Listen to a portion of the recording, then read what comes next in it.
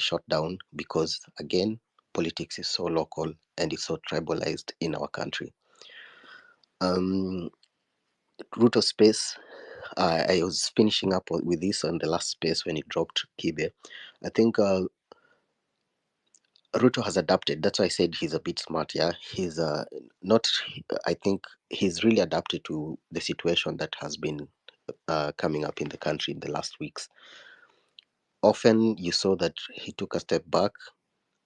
First he was a bit reactional on the first Tuesday. Then he decided to take a step back. The following day he came with a different statement.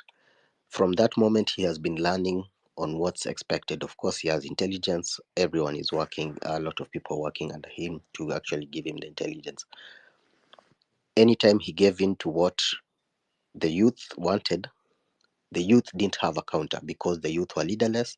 They didn't have a direction of what we want next, what's next. So anytime he gave in, he said, okay, drop the finance bill. We didn't know what to do next. We had to halt a bit. Then all of a sudden, Ruto must go movement starts, yeah? And all of us have to ride. Then a few people like Kibe drop out and say, me, I was just for the drop finance bill stuff. I wasn't for actually Ruto must go. So I think these are two contradicting things. So then Ruto steps back. Kibe steps back. Kibe and a million other people like him probably all step back. I was one of them also who said, yeah, I wasn't for the Ruto must go movement. I was more for the finance bill being dropped. Okay, that means, of course, he's winning. As a government, of course, they keep winning through that, yeah? Then as a movement, then we keep being weakened. Then again, he says, then people are agitated. He said, we will not form a round table. He says, let's have a round table. Everyone goes, no round table, what. He has to come to spaces. Okay. And he says, yeah, I'm going to come to the space on Friday. And rumor goes around, and now everyone gets agitated, and everyone says, no, we will not listen to his space. We're going to block him. We will not pick up mics. We will not do what? Okay, he comes to the space, and his space blows up. 500 guys, 500,000 guys, or some, the space is full. No, everyone had said we're going to use Jacob Juma pictures. No Jacob Juma picture I saw on that space. I was on that space from when it started to the last bit. Then again, the demographics, the middle class Kibe that we are talking of, that keeps failing itself. We self sabotage ourselves. And as a politician, I can tell you, often they don't really care about the middle class. They care. The voting block is the people on the on the lower edge of the economy, and of course the capital owners who are more up there. They need to safeguard their capital, their wealth, and invest or do whatever. But the people pale chini, mama mbogas, those are the people that are voting. The middle class, we are there to be taxed. So as again, venye tumesema, middle class people always sabotage themselves. We had a platform to talk to the president and to say, this is a problem, do this, and do this. But we all sabotaged ourselves. We said, no, I cannot pick up the mic, I cannot do what. They had all those rumors. We talk a lot on spaces here, but when the president was on the space, over 500,000 people on that space, no one turned up. And who was representing us? Osama Otero. Sindio? He will, like Kibe says, yeah, he'll come speak his broken stuff. He'll represent us as he thinks. This is how he holds his spaces. If you've attended his spaces, that's how he also talks. That's so there's nothing to actually stone him about. Yeah, that's him and that's his life. No one comes up to actually have a real discussion with the president on the key issues. Then, of course, the president wins in that because then he propagates his, of course, his propaganda thrives. His PR team continues doing what he does. We've seen all the videos going around, and he comes up as a winner because, of course, he keeps, it's politics. He keeps convincing us, he keeps giving us hope that something is coming up better. I don't think we need to save ourselves. I think we don't need any saving. I think we, the middle class, know why we actually act that way, and we know that we don't actually participate in politics. We leave the politics, or we actually just discuss it, but we don't actually actively participate. And I don't think we have actually a right. I've seen a lot of spaces, people from diaspora complaining day in, day out. But when the platform was there to complain to the president directly, they did not. They were nowhere to be seen. They spoke about having parallel spaces, having what? Yeah, but their spaces had 1,000 people and the president had 500,000 people. Then can you on that platform come up and actually table the issues that we've been having? For me, that failed, and I see ourselves as the problem. I drop it at that. Asante. Thank you, Albert. Mercy, are you here?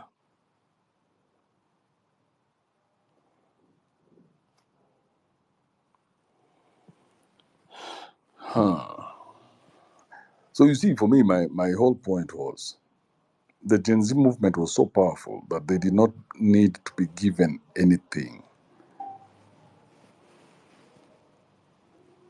They were the power. They didn't need to be given anything. The person with the power is the one who gives. It's very complicated, but the Gen Z didn't need to be given anything. I mean, at least this movement didn't need to be given anything, because once you're given, then you are a slave to the lender.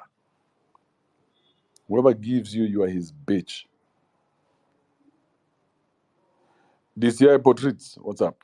Thank you, Albert. Yes. Nawasikia. Unasemaje?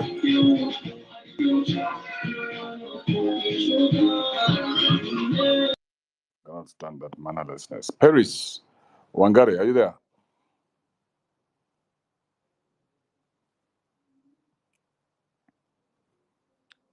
Paris, Wangari, are you there? Going once, going twice.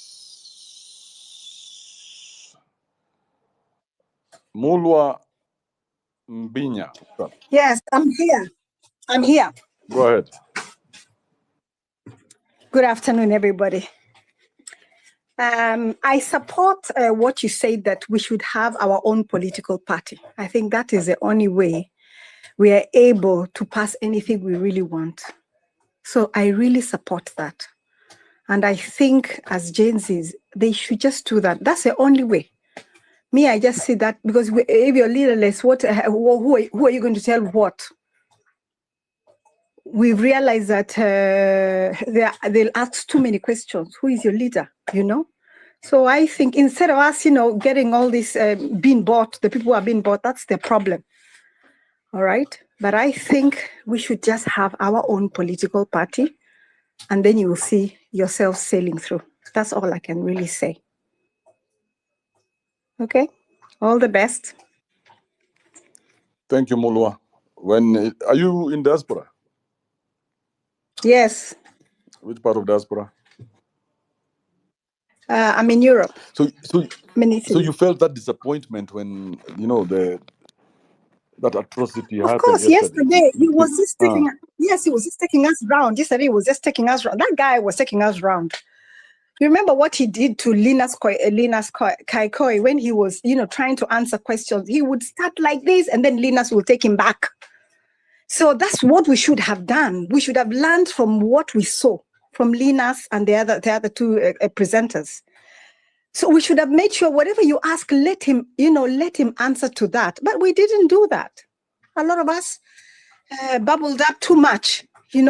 I think people were not even prepared for it. So for me, I think he just took us round, and then he's too clever, because yesterday he already briefed up, So and they already had seen what guys are going to say. They had gone to the spaces. They can see what Kenyans are saying. At the end of the day, we're getting nowhere. I think also another thing maybe we should do to help ourselves, Kibe, is that we should open up fundings to help.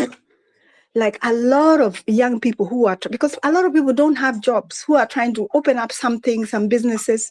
I don't know. And there was also this Changa Africa. I don't know, that money which was raised.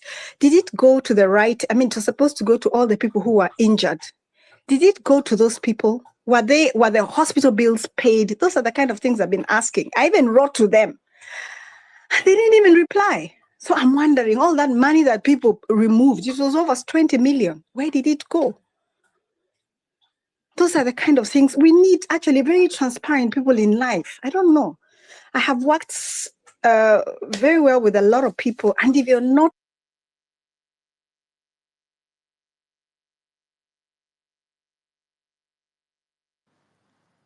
Did we lose you, Mulwa? I think we lost you. Kalicha, is she around? Yes, Kibe. I'm saying you cannot hear Mulwa, can I you? can hear, sorry, I know I there can was hear. a line which is there was a line which there was a line which got in. Sorry, I was saying we shouldn't take any bribes. We should be more transparent in life. And as I was saying, we should start up something that can help the youth. Let us start up people who need to do businesses, who need to open up Mulwa, something. Mulwa. Yes. My biggest issue today, and which is what I've been sitting here for the last couple of hours discussing, is that you and I are not represented. Yes, of course. On any level. So whatever ideas you have, you see, like the other day when you guys were very excited and you wanted to help out and you sent 20, 30 million shillings from diaspora. Yes. Because you thought finally now we have people who are conscious, but you didn't know that you were dealing with con men. Exactly. So we don't have our own representation. It's time now we wake up as people who are of this side, wake up and start getting that representation. Because all these issues that you have, like now, like issues of like cleanliness. Yes. Let's talk about cleanliness for 1 second. Yes. The first thing anybody who has lived in Nairobi, who has lived in the flats, would ever do once you get a seat in any government is clean up, right? Of course.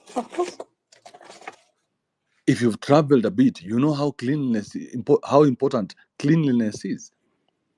Yes. But guys of sharks don't know that. That's the reason why we need our own political party. Because guys of sharks, cleanliness is very different from what you think your cleanliness in Nairobi is. So when they come to Nairobi, to them, already Nairobi is already clean. Yes. So you cannot make it better.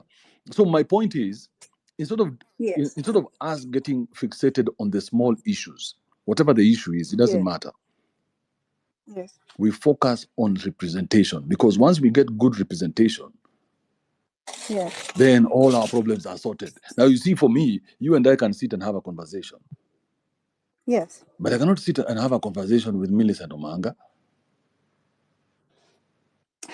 Okay. Yeah. Yeah, because the representation is very different.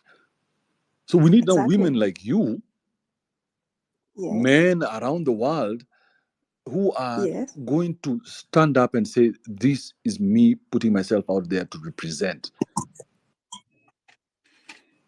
No problem. Are you willing to do that? Yeah, I don't mind. I don't have a problem with that. Because remember the time when this thing started, these guys tried to shame the diaspora people. Remember that?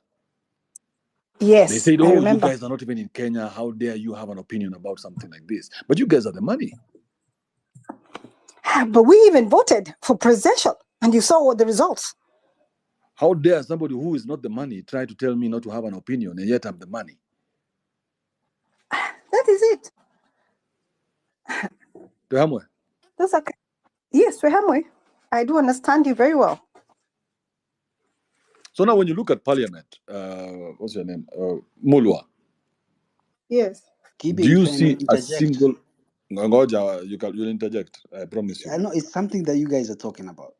And I want you to, as you talk about it, you address it also. Mm-hmm. My question is now, the fact that you're saying that we need representation, what is the scale, or is there a particular scale that you can use to actually like say, you know what, this is a good person and who, this one is not? Just as you talk about that, ponder about that also. That's true. I think that's an honest discussion. You see, the beauty about the internet is that the internet, we can pull up anything anytime. Okay?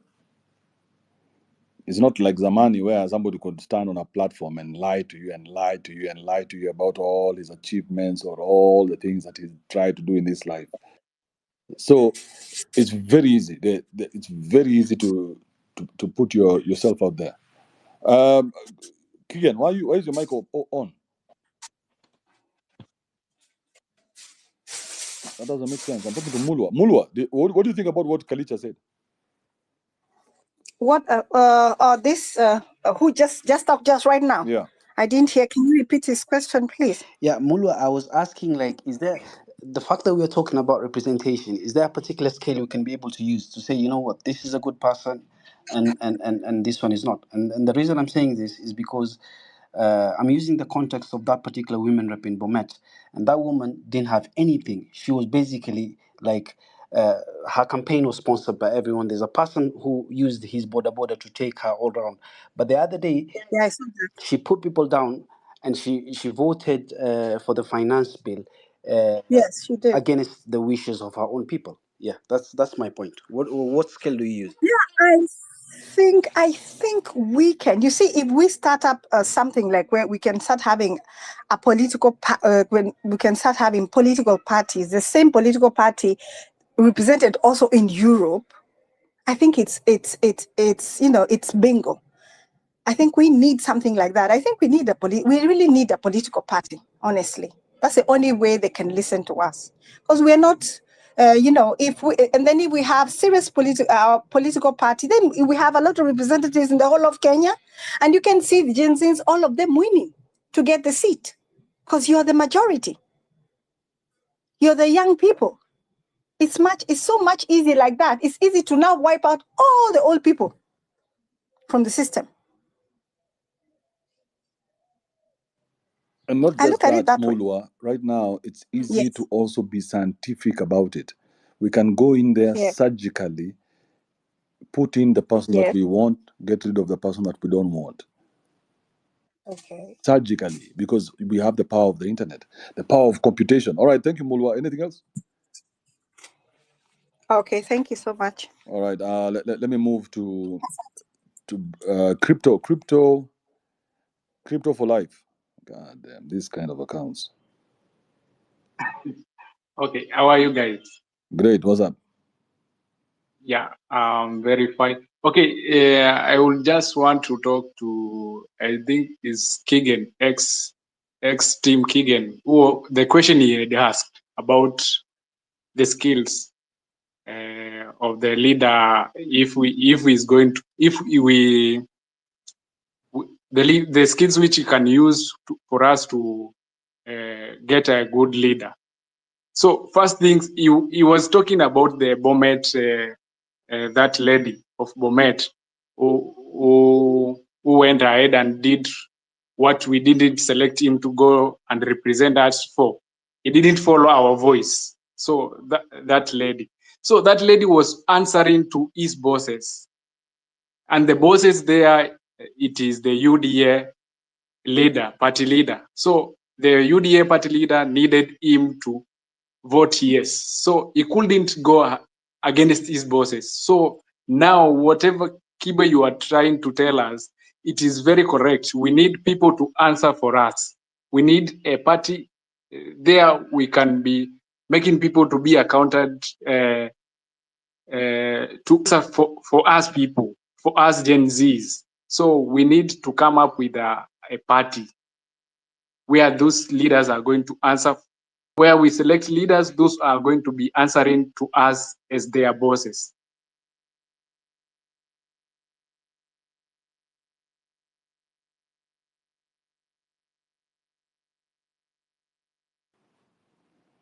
All right, Wanjiro, are you there?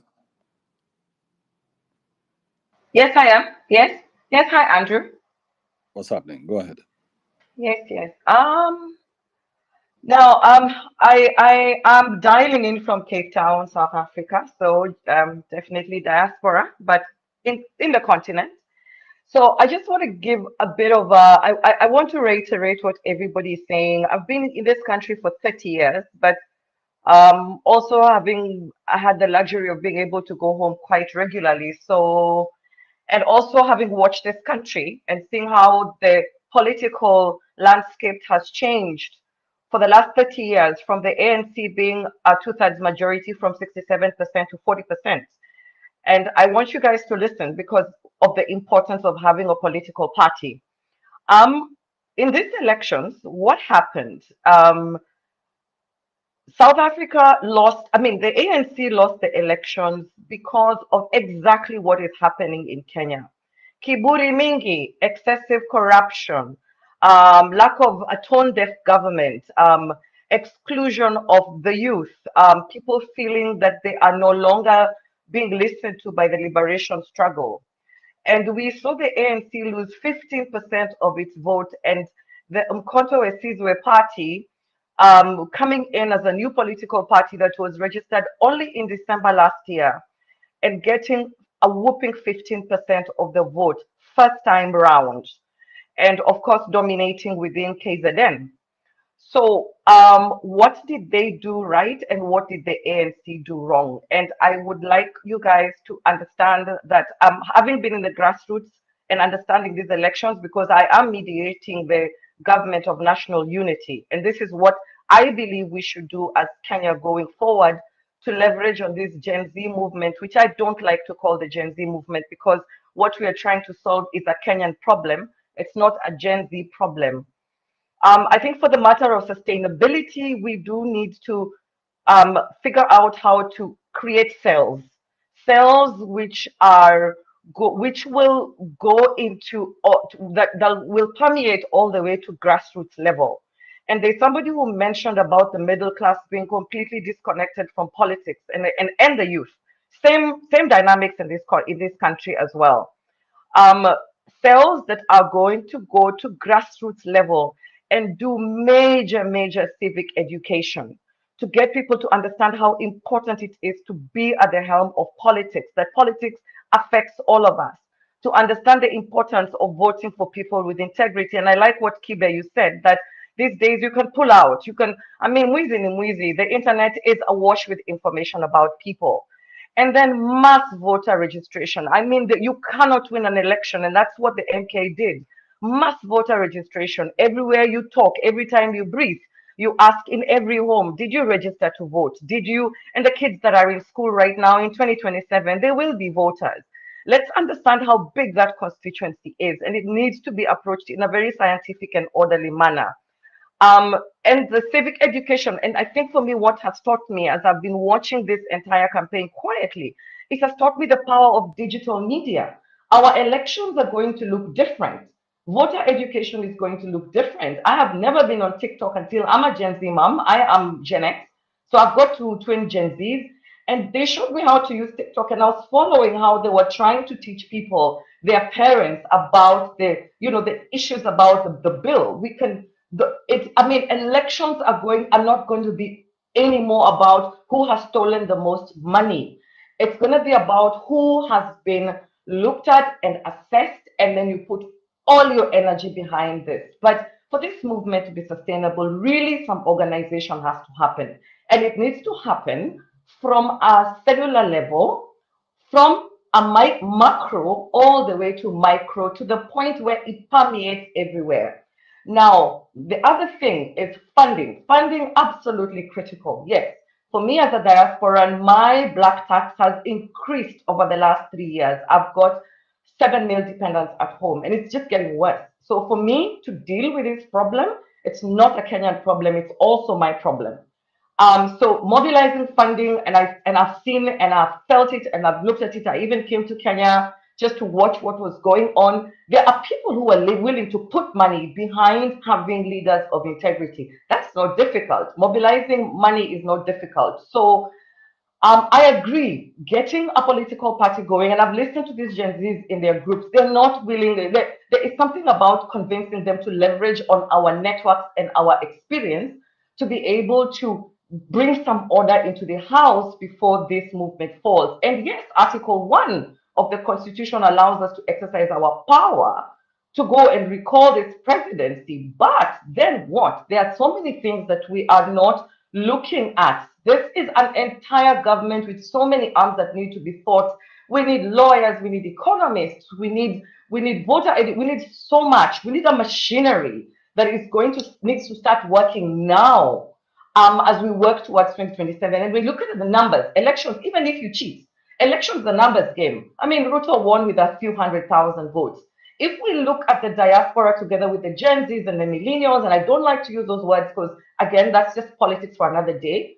We've got numbers to put a president and an entire government. Even with the cheating, it's not going to be possible. So I agree. Let's get organized. We're talking with some diaspora friends of mine, and we're saying, let's get organized. Let's do what next? Okoake, Kenya. What next? Let's get organized. Let's inspire these young people to come and join us, and let us start volunteering our skills and our time to do something meaningful. And so some of us, we've been around for a while, and we are willing to help, and we have already created a blueprint of how this what next looks like already.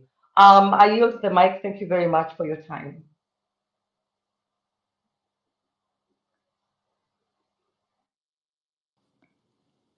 All right, thank you, Wanjiro. That was a nice submission. Because there's also the fear of looking like you're trying to take this away from them.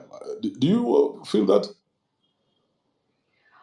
Yes, Andrew. So Yes, like you I have to have walk been. on eggshells when you're offering help. Yes, I have actually been accused of trying to assert the process of bringing my uze, and I've heard even people being muted in certain platforms of these Gen Zs. But I understand. I was a student activist when I was at University of Nairobi, and I left for the same reasons. We were fighting more in those days, and I left for the same reasons that these Gen Zs are very frustrated. And I feel like they feel invincible at this point. You just feel like you can use sheer raw power. I understand that energy, but I think this has been a sobering moment for all of them. I think now there is going to be a listening, because I have said you need to leverage on experience and networks. So we need to combine. A war is not fought only from the trenches. You have to fight a war from different places, from the diaspora, from the offices, from the banks, from the ocean, from everywhere. And there's got to be order, and there's got to be thoughts. And I think they're beginning to understand this, because now they're beginning to say, okay, what does the Constitution say? Or what does the IEBC say? So it's not just about mandamano. People are going to run out of steam, and the business community is going to start getting pissed off, because we need to get back to business. So yes, Andrew, to answer your question, I have felt that way, and I have had to retreat, but there's a sobering moment. And there's now, I think it's just about us getting the work done and starting to inspire them to join the group of, let's say, okay, let's put in some order into this thing for sustainability. Thank you, Wanjiro. Thank you for giving us wonderful insights. Ngudi Juma, jump in here quickly. Jambo Kibi, how are you doing? Easy. Two issues. One, from the space, we saw how emotions can bring you down, whereby we had speakers getting emotional, and when you're dealing with a politician, emotions will work against you. But that is part of the past. So, next order of business is uh, registration of a political party and registering as voters by the Gen Z. When it comes to registering as the party, as you normally we've talked in so many of your previous spaces, don't wait, don't think, do it. Start the process. Now, you've also mentioned something about being surgical and relying on technology and whatnot. Here's my humble idea. The lady before talked of financing, and I put in my timeline same time. The Gen Zs, we have some of them who are very, very tech savvy. My take is this: why don't you guys come up with some software that is the equivalent of Microsoft Office, that can work as Microsoft Office and is compatible with Microsoft Office and requires a monthly subscription of 150 shillings per month? I'm ready to use that software for 150 per month. Quick mathematics, we have over 1 million computers in Kenya. That converts to around 100 million shillings per month. Already you become an extreme, you have already become a juggernaut. before the election begins. You are a group of young people running a software where other young people, other households are contributing 100 shillings per month to use your software. Cybers, and even when I'm using MS Word, I won't have to use MS Word, I'll use your software. I'll put my 150 per month. You do that, you automatically cause a scare because you are coming in as the one and only political entity that is tech savvy. This is a political entity that is operating on the backbone of technology, and it is contributed to by the Gen Zs, by the parents, well-wishers, anyone who's using that computer, and he knows very well this software goes towards supporting of this party. Consider it's already you're on the final lap to a victory. So my take is be disruptive in your way of doing things. Instead of waiting for well-wishers, add value. Already by implementing such an idea, you're already building your clout as problem solvers. Your clout is ready. You're no longer the usual mdomo mtupu politicians. I believe I'm not saying this is the best idea, but my take is if you approach this thing, as Kibe said, in a technical, surgical way, that you are presenting yourself as a group of people who are here to solve issues, I think you may even end up sweeping the entire Nairobi County. That's my take. Thank you for allowing me. That's okay. I believe that's an honest opinion. We must respect them.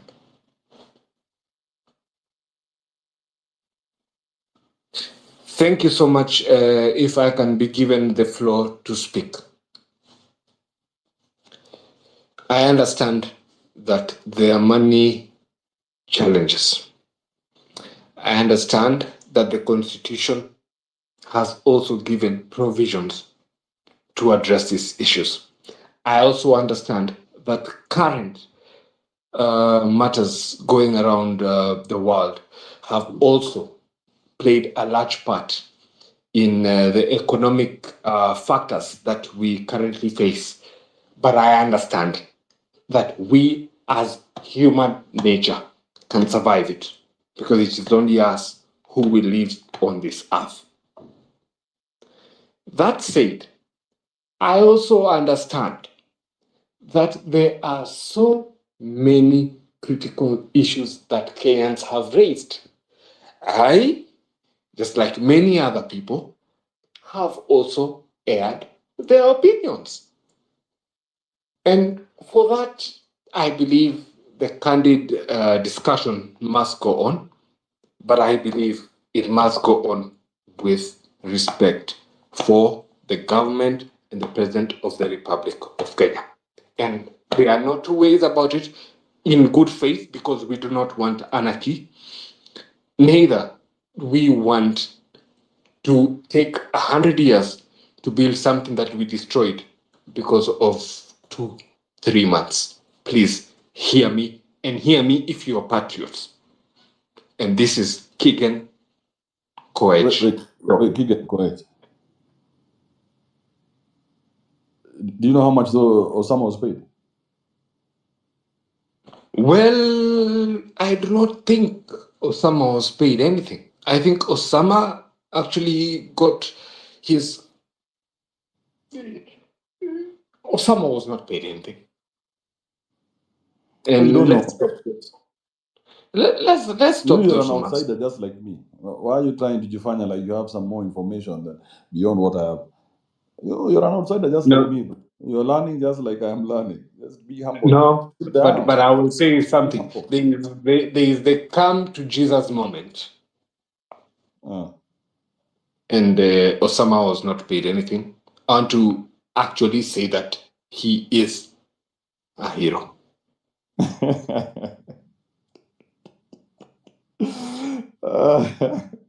I didn't see that one coming. I swear. That's why I laughed. I'm not laughing that he's not a hero. I'm laughing that I didn't see that coming. Caught me by surprise, bro. You could have said anything else. Kwanzaa, you took that long pause. He is a hero. No problem. You know, we are also aware that long Who is pauses. we, bro? Talk for yourself. We are also aware that long pauses were our downfall in yesterday's space. That I will also tell you. We are aware. Long pauses You were. guys from Shags have become a nuisance. Mm-hmm. So are you done or are you finished? No, I'm just thinking right now. I can't believe that we've allowed ourselves to be dominated by you guys from Shags. You know, at the end of the day, You said that the politics needs to be local. I swear I agree with you. How are you guys coming from Shags to talk to us in Nairobi? Don't make no motherfucking sense.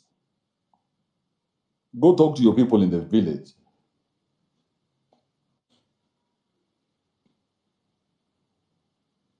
What do you think, Keegan?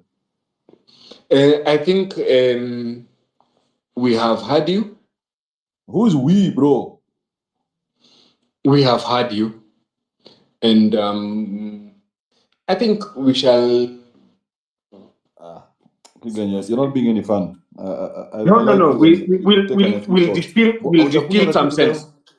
No, we'll distill some sense. No problem. Thank you. And Kibe, you're doing a good job. Thank you so much. You guys on this good job of yours, good job. Hey, go pat yourself in the back, not me, bro. Thank you, Keegan. Say hi to our comrades.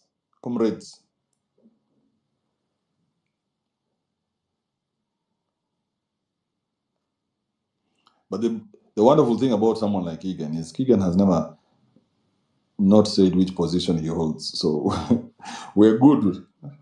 Every time we see him, we know which position he's coming with.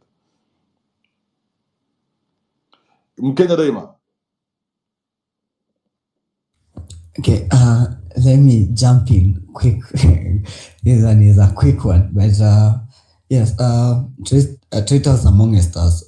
Yeah, that's a conversation that we've already had, and we are not. Of course, me, I'm going to blame people. I'm going to call out names, and then one else who is purporting other ways. Kama Keegan akituambia no one was paid. I don't know the amount that Keegan was paid. I was not on the that Osama was paid. I was not on that table, but I can listen to other people who said they were approached and they were offered something and they refused. I can at least believe those. So it means there was money that was going around. Numbers and figures, names. Please, anything we say or do can be held against us. Please. Osama was not paid. Keegan, don't unmute your mic. Right now it's Kenya who's talking, huh? Okay. Oh, sorry, bro. Just mute your mic. Just maintain your shut up. Mkenya, go ahead. So when I say numbers and names, Cyprian Nyakundi wrote a tweet saying he was approached. Americ said he was approached. That is what is in the public domain. So this thing of telling us, you can be held accountable. Guys, fuck you. You get me? I don't know why sometimes people are just afraid. When you think what's the worst that can happen? Dying? People have died, Rex have died, and everyone has died. So this idea of saying you can be held accountable to an extent that you can't speak the truth when your country is going to the dogs, then that's stupidity. You get? I know there are people who are saying whatever happened to Osama, that was an opportunity. No. That was not an opportunity. You get? It's because it's cutting deals with blood, and it always ends with blood. So kitu kingine kututishia kutuambia, you can be held accountable. What? Now what is going to happen to me? Going to commit, die, or anything? Because I said Osama was paid. Osama was paid. That and it's clear. Kina Hanifa were paid. It's also clear. You get? When you are taking yourself, unajua kuna vitu ukifanya tunaanza kuadd 1+1. You get? We don't know the figure, but mimi nikisema ndasema because of this and this, naona this thing is not adding up. Unasema ulikuwa abducted and everything. All these things are not adding up. Hatuku kutoa police station, there is not even an ongoing case. But that's not the role. The conversation should be, when we say the movement was leaderless, and it is leaderless, this is what we are trying to say. When you assume a role, just because it's leaderless doesn't mean it doesn't have structures that are moving. There were people who are volunteering to host spaces. If you are Kibe and you start being part of the movement, now uamue host space, and you are hosting space on the matters of the movement and everything. When we entrust you with that, just do it well. We'll counter check you. When Kibe was being lambistic and everything, people are like, hey, Kibe, no, you are not part of it, whatever you are saying. And he was counter checked. Whether he came back on in line, and he come back. So, and if I collect though, I mean, to me, if you buy and everything, it's not that he's a leader of anything, you get, but he has taken a role. So it's the same thing that happened with Osama. People trusted with Osama, with Austin, they were hosting spaces among other people, whereby people felt like we could have a conversation here. See, that Osama was a leader of anyone. Why do people feel betrayed? Yes, people feel betrayed because all these people were being on your spaces. People were, you built your brand on this. Then when you wake up and do something else, that's when you are being called a traitor. So it makes a lot of sense people to be called traitors. It makes a lot of sense watu kusalimiwa kwa streets wakipatana na wao. That makes a lot of sense. If you meet Osama, you tell him fuck you, makes a lot of sense. Ukipatana naye uamue kumpiga, that's up to you. Me, I wouldn't advise vitu ka violence on anyone. You get, if you know where he lives and you decide to do harm on him, that's, but I would understand the pain of the people. I would really understand the pain of the people because people entrusted you with that. That's what we are pushing. The next course of action, I would say, is keep reorganizing, keep restructuring, have just a clear communication, and let it remain leaderless as it is. But when you assume a role, come out the way the medics and assume the role of helping people. You get, if they started doing shitty work, they could be checked. So the issue of consensus is good because when you have that consensus, hakuna mtu mmoja anapewa too much power to think that they can be dictatorial in making decision. So that it is important that we have consensus venye tumekuwa nayo. But hii kitu ingine, and ukiona mtu kama Kigen akiongea, I totally understand Kigen because see, William Ruto will say anything. I'm telling you, even if William Ruto said, Kigen, kuja nilambe my ass, I swear this guy would take his knee, whether that ass is wiped or not, he will lamp it with his soul. You get, he is to those levels. So, I mean, I totally understand his stand, and it's not wrong. It's not wrong to take that stand, Nini. It's not wrong. But again, if Nini, don't usikuje kutuambia now, usikuje kutuuzia woga and everything. And keep you said, how to waocha, I don't know it to get to those points. Anyway, hata pia mimi waocha ningekuaje naongea kwa easy spaces, but we are going to continue reorganizing, and the next course of action, clear communication, I believe it will be there. Whether it will come from whoever person, clear communication will be there, and people are not going to relent just because that Ruto had a space. No, until we get to a point whereby Ruto has started taking action. Ruto has just been talking. Kila kitu within 10 days. He has not taken any action. When Ruto starts taking action is when people can, when I say, no, he is taking action, I think we can have a conversation going way forward because there are demands that were made and the obvious demands that have not been met. If he gets to a point whereby he meets those demands, then we can have a conversation on the way forward. What else do we need? Akuja itane kwa space, aseme now, you asked for me to remove this, I removed. You asked for me to remove this, I removed. You asked for me. Now, how do you want us to proceed next? That's when we can have a conversation. Right now, we can't have a conversation with Ruto until he takes action. And mass protest will continue happening. Whether Osama is in it or he is not in it. That one is one thing I believe in. Thank you. During Hold times, up, Kigen. I saw Kenya's what are they called? Kenya's, what are they called? Cougar. Like I saw her running to come here. So let's give the Cougar a second. Mariam. Hey, kibi wacha roho mbaya please eh. Hiyo ni roho chafu Cougar sana. Nation. Hey, Cougar ametoka mbali. Hey, your phone must be very hot the way you came running. God damn. Go ahead, Mariam. Sitaki kutoa Mkenya kwa game yake, lakini Mkenya, how are you? Mariam, I'm well. How are you? I'm good.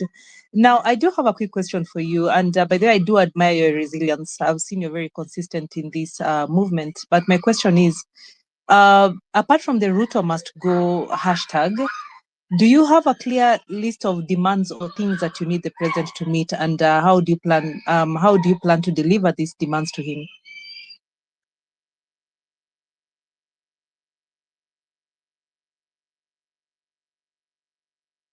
Mkenya, umenisikia? Sorry, Kibe, am I audible?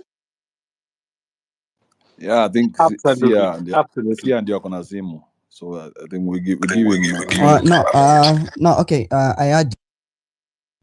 Okay, I heard you, and apart from Ruto must go, and I will insist on this. Even when I said Ruto must go, I have always been pushing it for Ruto must go, and Ruto must go to fix the nation. That is one thing that I've been insisting on. If Ruto must go, we are having a conversation that is making Ruto uncomfortable for Ruto to act.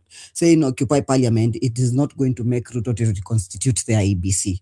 Saying occupy everywhere is not going to make Ruto. We were looking for that conversation. We were looking for that action that would make Ruto to go and fix the nation. So every time when I say Ruto must go, my chant is Ruto must go and fix the nation. It's not that we don't know our problem. The good thing is when we say Ruto must go, there are people who want to translate it as someone pushing for anarchy.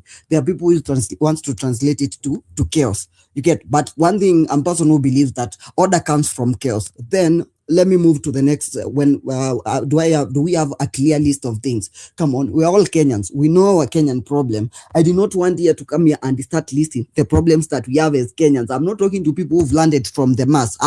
Those are people. You are people who know that our IBC has not been reconstituted. That one we know. We are people who know that we have unconstitutional offices. Be a prime minister, a prime cabinet minister, kina nini. Sijui ya Rigathi, bibi ya Rigathi, ya bibi ya nani. You see, these are problems that we have at hand. You get, and that's why I'm saying when I say Ruto must go, I don't say Ruto must go as just to shatter the president. No, Ruto, wake up. We are having a conversation that can make Ruto uncomfortable to go and act. Tell me, for Christ's sake, how is Linturi in the in spite of the corruption? Kenya. Umeingia mpaka Linturi, bro. You guys have reduced yourself to discussing personality. Okay, a quick one. Like, just sorry if that's how it might have looked like, but the whole idea is when the list is there, our problems, we know them as Kenyans. So, asking whether there is a clear list. Clearly, Mariam, I'm sure you are a Kenyan. You know that. First, just mute your mic. There's a lot of feedback. I don't know what you've done with your phone, but you guys are missing the point. You guys are going with a list. The list never ends. The list is endless. There's no list. There's no fix. You guys are looking to fix ati mko na list ya 10 things mwende mfix alafu sasa mrudi tena muishika Gen Z. Aje. The list is endless. What you need is decision making ability. That when you make a decision, there's some power behind that decision. That's why I'm telling you this lost constituency should not be asking for things to be fixed. Should be in there fixing things. Get the difference. So don't take a list to Ruto, tell him go fix this. No, you tell him, hey, we've realized that this and this and this you cannot fix. So we've taken it upon ourselves to fix this. Are you getting the difference, Mkenya?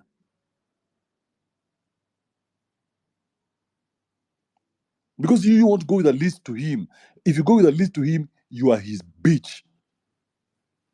And please, Andrew, if you can allow me, I will now you join. Motherfucker. I will now join. Double speak if you can allow me. What do you mean? You're already talking. I will now join with the official account. Shut the fuck up. Mute your mic. No, and mute your mic until you know how to speak. We will respect each other, and you will respect. You will shut the fuck up until you know how to speak in this. Bringing that useless political speak. If you can allow me, fuck you. I can't allow you shit. That's not how we speak here. Go speak that way in your fundraisings in Shags, where you guys take 16 minutes to introduce each other. All protocols observed. Fuck off. We don't have time to waste here with these stupid introductions of get to the fucking point. If you have something to say, you say it. Don't prepare us. With your permission, sir. Fuck you with your permission. Now go ahead. What did you want to say, Kike? I'm sorry. if I offended you in any way. There we go. The more of the bullshit. But we are also not tired of being honest. And we are being honest right now. And Andrew, I think you're doing a good job because we are having discussions that we must actually partake. But please, let these discussions that we have not be about name calling.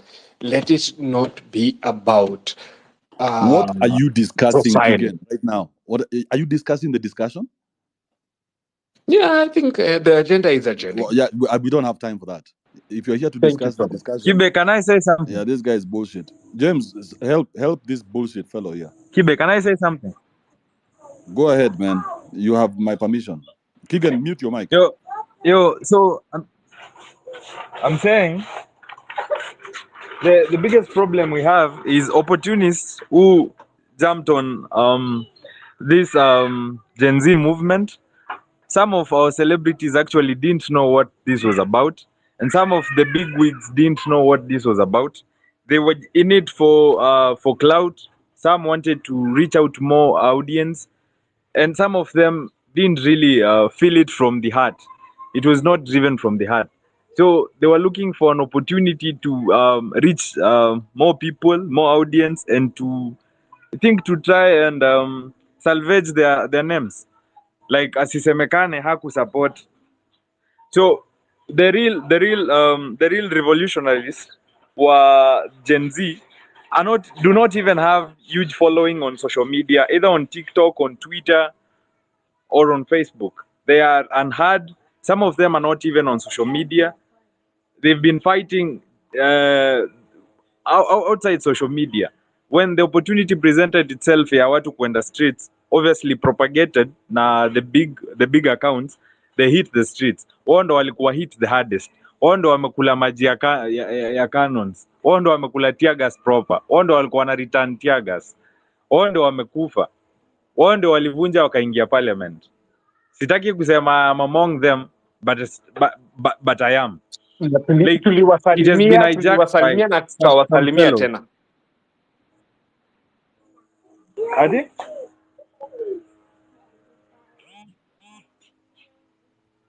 Anybody said something?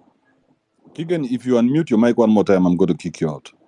As much as I do like your But submissions. fuck you, Keegan, and fuck any young person who's in government right now who's No, trying to undermine and bring us down for fighting for a better Kenya.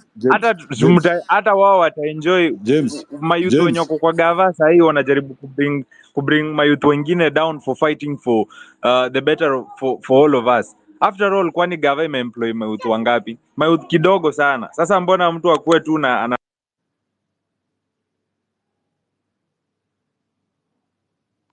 Today is not that space for complaining. Hatujakama hapa complain leo. We're not here to complain. After mulipigwa dafrau means meet jana. We're not here to complain. We're here to be proactive. Proactive. Ndio sasa sisi tukwe ndio tunapigana dafrau. They will be holding spaces about us, not the other way around. Tuhamwe. Mariam, before we go to quiet opinion, what's up? Yeah, I wanted to actually pick Mukenya's brains on what you've been talking about the whole morning. That the problem is that that there's a section of people that is not represented. So Mukenya, do you think that there's a representation issue when it comes to the way the government is being run? And in this case, Andrew is talking about the urban people. And you know what, Mariam? Mariam, unmute yourself. I want to have this. Yes, I'm listening. So you see, Sia is the one I'm talking about. Mukenya is from Shags. Sia is the one who is unrepresented. Mkenya has Charity Ngilu and Mulu Mutisia and all that. All those are rubbish people from Shags. Yeah, but Sia has nobody. Sia looks into parliament and she sees no peoples.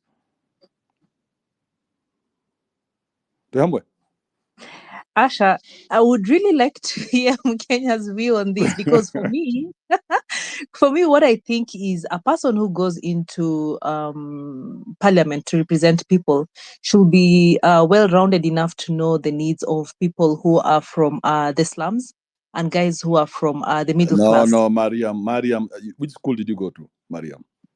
No, really, that's why I'm saying a person who's well-rounded. That's why No, there's a why certain being level. well-rounded? You are supposed to be a representative of the people that you are going to parliament for. Simple as that. You are amongst them. Let me support my point.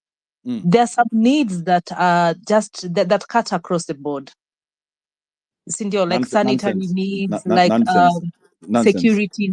No, I think the needs are Those really are cut across standard the board. across the world. So there's no telling me that makes any difference.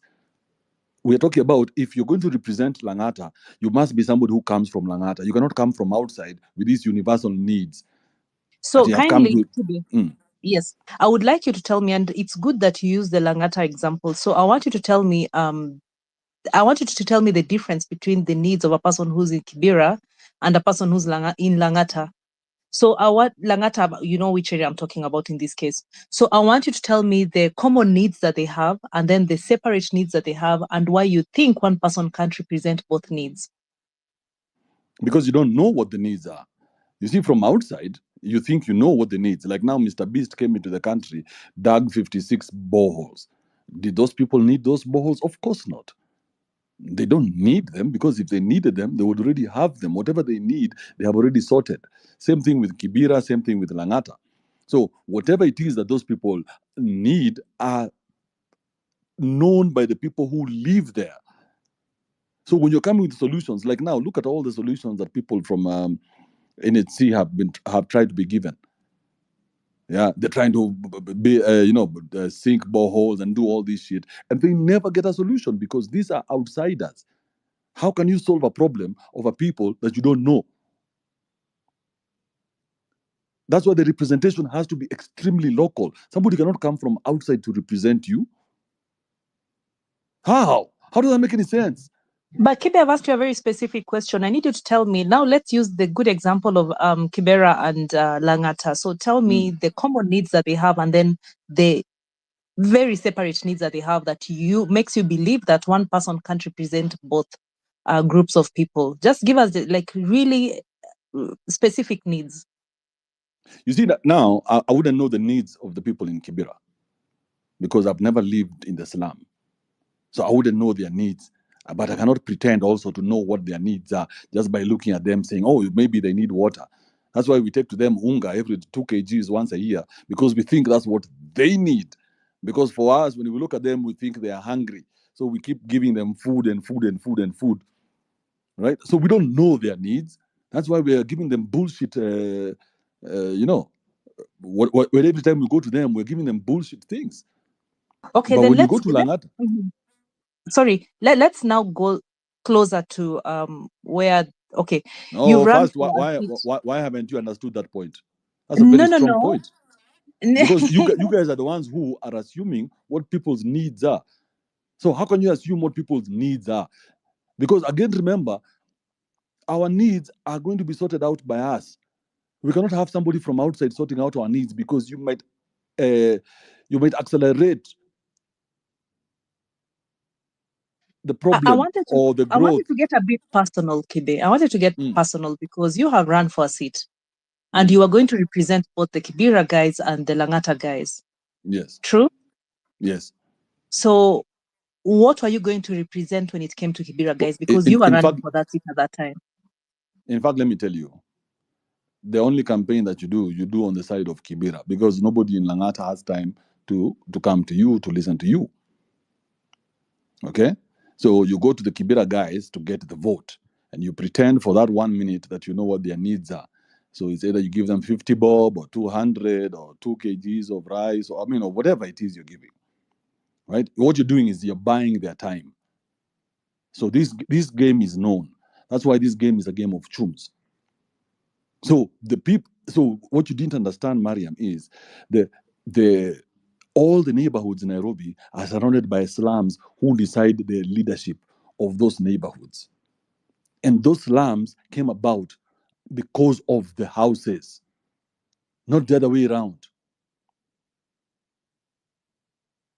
So the slums have come, and the slums are people from shags. People of Nairobi do not live in the slums. So now the people of shags are the ones who are deciding the politics of this country. That's why when you look into parliament right now, all those people are from shags.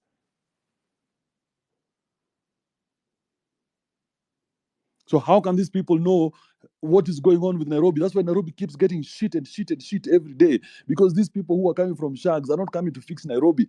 They are coming to live in Hollywood. In their head, Nairobi is already the best possible place. When they go to Eldoret, they look at Eldoret, oh, they are drooling. Oh, Eldoret is the best possible place. And they go open up these big monster businesses. They will not let Eldoret grow the way it's supposed to grow. They will not let Mombasa grow the way it's supposed to grow, because the people of Mombasa are the ones who know how it's supposed to grow. But these foreigners are coming in and they're given this big pot that is the government treasury. And they can come in and fix and spoil economies around the country. And the man from the flats is being screwed every day. And now he's been made a slave to the people of shags. Now we are slaves to people like Sudi. Imagine me having to kiss ass to Sudi so they can give me a few millions for Africa. Imagine that. Just imagine that.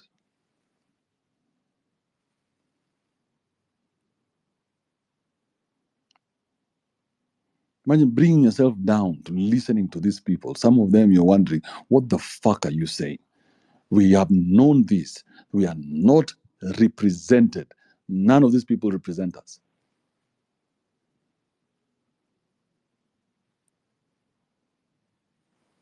Shit, I've gone on for long. Quiet No, opinionated. Kibe, you're running away still. You're running away. I really am asking you to tell me, as a person who ran for MP seat in Langata, tell me which unique needs these are that the people from Langata have that you think Kibera doesn't share with them. I only just need that. And you see, even as you're going now, to... now, let me tell you. So I wouldn't know about Kibera, but I know the one need that Langata has is something like cleanliness. It's cleanliness, just general cleanliness. Things that the county government should be able to offer, right? So with proper coordination, you clean up Langata, put up street lighting, because Langata people are upgrading people. They want to upgrade to the next level, It's a it's a transitional place right now, where people moving from Eastlands, their first stop will be Langata, and then now they move to Kileleshwa, and then eventually Karen. So it needs to look the way a transitional place should look like. So the needs in Langata are very different from the needs in Kibera. The people in Langata are all, they know what they want. These are probably people who are third, fourth generation. The flats are the ones which are bringing the transitional people. So this hybrid group of people, all they would want is cleanliness, lighting, so that they can do that jogging they do every morning with their tight spandex, run all over the place, showing their big diabs. Yeah, they just want very standard things like internet should be there, safety when they are being delivered their pizza, Terrific Tuesday. Simple things, because they know how to make their own money. Now, when you go to Kibera is another place altogether.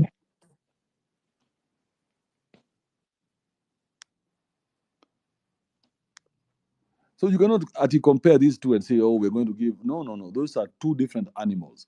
When you go to Kibera, you need to look for someone who has lived in Kibera. Like that guy who's to be called Okoth. There's nobody who ever did more for Kibera than Okoth. You guys remember him, the guy who died? There's nobody who did more for Kibera than that guy, because he was a guy who came from the inside. He knew where the problems were.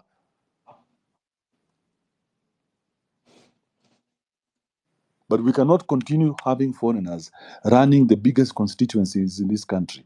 It's impossible.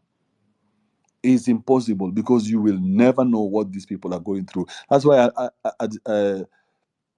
a place like Embakasi will never be clean because those will not be homegrown solutions.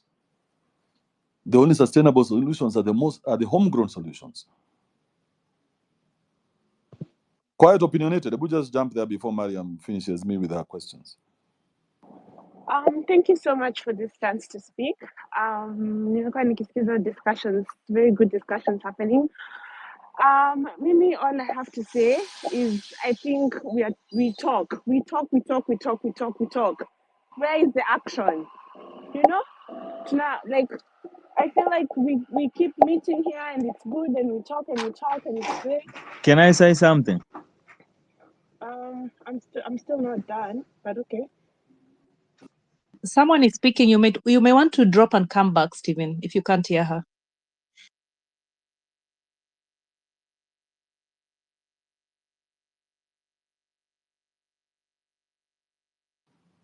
Quite opinionated. Just go ahead. Okay, thank you. So what I'm suggesting is pia sisi kwa wenyewe we can get into groups because it's clear that we are all fed up with this bad leadership. Like si wanatubeba ufala, ni sisi tunawalipa salaries, wanajiongezea salaries. Like this is stupidity. We can shut down this whole fucking thing if we decided to do it. But we can't do that when we're not playing the political game. Like sisi wenyewe tuko hapa venye Kibe anasema, like we need to come up ourselves with our voices. We also need to vie for these positions because those leaders that we're looking for, those non-corrupt leaders, watitoka hapo kwenye hizi discussions zenye tunakuwa nazo sahi, even those people that we are calling traitors and everything, maybe No. they just played I the think that is political wrong game. because there is someone who did chat GDP.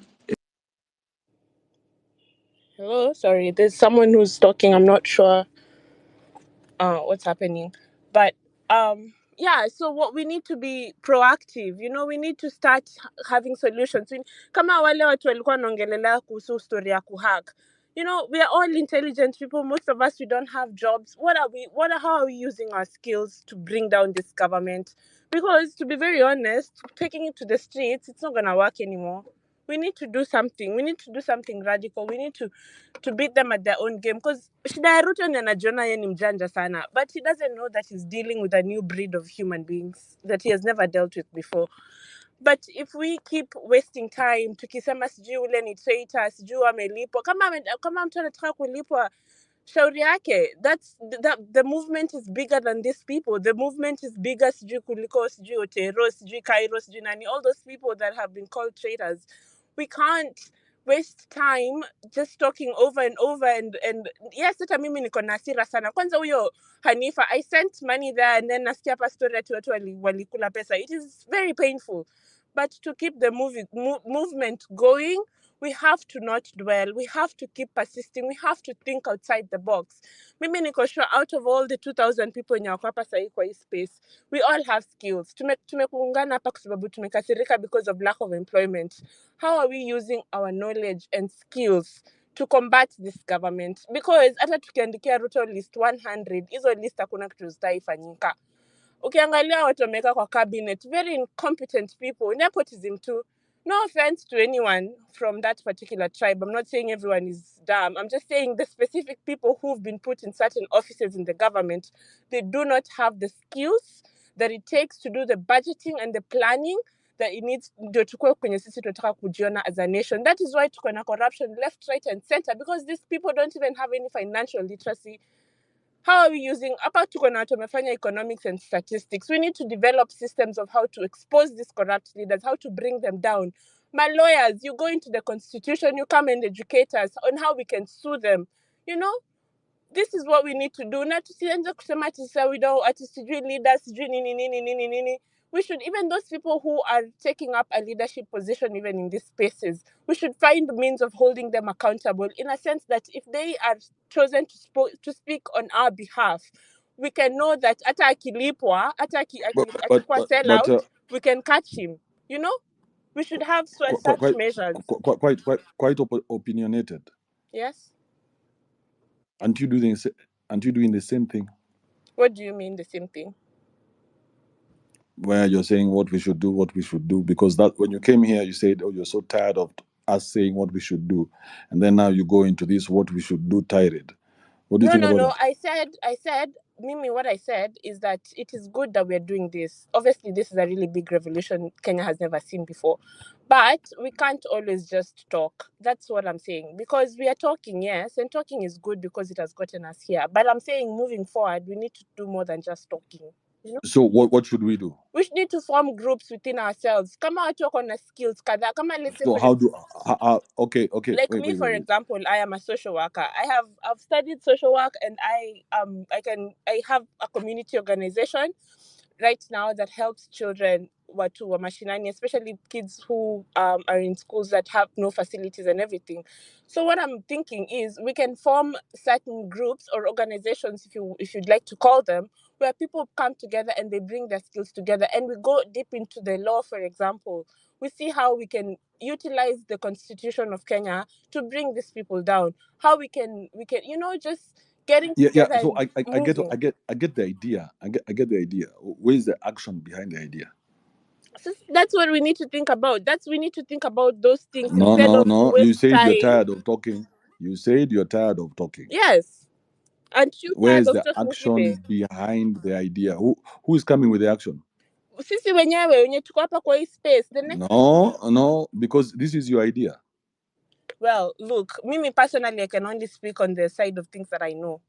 All right? So that's what I'm trying to tell you, and you're not listening to what I'm saying. It's because everybody wants to be in the same position where you are, where you just talk, but when you pressed a bit, then you crumble because you don't want to put any action behind your idea. How can we all have ideas and nobody wants to put any action behind it? How is this going to work?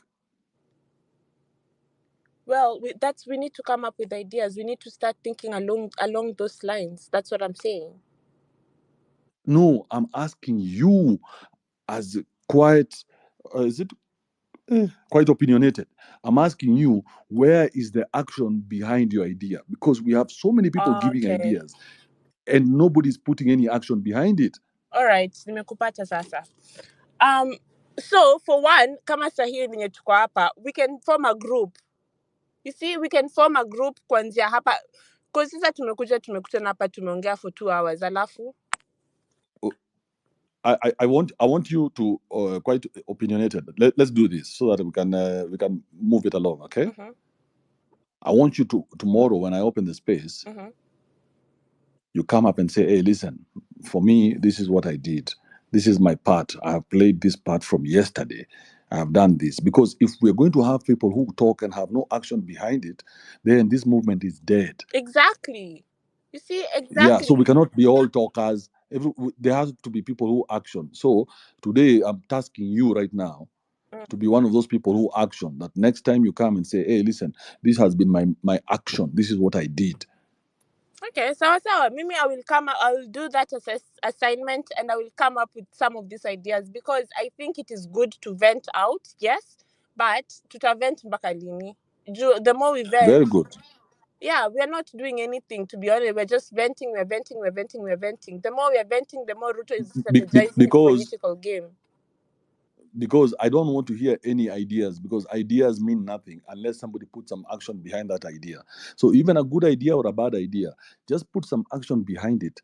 Let's make mistakes as we go, but let's have people who are all working towards being action oriented. Exactly. Daily.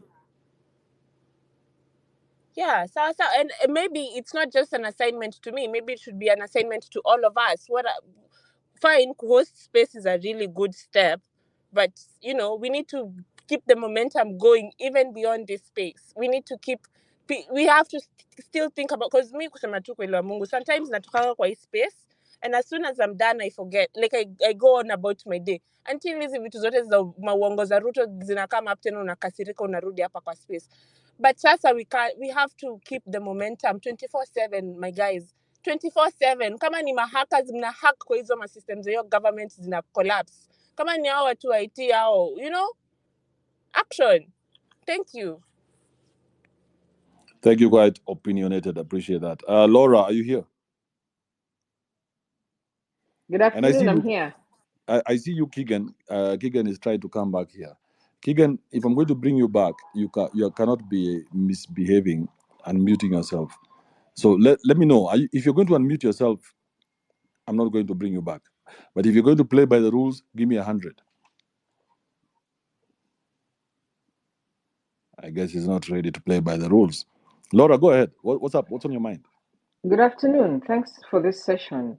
Now, people are having very great ideas, and I like the way the conversation was going on until some point where some people just think they can come here and continue installing fear in us.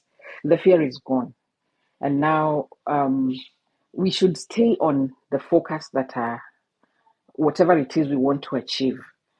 As I've been saying over and over again, Ruto is not a nice person. Wherever he is now, he is planning for the next and for the next and for the next. I've been in the media space, I've been in the communication space for a very, very long time.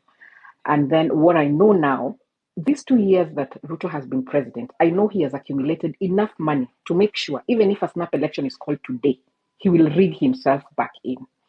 So the only thing we can do now is the numbers that the Gen Zs and the millennials have, and the children that are going to get out of school for the next 2. I know it's a long time. 3 years is a long time to wait for somebody like that to keep on leading us. But if all the things that people are trying to do not work, there is one thing that will work. As hard as it may be, it is not, we can't see it now, but some of these things, you see it uko mbele. The formation of a political outfit is inevitable. Utaongea kama uko wapi. It is inevitable. And the sooner we start getting these things, Wanjiro spoke very well. We conceptualize, how is it going to happen? How are we going to do it? It is not going to have it. It will take a very, very long time. If there are spaces where people are already starting to do that, if it is something you think is making sense to you, you join and you be part of the conversation. But I don't think we can do this without a political formation. When we have a political formation, I'm telling you, Ruto hatalala, because from the days of YK92 alikuwa tu anajua vile yeye aliingia na vile alianza. So long as we are still talking here, venting, tunakasirishana, nini, anajua I'm still safe. Bado ndawaita, nitawaongelesha, nitawapanga, and things will go on. But when he will wake up is when he will say, look, these people wamechukua kura. Wamechukua ID, wamechukua kura. They are ready to go with the next thing that is going to serve them. That is when he will even blink and do those finance bill things he said and everything. Hizo vitu alisema ni uongo. Vitakuwa too low kama tumekaa hapa tunaangalia. And there is nothing, I can imagine there is nothing we are going to do. So if he knows there is a formation, if he knows people are talking towards a formation, an organized one, tutakuwa na challenges, a lot of it here and there, financial, organizational, social, even spiritual, and all those many things. But when he knows that these people are serious, they are taking the vote. Yes, they are taking they have the ideas, they're taking the vote. They are talking of something that is going to disrupt what he has fixed. I think this is where now he'll even serve us the remaining time that we have. Otherwise, atatuangalia tu hivi, anaita watu hizo session zake, he pays the people that he wants to pay, and we'll still be in the shithole that we are. But me, I'm very hopeful. I'm very hopeful that this conversation is going on, even that we are talking about this, apart from people like Keegan who think that they can come here and just start telling us anarchy, anarchy, anarchy. We know what anarchy is, and we know what we want. We don't want anarchy. We want some sort of organization. So let's keep talking, let's keep organizing ourselves, and we should get there. Let's keep this conversation going. Thank you so much. Thank you, everyone. Thank you, Laura. Appreciate that. Ali, it's been a minute since I talked to you, man. How are you? Hey, Kibe, I'm good. And how have you been? Chilling. I can see you've been very. Everything is fine. You know, there's a say here we have in the workshop. You've been very active on these tutors of late, on this movement. You've been 50-50, Mara Okoko Gen Z, you've chucked them out because of the Kinamiguna, if that's the route they are going to take. Which side are you? Are you on the side of the Gen Z? Are you on the side of the millennials who wants change, but in the right way? Which side are you, Kibe? I didn't know there were sides. Because people have been taking sides. We've been keep on accusing one another. People have been having I mean, different opinions. what happened to the We are not basic united. truth? Like, what do we stand for as men? What happened to that? But Kibe, the truth lies differently from different people. There's your truth, there's somebody else's truth, and then there's the real truth. And that's where Yeah. we are all lacking. We don't know where we are heading. Because if As long as everybody has an opinion, you're good, then what's the problem, my guy? Why does it have to be so binary? Like, where do you lie? Do you lie with these guys or do you lie with these guys? Because it's all relative, depending on when you're asking me. but Sikibe, a movement has to have the simple same ideology. We have to have the same ideas. We have to agree on certain ways for anything to win. Because The you cannot movement, go. the movement was reject finance bill. Okay. Now the movement started with Americs. The agenda is only one, So right? the agenda was reject finance bill. So Americ started that shit, and then he pushed it along, and it got motto. So the next agenda, where has it come from? Because people started That's, losing focus isn't that of why the you're asking me real where do I stand? one. Because there's a new agenda that nobody seems to know, yet everybody's being asked, where do you stand? I'm like, hey, we rejected the finance bill. That's where we were. Where is this new agenda coming from? The agenda is coming in where when you don't have a leader, you don't have hamuna mwelekeo. Everybody wants to be seen. Now people are looking for position. I even said the same thing the other time. If you don't have a leader who you can have all a common ideology put together, then you form a system, put your views forward. That's how you can act. But as long as everybody has a different ideology, we don't have a leader, we don't have somebody we look upon to who can guide all of us, can be able to have the same goals, we are going to lose focus. We've seen it happening. Less than 2 weeks. We've seen quotas. Now people are accusing each other, somebody has been paid. Even you are accused of being paid the first space you hosted. Just because you had a different view from what the Gen Zs were seeing, people thought you were paid. Weren't you accused of that, Kide? So it's the same script which is being done to now Osama. Maybe Osama was not paid. Maybe he just got that chance to host the president, and everybody jealous. So what's the best thing? Let's accuse Osama as being paid. That's the best thing we Kenya, we Africans know, is to put one another down. That's why we can never go anywhere.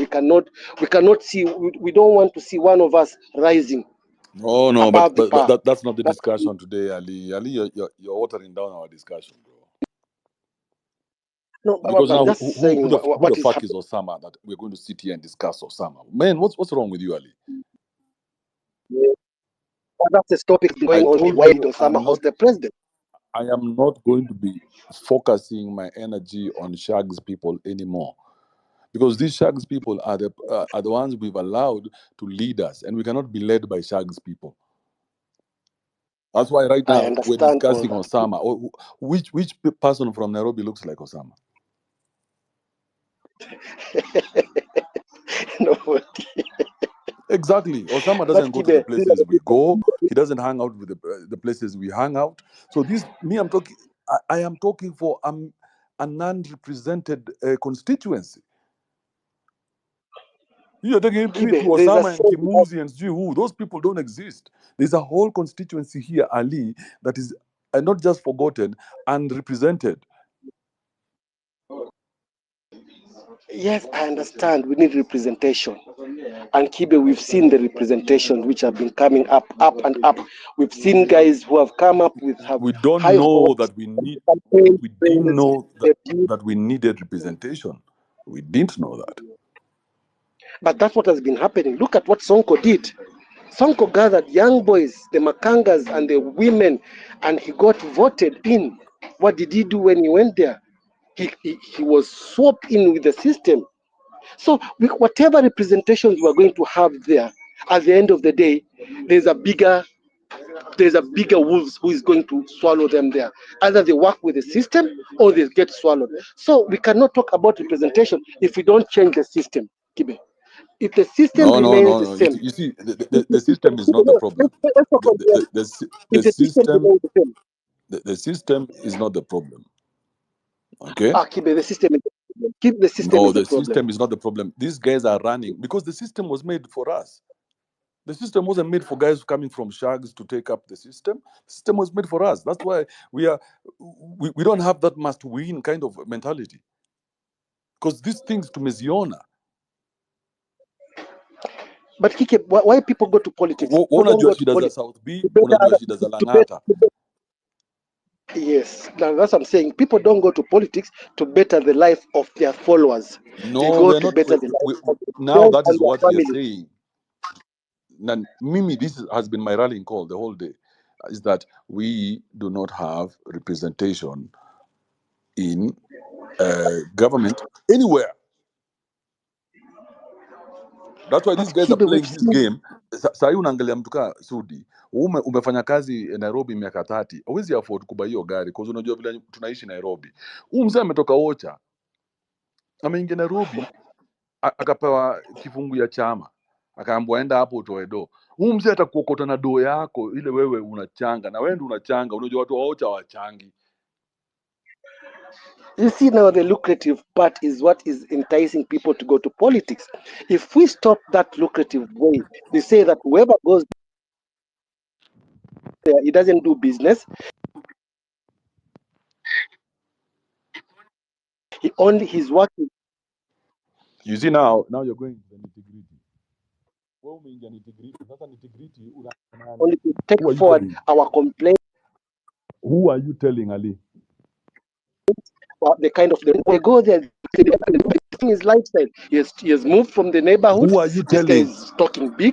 Ali, But Ali. I'm talking of the voters, because at the end of the day, the voters are the ones who are suffering. Mariam, can you hear me? I can hear you, Kibe, but Yeah, I can hear you. Ali is breaking very badly. So my question to Ali is, who are you Can you telling? hear me now? I'm talking of the people who are fighting for their rights now. The ones who are complaining that they want better life. They want the people who are sitting on the seat to move out. But trust you me, if the same people go back to that system, they'll transform to be exactly the same people we are having now. That's what I'm talking We of the system. don't If the have system doesn't change, evidence of that. Okay? but Kibe, we've We had the don't evidence. have We've seen evidence. Bro, Kinasubi, since who are Makanga. 1963, we've not had anybody from the flats representing the people. But Kibe, we had like somebody like Sonko, Sonko is not from the who flats. was okay. He was Sonko is not from the flats, bro. Sonko is a regular thug. okay. Uli Sakaja, Makanga. let's say Sakaja. You saying Sakaja? You say Uli Makanga. Makanga tunaongea naye nini? nani Sakaja? So, wote Sakaja ni nani? Sakaja ametoka wapi? Eastlands. Sakaja came from where? Tukamuona kwa Sakaja ametoka chama ya Eastlands. Uhuru. Wewe. Sakaja ametoka Eastlands. But he came from town. Ametoka Nairobi. But Sakaja he's not ametoka from town. Eastlands. Sakaja ametoka wale must win. Sakaja is a must win. But now, what happened to them? Because they were polite, they were humble, they Because had good ideas. these are thugs who got these seats. So the people who are supposed to be sitting in these seats are not. Okay, let me put it to you this way. Let me just talk about Nairobi. All the MPs in Nairobi are not from Nairobi.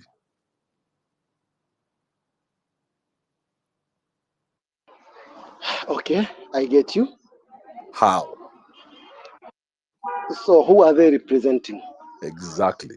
So the people Wait, of can Nairobi. I respond to Kibe? Why they're not from Nairobi? Mm. Kibe, you've been on the campaign trail. You know that it needs a lot of work and it sometimes gets dirty. I think the people from the urban area don't want to get their hands dirty. They're too cool to go to the ground. That's why these guys from Shags, they come with that zeal. Iyo morali hawajali juu ya what they have to do to get that seat. And they're willing to go kwa ground, kufanya the dirty work. And that's why they get the seats. And that's why even the people who have the money invest in them because they want people who will do the footwork. But you don't understand the way Nairobi is set up. to be run by Shag's people. That's the thing. Nairobi is set up to be run by Shag's people. If the people of the estate were to vote for the person they want, it would be a very different person from the person the people of the ghetto are voting in. Did you know that? I do, but you need to, and it's something that you've talked about before, Kibe. So let's say the Langata constituency is mixed with the Kibera. So if we got you a cool kid from the flats to run for MP in that constituency, the reason why you're going to fail miserably is because you don't want to go to Kibera where they have a bigger percentage of the voters No, to do the because groundwork. Kibera, And then because Kibera, and there's no language to communicate to them. Kibe. And then I wanted There's to no go language to this. because what language are you going to communicate to people who think you are coming from a superior place, or you who think you're coming from an elevated position, looking down on about people? What language is there? Si language ya kongaruni do. But hiyo ni makosa yako. Inafaa wewe mtoto cool kid, inafaa ujue kukua well rounded. Why would I struggle to represent people that I don't have a language with? They have their own representation. They have their own person. The own person who's climbed the ladder and got to the top of that kind of society. But always toka kutoka nje ukamu jaribu kurepresent watu. How can Nubians be led by somebody who's not a Nubian? How is he going to communicate to them? But Kibe, we saw Korir. Korir came from nowhere and Korir captured the seat Korir came from in Langata. Shags. But he did nothing for Langata people. Exactly, just the same Korir thing that was concentrated on the slum dwellers by doing same thing that shanties. Olum did, same thing that Jalas will do. They will do nothing for the Langata people. All they do is concentrate on giving handouts to people in the ghetto. Kweli uongo? That's true. Na mabasari. So my question is, whose fault is it at the end of the day? And we advise of how to vote for that election, for that ballot. Do we really know what? Because we keep on complaining of the same leaders, we keep on doing the same thing, repeat time and time and again. These leaders are not for us. These look for us. At the end of the day, it is us who are losing because we don't get the representation we really need. We are always shortchanged by the guys we thought they are for us. Yeah, because they were never for us. They were never for us. Someone like Olum. Olum ran for Langata, won. You know Olum, remember Olum? Yes, I remember Olum very well. Olum was never seen in Langata again. Why? Because he doesn't owe anybody in Langata. You see now, the thing about representation has to come from people like you and I, Ali, so that I know where you stay. You know, if there are any issues, I can come to you directly. This representation is not superstardom representation that now we have created for the MPs and the MCAs, where these guys are superstars. Whenever they go somewhere, everybody wants money for them. Representation has to be very local. It has to be somebody who lives in the hood. How can you be brought for chama wa block, chairman wa block na anaishi place ingine? How does that make any sense? So sahi, but that's wale watu how they divided Nairobi cannot. The people who listen to this point. The people, the people who are the money in Nairobi, the representation do not choose their governor. How does that make sense? Hold up, Ali. I think there's a big problem with your connection. Ngoja, Ali. Fix your line first. I'm having such a lag. And Kibe, I don't know whether you're having a challenge with approving some mics, because I have like 5 people who are complaining that they've been trying to request, but hawaendi through. Hey, I have so many requests right now, so many. And if I had like a 20-year-old damsel in distress, shield maiden, save me from Ali here and his punitics. Hi, Andrew. Yeah, thanks for the opportunity. Let me say hello to the people I know here on the board. Mariam, Sultan, McKenna. I hope you guys are good. Everybody else in the speakers, najua mko wengi, kina Renata, Baiko, salamu tu. So, I think I had an idea I have an idea, by the way, Kibe. Are you interested in listening to my idea?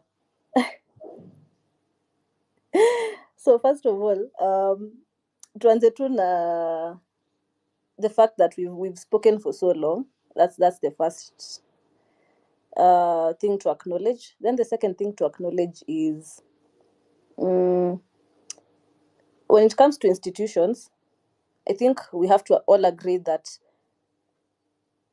these institutions were meant for public policy. They were meant to create the way forward as far as public interest is concerned. So, for example, if government issues tenders to the public, it's meant to decentralize, economic freedom to the people who are not even able to access certain business deals. The government gives an opportunity. For example, if you owned a furniture business, you should have been able to prove that you can be able to execute the delivering of furniture at State House and all that. But no, what you are seeing is very few people are able. And Makena Bede, I think you probably might want to shed a light on how tenders work, since you know many people in government and you've tried to vie for an MP position in Korea East. But what I would want to say is why are institutions that are meant to drive public policy being used against the same public? Why can't the public have any say in how these institutions work for them? So my idea was, because we've talked for so long and occupying State House did not work out, we might actually occupy State House in a different way. We can decide the way these guys walitoka US, by the way, walienda wakafanya inaitwaje, field trip. They went for a field trip the same way in high school we used to go for benchmarking in Alliance Boys, Alliance Girls. Go to Kenya High for benchmarking, you come back to your school, you don't implement anything. So we would like to tell them, at least the fact that you went to the US with taxpayer money, come back and realize two things. First of all, these countries that you're going to benchmark at, they did whatever they had to do.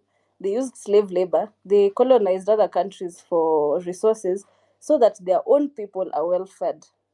The only way you can play politics to the maximum is when you have paid your dues to the public, and every other game you want to play out there doesn't really matter to us. I don't think Kibe mtu anakanga hivi chini anafikiria Ruto alienda discuss nini na Putin or Kim Jong-un if you ever went to another country to discuss things with another head of state.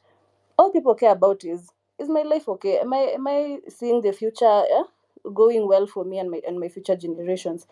So the only thing people will really care about from the grassroots level are two things: your vote and your taxpayer money. So that goes to expenditure and the servers. So how easily are people able to access the government expenditure and also servers of votes? Now, the other thing we also have to agree as a public is we have so many things to do. Hakuna siku hata hapa, I'm sure out of this how many people listening here? Maybe 2,000 people listening here. Maybe 1,500 have not even read the finance bill. That's a fact. But that's what journalists are there for.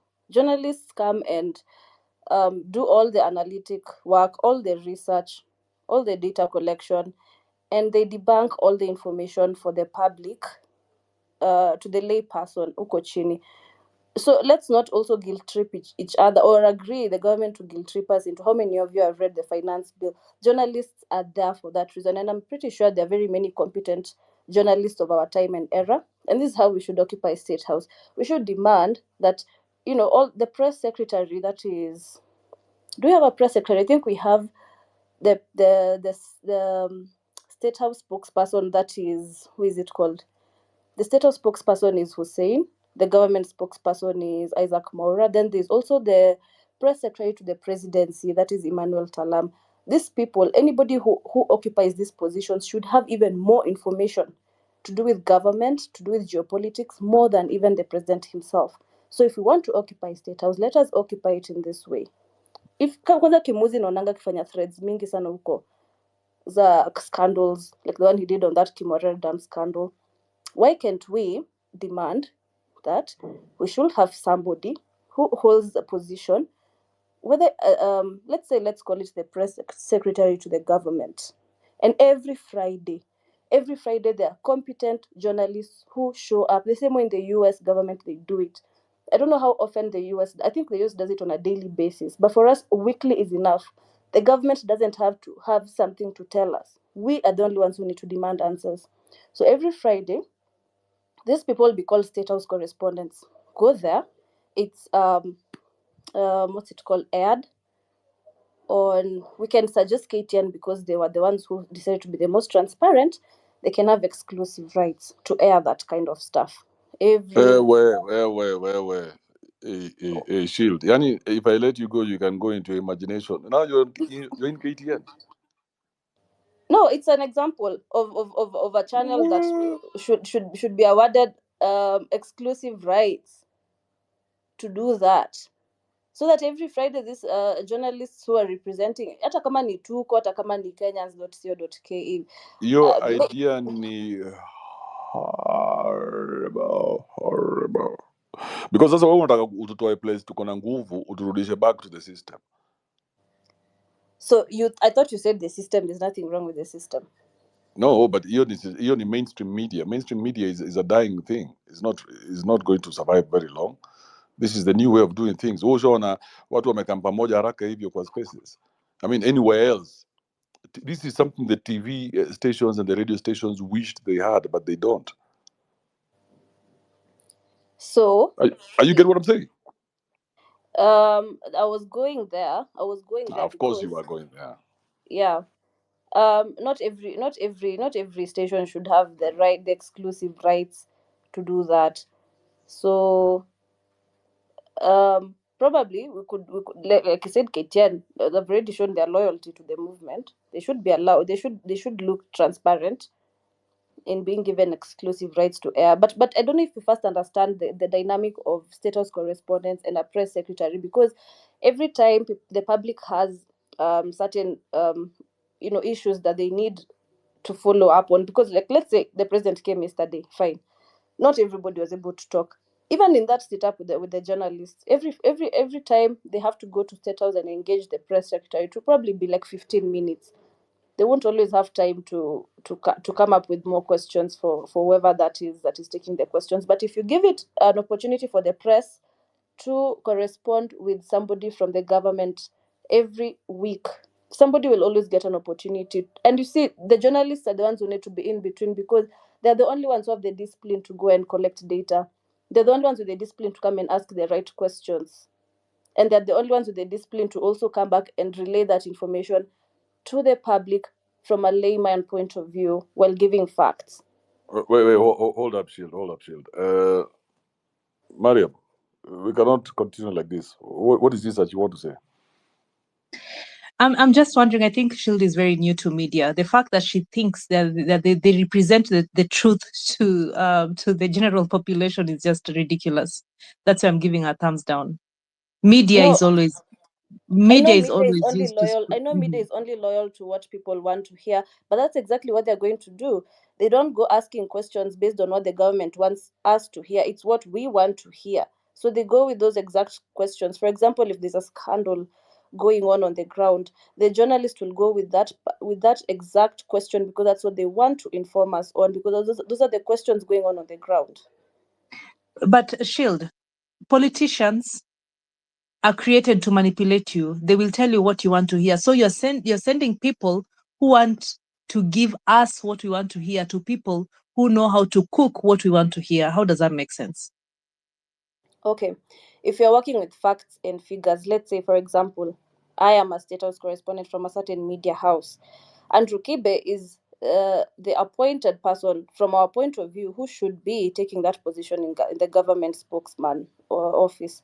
If I come and ask him a question to do with State House right now, to do with the government, he should be even more informed than the politicians themselves, so that when I ask a question and he is the one answering, he may not answer at that point. Why? Because he is speaking on behalf of the government. So he can only speak what he has been, what's it called?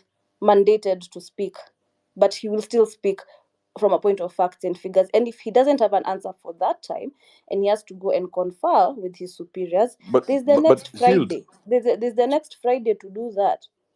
but Shield, see the albino is already doing that.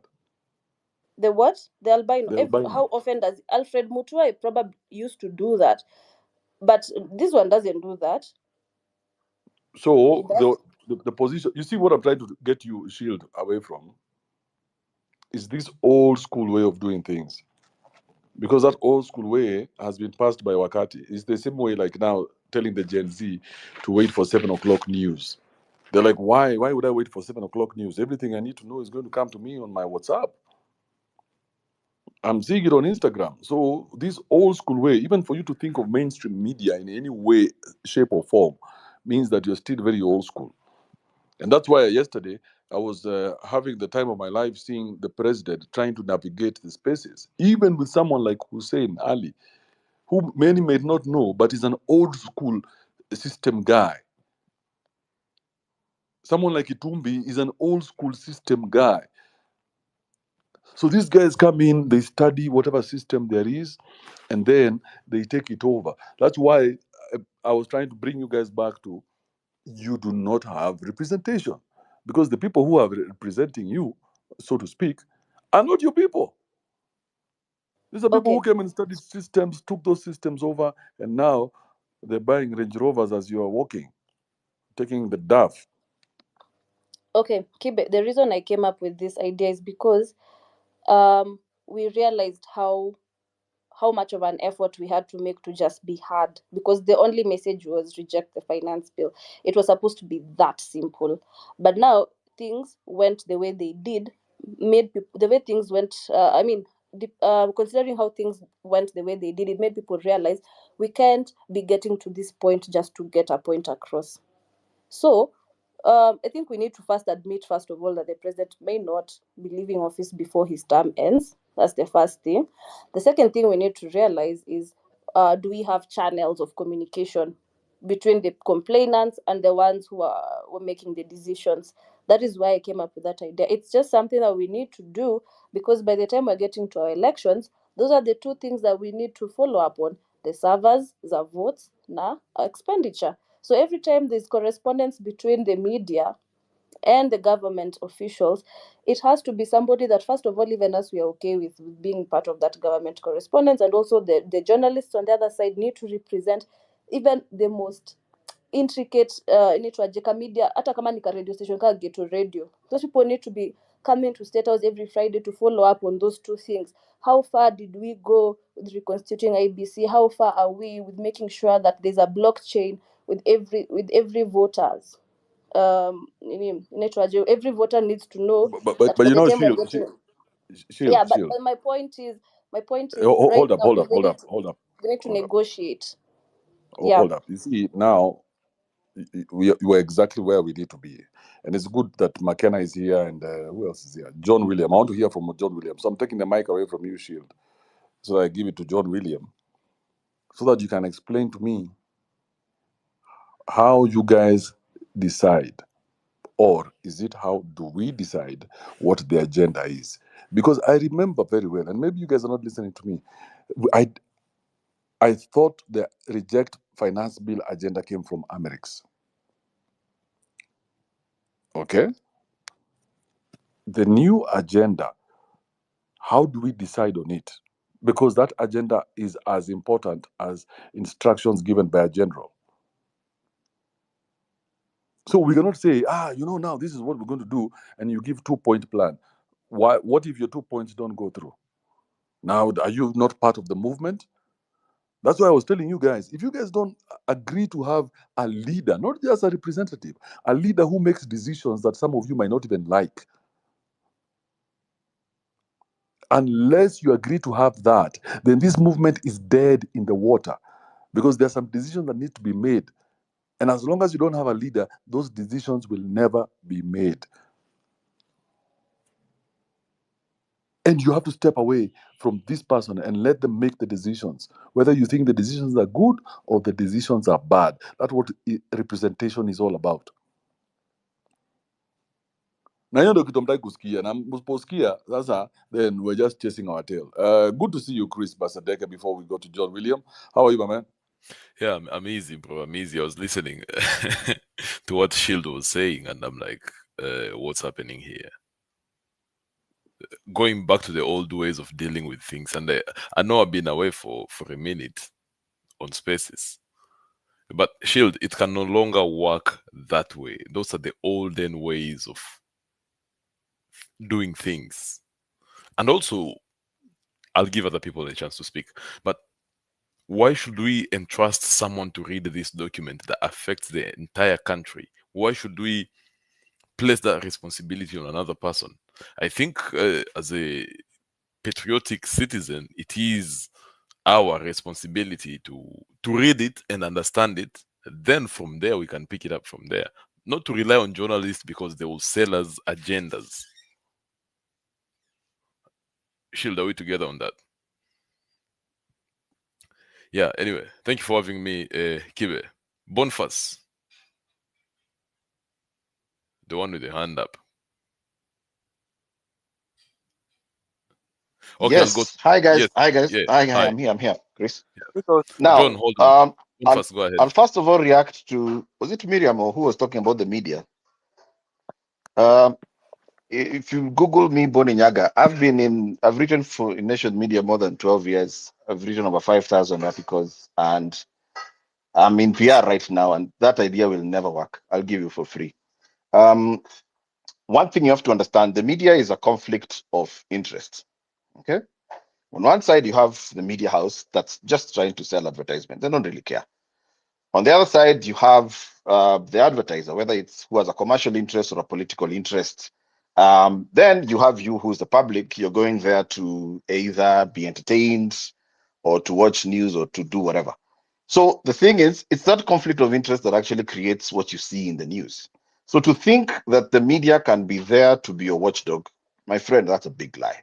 Just study what a PR agent does. I run a PR agency. Our work is to package the communication of our clients and get it out there. That's it. So the thing you have to understand about the media, it is a marketplace of conflict of interests. Now, if you are an activist and you have your and then it's also a place where constituents, you go there with a constituents. Okay. So if you are an activist and you have your constituents, like if it's this, if, for example, if it is Kibe with his space here, you guys are his constituents. So if I come and interview Kibe, and which I'll probably need to interview him for one of my articles, he will be speaking on your behalf, and I will write down his quotes based on what he tells me. So, and the journalist is not an activist. The journalist is not there to hold. Okay, he can ask questions if you guys are asking. If you notice, like with the round table, everything that all those journalists were asking, they're saying, people are saying. So you have to be the activist. You have to raise your voices, and that's one thing I love about this whole new dispensation that we are in, is that people are speaking. Okay, so even me as a journalist now, I can quote you guys and say on this live guy said this. So unless you speak, I cannot as a journalist go there and ask for you those questions. My job is actually to be to give every side. My job is just to create a platform. The activists are saying this, people on Twitter are saying this is what the president says, and I have to be balanced. So one, the issue of, and I know right now we're talking about this whole revolution. My point is this: we need to stop having leaders and start having interest. Now, I agree with Kiba to some extent that yes, we need a leader of the Gen Z or whatever you're calling it. But at the end of the day, whoever that leader is, we need to stop having that leader and have an interest. What is our interest? Our interest is, I need to have a job. I need to have this. You are a leader. I've put you there for that interest. If you don't serve that interest, I come and I say, you know what? I don't want you out. I want you out of there. Okay. So whoever it is who is, if Ruto is going or not, I mean, again, let me play my journalist card and say that's up to the people. If Ruto must go, then he must go. But whoever is replacing him, at the end of the day, one thing I have to say is we need to continue holding the government, just as we are doing in these forums and on all these platforms, whether it's in one-on-one talking or whatever. we have to continue applying this pressure. Now, there's something we've said about estate people. Now, Kibe, you know me from back in the day. I know you from the days when you're doing Media Kali, and we've been together in this space, and you know. What my estate, Atokiwa call right now, if I call people from my estate for a meeting to discuss about the road out here, no one will show up. I've been an estate leader. No one will show up. Guys will be like, oh, I'm busy. Oh, I'm in the Mara. Oh, I'm out of the country. Oh, I don't know what. These guys won't show up. So as much as we're saying, yes, is run by people from Shags or whatever, technically we all came from Shags. If not, even the people who are in Nairobi, our parents came from Shags. So we may be first generation estate people or Nairobi people, but at the end of the day, there's the generation that you know, the generation that grew up in town, you were brought up by people from Shags. So that is neither here or nor there. But at the end of the day, middle class No, have, no, no. and I agree with you. You cannot say it's neither here nor there. It's a big deal, bro. It forms the basis of our communication, forms the basis of our interactions. What are I you was saying? coming to It's you. neither here nor there. It's It's like saying because somebody who's been raised in Shags, that is neither here nor there. It is everything to them.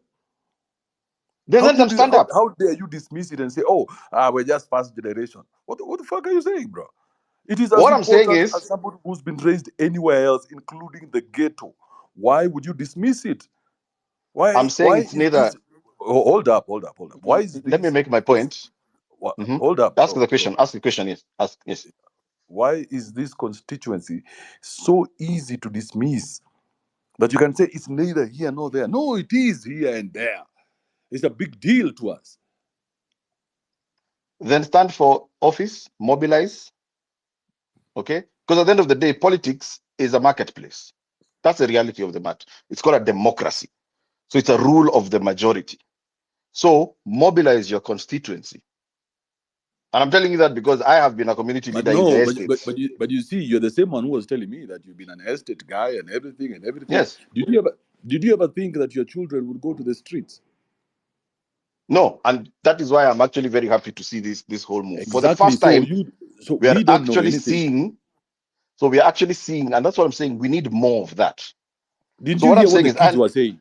Didn't you hear what they were saying? They were saying, listen, we are not like our parents. We are not scared. We're going to go do whatever it is, and we're going to take whatever it is that belongs to us. So they have seen the fear that we have, which is what you're selling here, saying estate people don't come out. But you saw estate people in town last week, all over the country. now I'm waiting for 2027 and see if they'll come out and vote also. No, you see, That's my that's point. a wrong mentality because they've already played their part. Mhm. You guys are not meeting them halfway with these So what do we systems and need to do? structures. So Because all you're here's the doing is thing. beating them down. Every time you see them, you're beating them down, telling them, hey, come here. You know, you're puny. You're puny. No, they are waiting on the other side. They've said, hey, us guys have come halfway. Where are the systems and structures? Meet us But my halfway. question is, so what's the next step? Let someone from the estate stand. Let them go to the WhatsApp group. Like I'll give you an example of Kiwana. You've seen the Kiwana guys, the guys for is it Kilalesho or whatever. Those guys, even the guys of Karen, those estate organizations, those are strong organizations in the. Those are a good example of strong organization in the middle class. We need more of that. Okay. And so what I'm saying is this: there is a certain laxity that has been there in the middle class that needs to stop. So that then, when someone from one of them stands up, they support him. Okay, both financially and in kind, and come out and say, yes, this person is representing us. And by the way, I do agree with you that yes, the middle class do need representation. Okay, and yes, the middle class do have. And if you go to Kiwana, go see what those guys are doing down there. They even have festivals. They call the Nini. Robert Alai down there doesn't have a very easy time because those guys they have Do you know? systems. Do you know the one called Karangata? Karangata. Yes, Karengata. That's the other one that is also very good. There's Do also you know? some very Do good you know ones. why? Do you know why Karangata has remained powerful? Because Mhm. Karangata was run by people in Karen. You cannot come from outside to be part of that Karangata association, and that's why And I agree with you. they blocked flats in Karen till today. But No, I agree. everywhere else, people came in and took whatever it is that they wanted, because there was Yeah. no people who stood up and said, "This belongs to us." Karengata has proved to us that this thing can work, bro. What are you saying? Yeah, and that's what I'm saying. It needs to work. And I'm telling you that because I have been a chairman in my street and I have participated in some of those estate meetings. And one time I remember when it was strong, some security thing had happened. Guys were stolen and guys called in a meeting and we called in before the MCA, I don't know what they used to be called. Those whatever they used to be called, the MCAs used to be called before. We called him in for a meeting and told them, look, we don't like the security situation. One, we need street lights, Hapa, we need paved. Let me tell you, in less than 2 weeks, that street was paved and there were street lights. Then the next week, guys didn't show up for the meeting. Another week, guys didn't show up for the meeting. We tried raising money for some gate. Money was raised, I don't know, 100 and something thousand. Then guys fizzled out. So what I'm saying is this. The middle class, I agree with you 100%. They need representation, but they need to step up. And I'm glad, like you're saying, it's good. We have seen the Gen Zs have stood up and they are coming out, and even spaces like this, guys are coming out. So let's keep the pressure, and not just even the estates. Let's talk about professional groups. Okay, we need to get to a point where professional groups are actually representing the groups, because what happens? The professional group starts like the LSK. The LSK is doing a good job. Every single, even the DJs. I'm telling you this. I've also been part of starting one of the DJs associations. Started very well. If you remember that time when what are these guys called? Nema was hustling guys, and also the Kanjo hustling guys. We came together. I was part of the team that put together some DJ association. But after a while, ujinga ikaingia. Watu wakaanza party politics came in, and that thing died. It died a natural death. So what we need is strong institutions, leadership, and leadership is not just government. Okay, if you are a journalist. So now, Boniface, because I need to move on. I've been here for very long. So okay, let's stop talking about what we need, because the idea is the integrity. Okay, the idea is you wish there was a ball somewhere out there that you would go filled with people who have integrity, honest people that you could pick and put in these positions. Don't you wish for that? Yes. But you know it doesn't exist. There are pockets of it. It's not mass scale. There are pockets of it, and so what we need is find the right. Those few. There's always a few good apples, even in a big. The Bible talks of there's a remnant. There's always a remnant somewhere. So even in a bag. Good. So the problem here is this, and this is now where I want us to focus, because this is like creating a whole new Gaba, okay? Because you must think of all facets, many moving parts, many moving parts. So that's what you guys. So we have to start joining wherever you can. You jump in with all these moving parts, because the idea is to get in and change the system from outside, isn't it? And also hold that new system into, okay, whatever change needs to happen. What I'm saying is you form the system, but that same system has to be held from account, even from the outside. So it's not just, because we were here before with NAC, Kenya. All these politicians, if you look at their clips before they got elected, they had very nice speeches. In fact, some of the speeches guys were using in this revolution were speeches of Ruto and Kindiki and all these guys before they got into government. So here's the thing. Fine, if we need a new system, that's what I'm saying. If Ruto must go, fine, let him go. Whatever system comes in, sir. If Kibe, you are the next MP for Langata, no problem. You campaign, stand on whatever platform, mobilize your base from the estates to fund you.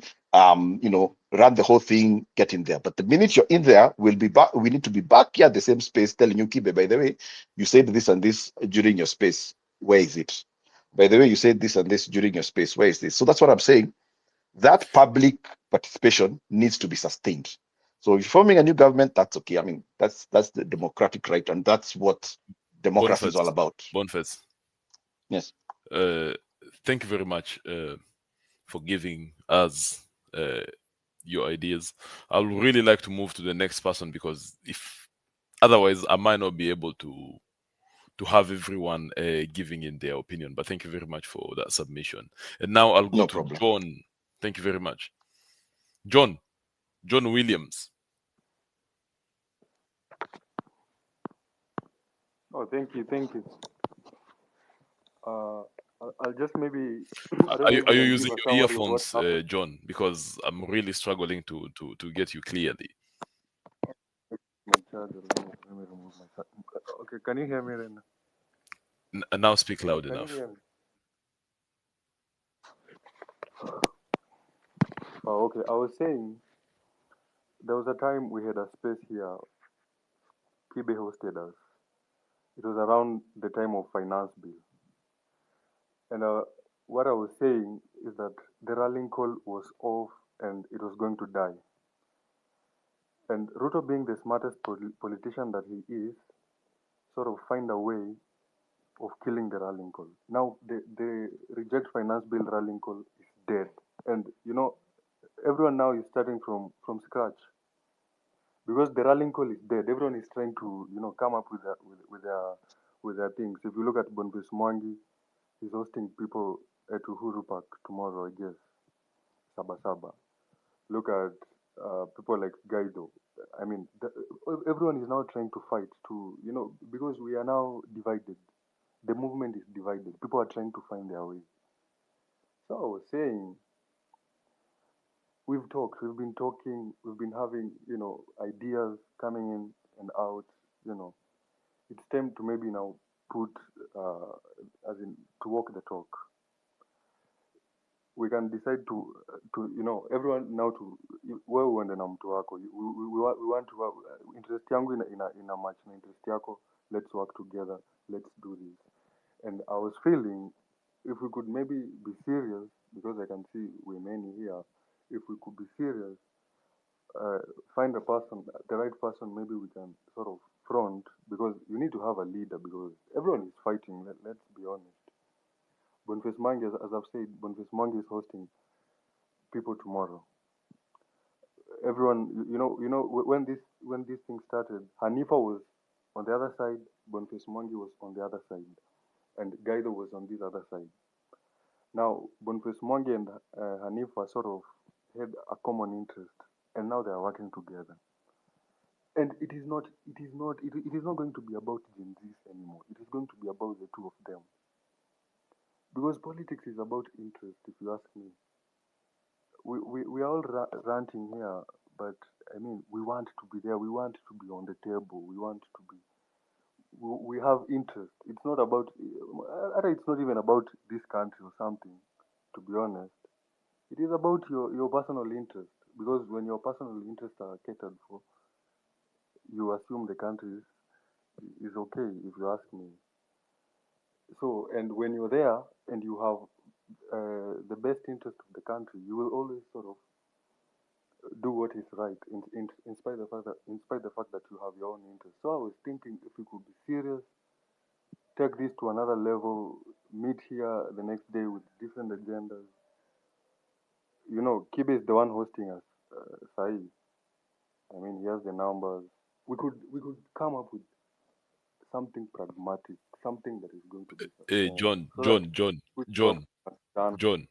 You see, Yes. instead of you working with us with possibilities, I want you to tell me. Don't say we could, we could, we could. Why don't you say we should do A, What B, I'm C, and saying. D? I want you to If, be if, solution oriented. I'm saying if we could pick one person, say you, okay, Andrew Kibe, McKenna, blah blah blah. Can we do something? Can we maybe form a political party? Can we start meeting people? Can we have different opinions? Can we sort of have our own interests put together and unite? And we can even go to state house, as someone was saying. I mean, it is not about, we do not want Ruto to go. For me, it's not that I want Ruto to go, because if Ruto is coming That's in, your opinion. You do not want him to go. yeah, that is my opinion. I mean, that is Yeah. mine. I'm saying if Ruto goes today, who is coming in? And if that person comes, will I also be comfortable with that? Because if Ruto goes, someone is coming in. If that person is not me, then I will not. I will not be okay with the person, Bado. So, but if that person sort of represents my interest, I will be okay with that person. So it is not just about Ruto. So if we can have our own political outfit, sit even with Ruto and tell him this is what we want, because it is about our personal interest. Let us be honest. That is what I can say, and this is what I was saying. If we could have a political movement, because we have Kibe here, we have a lot of people here who sort of have a huge following, we could create something pragmatic. Najua maybe not si kila mtu John atapata William, hiyo, sasa umeanza but kujirudia. yeah, sawa. Umeanza kujirudia. Now you're just going back and But that is what I was saying. Hiyo tu ndo kitu mimi niko nasema. If we could come up with you see, something unaona sasa pragmatic. wewe you're afraid to call out people. That is the problem with you new Gen Z people. You're afraid to use names. Tumieni majina bro. Tumieni But majina. at least Wakisema huyu ndo mtu nataka, sema nataka huyu msee, nataka huyu. Because if you don't do that, how are you going to protect these people that you're going to call your leaders? You must be sure that this is what you want. And when you are sure this is what you want, you put your weight behind that person or behind those people. Without sounding like this weakness that you're sounding here at, oh, we'll just come up with somebody. Will come one day, we shall magically come up with names and magically have these people represent us not magically. even somebody. I'm about structures. No, you cannot We make could have. structures We cannot without have a leadership. How can you make? Who's going to decide what the structures are going to look like? That is what I was saying. You have a huge following. I was saying if we could use you, create structures, No, and you see the way guys, forward. if you want me to do the job, you must come through the front door. What front Don't tell door me now? we could use you. What do you mean use me? What I look like a langa to you or what? Could use me? Because if I listen to you, you also that is what you're saying. That is what you're saying. But you want to beat around the bush. That is what No, you're no, no. saying. You see, let me You're tell you, saying you guys. I'm asking you guys to come up with people who can lead you. So this is your own initiative. Who are All these I'm doing people, is pushing Kibe? you there. Why Otherwise, don't if I you just install say, I myself want as the you guys? king, then at some point you're going to ask me who Kibe, this is installed you. what you're saying.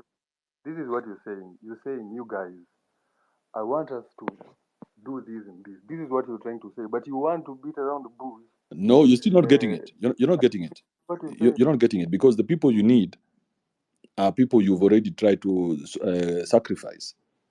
It happens like that all the time. So the people that you need, because you know right now, consistency hamuna, discipline hamuna, izombili amna. So you know your revolution has no teeth because it has no discipline and no consistency. Because discipline means that tomorrow we shall do whatever it is we said we're going to do today. It doesn't matter how people slept. It doesn't matter who talked to you during the night. And now you're looking at your ranks and you're saying we are not disciplined enough. How are we going to get to the next level? You can't. Without discipline, you can't. There's nowhere you're going. That's why you look at someone like Osama, and that is your representative. A drunkard. Osama is no one's representative. A drunkard is your representative. That is the person of a looter. So this is the person who represents you. So when you guys say, hey, we need a leader, and you look around, you're like, shit. Yeah, even as much as we need leaders. Hold up, John William. Hold up, John William. McKenna has been waiting here for a minute. McKenna, hebu tusaidie kidogo hapa. Kibe, how are you? Yes, bro. Talk to me. When before we come to that, I'll start with the thing you're talking about. You do not have representation. So were you referring to a Nairobian or the social class? Just a social class, the middle class. The social class. I hope you got that. Because Why this did you social have class, a problem with a person from Eastlands or a person from ghetto? no social classes, bro. I don't have a problem with anyone. I don't have a problem with people who come from the village. Yeah. Do you get what I'm saying? Yep. Yeah, I just say that if you're going to be people need to be represented by their own people. Mm-hmm. That's it. Otherwise, this foreigner is going to come and there's going to be a disconnect. He doesn't know the needs of the people in that area. So do you think if someone is represented by their own people, which I do understand when you say that, do you think they'll deliver more? They'll be better at There would be more accountability because this is somebody you know. But we are not seeing that with Sakaja. He was born and raised in No, Nairobi. we don't know who Sakaja is. Sakaja is a hybrid of something nobody knows. We don't even know whether his papers are legit. So we don't know who the fuck this guy is. Remember, he came to us through TNA. Before TNA, we didn't know him. Yep. So What Sakaja about cannot the say this. MCS? Do you think you have MCS who come from where you live? Because I'm sure the wards are smaller, and mostly if you say, for example, Kilimani, you'll have someone, or Kilelesho, you have someone from Kilelesho, as compared to someone from Now imagine Langata representing Kibra. now imagine the disconnect between the MCA and the MP, where the MCAs are guys from the hood, the MP is a foreigner. You tell me that CDF is being eaten by who? No, CDF is a constituency kitty, but the MCS represent at the county level, at the county. You didn't listen to what I said. You were just so quick to just jump onto it. You didn't understand what I said. I said if this person is a foreigner to this constituency, then the constituency is being run by the MCAs. So whatever CDF is there, the CDF is being cooled by the MCAs. No, by the MP, because the MP is in charge of How the. is he distributing it without the MCAs? He doesn't know shit about this constituency.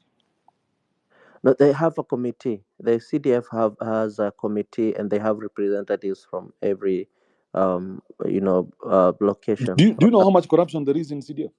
A lot of corruption, and that's why What the the fuck court are you talking ruled. about? Because you're trying to make it look So like there's no corruption. The only reason why the MPs are doing better than everybody else is because they have 190 million worth of CDF every year. thank you, and that's exactly where I wanted us to go, because everyone is failing in that CDF committee. They are representatives. It's a committee of people who represent every sector of the community. Who do Every not who do area. not represent the main economic block of the community. You see, they are failing. Yeah, Because like they now in do Langata, represent. Hmm. in Langata, the economic block is not the people who live in the ghettos. Those ones don't spend anything. The people who spend are the ones who live in the estates, in the flats. This is where the money is. Because if you look at even the it's called what? The radius of an area, you find that the flats are more. Flats are able to accommodate a lot more than the ghetto can. Unaelewa? Actually, the ghetto are more. The ghetto are more, even though No, the you're apart. just going to argue for the sake of arguing. No, it's You're going true, to Kibe. argue for the sake of The arguing. apartment, How can the you're in a ghettos be three-bedroom. more? In How a does that make ghetto, any there are like sense? 5 people in a single room. What are you saying, Ah, Kibe? There are more numbers in Makena, ghettos. Makena, wacha nikusaidie na Makena. Yaani umekataa kufikiria. You've completely refused to think. How can a flat hold less than a ghetto? You're saying the ghetto holds more. Because a flat has it's you're living in a 4-bedroom, 2 people, or maybe just you and your wife and one Is kid. that your assumption though? Because why would I pay for a 4-bedroom and there's only two people in the house? Bro, have you seen ghettos, people No, living in no, a no, flat, no. single Don't room, tell me what I've seen, 12 Makena. people No, in a single Makena, room? Makena. How am I going to pay rent for a 4-bedroom house and yet there's only 2 people in this house? You have a porch, that's another room, and a guest room. Why you so why don't you just want to accept the reality, Chris? That's what Bro, happens. now I'm beginning to question If how you view okay, reality, bro. then no, listen, then it's a problem with you people, the middle class, because if you have numbers, then why should people come from ghetto and beat you in numbers in your own? If you have numbers, why don't you elect yourselves then? You get the point? There are more people in Kibra than there are in Langata. People live in, that's why it's called informal settlement. A single room will host 12 9 kids, 2 parents. That's the reality on the ground. I don't know which ground Yeah. you're talking about, bro. Because you are saying these things as if we've never lived in the ghetto. At least I would say for myself, I have. Bro, you go to Madare and compare Madare to Kilimani. How many people are there? Even the streets, the cars, traffic jam. You can't even drive through around because people are all over the streets, full. It's fully packed, bro. Mhm. There are more numbers in ghetto than there are floods. That's the Well, reality. well, McKenna, I'll say this. That's subjected to different opinion. You have your own opinion. I have my reservation. Okay. Yeah. We can agree to disagree, but anyway, now this is what happens with Kenyan politics. In the past, I can see things changing going forward, but this is what has been happening in the past. The young people have not been taking part in governance, in elections. They are only used to disrupt, to cause chaos. So until we are actually actively involved, which we have started to be, then we can make a change. Because if when it comes to voting, majority of voters are old people. You know, um, the young people have always been used to just get handouts from politicians and so, and they don't either take part in going for an elective post, or even show up to vote. And that is exactly also what happens with the middle class. The middle class are so comfortable that they don't see themselves being involved in politics because they can afford a lifestyle they want. So they're like, mi sina shughuli na siasa because wacha wajua siasa ni chafu, kuna kelele mingi nini madharau. So they don't even want to show up, even on the campaign trail to question those politicians, because we assume that the middle class are more informed, they're more learned, and they know exactly how policies work, so they should take part, but they don't want to associate with politicians or even with political rallies. So that is where we No, have no, been but but failing. but but McKenna, we're talking about the future now. We're not talking about the past. Yes, now that's what The yeah, only that's reason exactly. why the Hmm. only reason why Ruto was shaken was because he saw the middle class that is supposed to be asleep in town. Very true. But he's Very used true. to seeing the people from the ghetto in Tahoe. He knows how to deal with them, but he didn't know how to deal with the middle class. Yeah, you give them 50 bob and they go back home very happy. But the middle class, you cannot do that Middle because class are not going to KFC, bro. You cannot afford that motherfucker. wako na iPhones. Actually, waliona iPhones wakashtuka. Now going forward, we should, a lot of things are within our constitution. If we implement our constitution fully, we can actually be able to achieve a lot. So, like, But for McKenna, I have example. a suggestion. I have a suggestion before you go down Mhm, this road, old mm, tired road. mhm. Why can't the Gen Z agitate for their own constitution?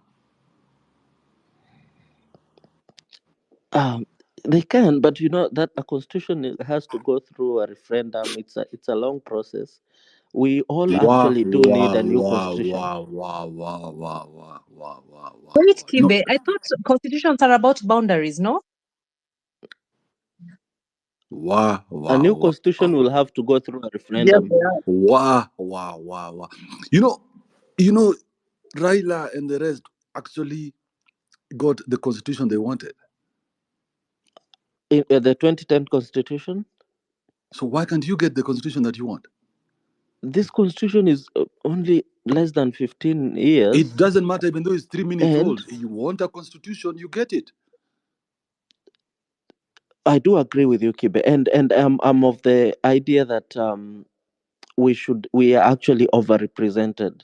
So even that guy Ekure Court, his idea of punguza mzigo, I totally So endorsed it. the only way you can do that is through a new constitution.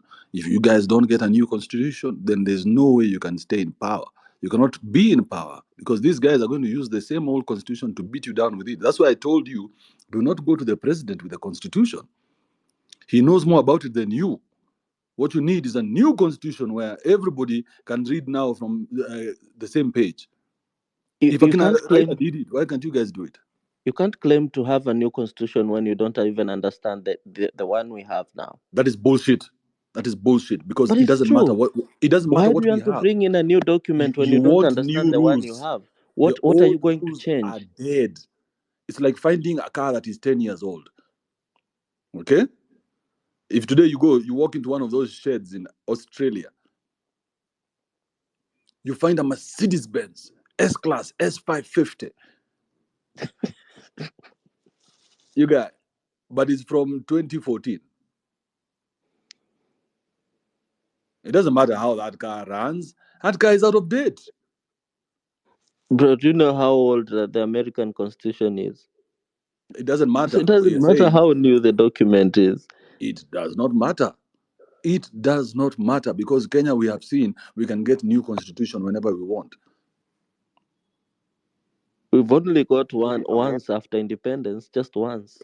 It took Twice. us how many years? Twice. No, Twice. once. When? See the Which one that one? Akina Nani, Raila's dad and Nani went. It's called Which one? Lancaster. During independence? That one, and then now this one Yeah, for and then the 2010. second one was 2010. How many Yeah, years? so 60 so years why can't later? the Gen Z get their own constitution?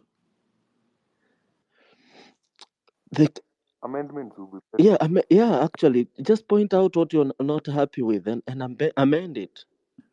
No, why amend it? Because this is it's a useless constitution. It doesn't work for Gen Z.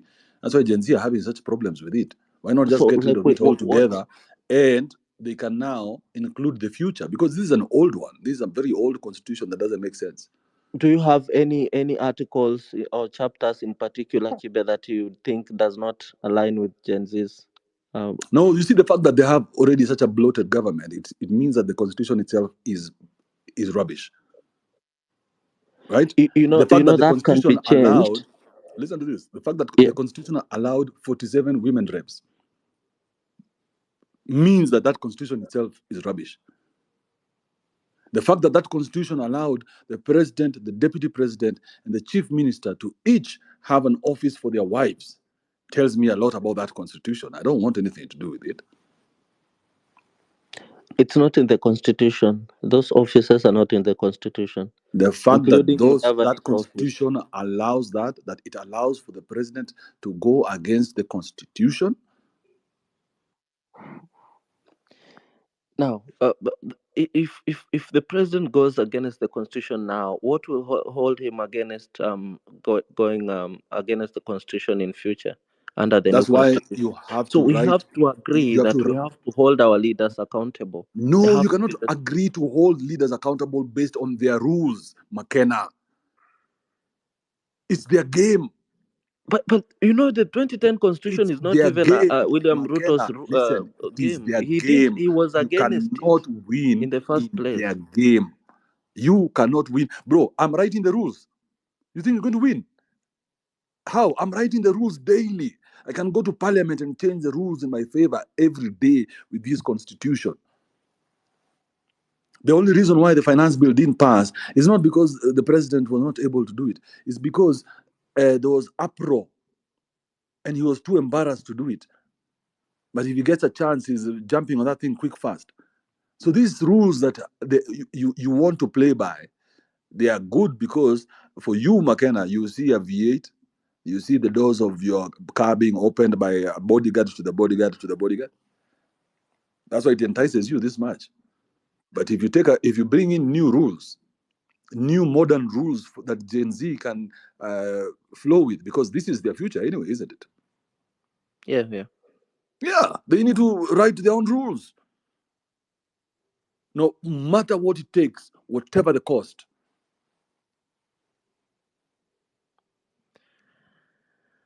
All right, let's see how that goes.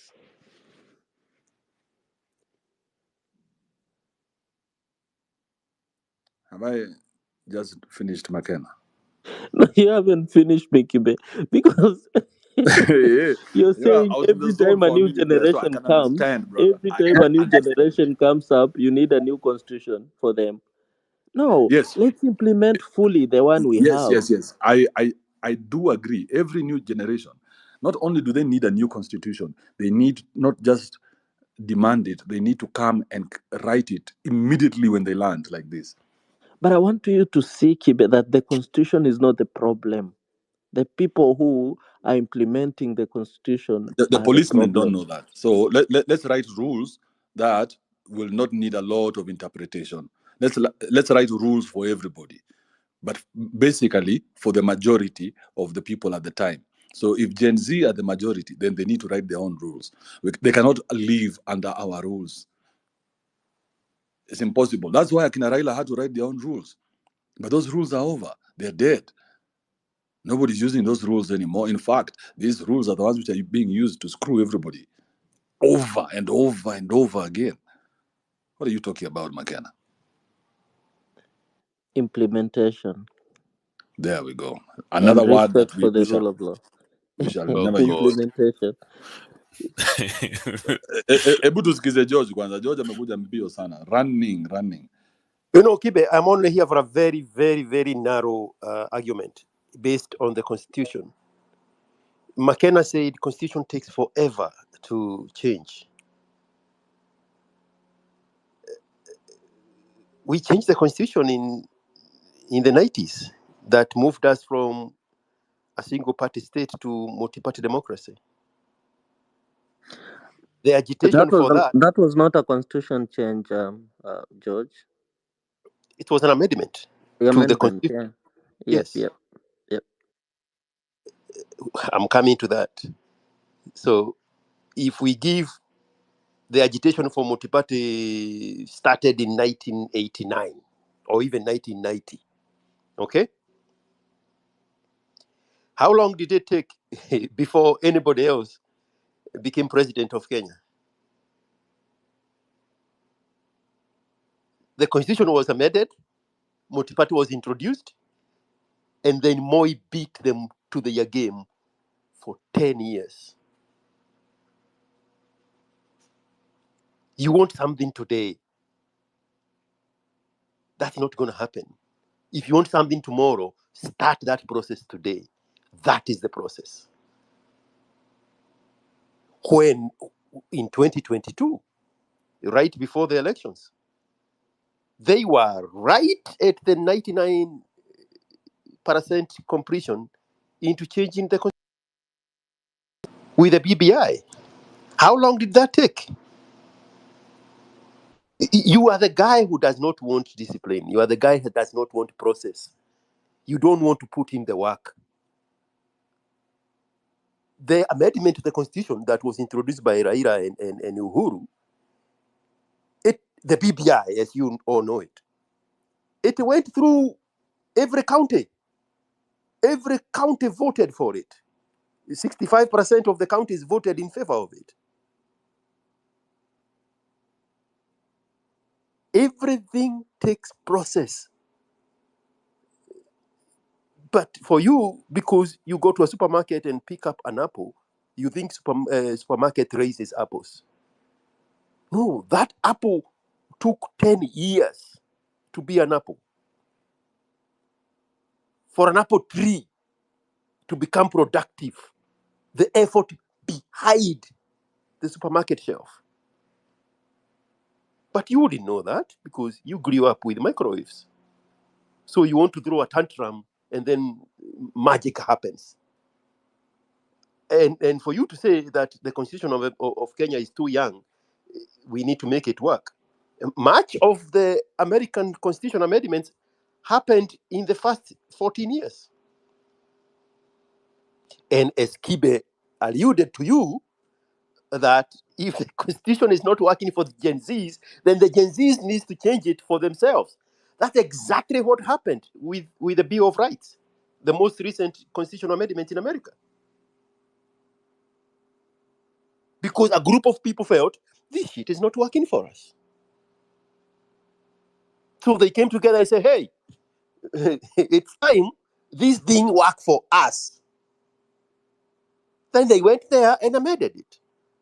And that has been my message the whole time. If the problem is government wastage, and the wastage is coming because the government is bloated, instead of utilizing 35% of government revenue into paying tax, into paying salaries, they are over 47%, then the president says there are some things I can do. I can close the office of the women in the top 3 government positions, but I cannot change the rules on women rape and gay people rights rapes and the disabled people rapes and young people rapes. That one now has to be done through a constitutional amendment. Then you do that until this shit is so perfect that the only thing remaining are people making laws around the constitution to interpret the constitution. I'll give you an example. Roe versus Wade. It was a law created around the constitution. And then Trump's come in and said, no, now we have a whole new interpretation of the constitution in regard to abortion. And they threw it out. The Supreme Court agreed that it's not the role of the federal government to impose the choice of a woman to not have an abortion. So they dispersed that law and made it's dependent on individual states. They create their own state line laws on how to handle abortion. That's what an old constitution does. It informs every generation and gives them the power to interpret it the way they deem fit for themselves after it has gone these rigorous renewal processes of constitutional amendments.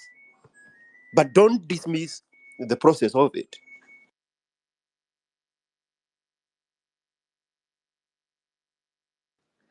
You've talked about constitutional amendments, George. You have not talked about constitutional change. Kibe was saying every generation Now should you're come with going to their own intimate it. constitution. What is constitutional change? You have a whole new constitution, and then amendment. You're just Why would you have the amend. whole constitution? That is what Kibe was talking about, and that's what I was No, challenging. Why you should we are have new ones? misinterpreting what he meant. He said tweak it to work for us. Those are called amendments. In 1990, I have a question. we Okay, one moment. In 1990, we had a are we allowed to parliamentary speak? system. That parliamentary system went away after the Mr. George, repeal of just a Section second. 2A2B. George, just a second. Who's this that is unmuting their mic? Listen, when one speaker is speaking, please don't interrupt before I get to kick you guys out. So, George, please go ahead. So yeah, I was showing the power of the Constitution. When Section 2A2B was repealed, out with it went the parliamentary system, where MPs from different constituencies met in parliament of an election and they chose the president for the rest of us. That went with that. And now the new constitution came, the new law came in without the Section 2A, and now Moi beat everybody to it by being voted directly by the people on the ballot box for the first time. Bro, welcome this information so that it can guide you into an argument. Not bracket saying that process takes too long. What takes a short time? Dead food when you are reheating it in a microwave. George, you're selectively listening. I think you just came here to challenge me. You didn't come here to understand where I was coming from. The point I was trying to make here is we don't have to change the constitution as a whole. We can amend it. And that's why I came in and said Punguza Mzigo by Ekuru Court was something that was brilliant. That would have been achieved by amending the constitution and making sure that we are not overrepresented, because we're paying too much on recurrent expenditure and most of it goes to politicians. So that can be achieved by an amendment, not by a constitutional change. We don't have to change the constitution every time. That American constitution is old. It's almost over 200 years. You've never changed So it. what You did you only say takes amend it. too long? What did you say takes too long? Changing the whole I constitution. said change the constitution to fit the sign of the time. You said, "Oh no, that one takes too long." What is it you You said? amend it. You don't change it. But you never mentioned the word Constitution amend. change is what happened in 2010. You It took said us how many years to have a whole the new constitution is too constitution? young. We need to let it work. We amend it. No, we don't change it. We amend it. You can renovate your house. You don't have to demolish and build a new one. So we have that house already. So we just amend it. Fun, that can be done by just an amendment. Like the BBI was an amendment that would have gone through a referendum, and then just It changed. already went through a referendum. It It didn't failed in go the through a courts. referendum. The BBI didn't go through a referendum. What are you saying? People in the machinani. That was not a referendum, George. That was just collecting opinions and signatures. That's what happens. You collect signatures to This amend. thing was debated on in the county levels and Yeah. voted on.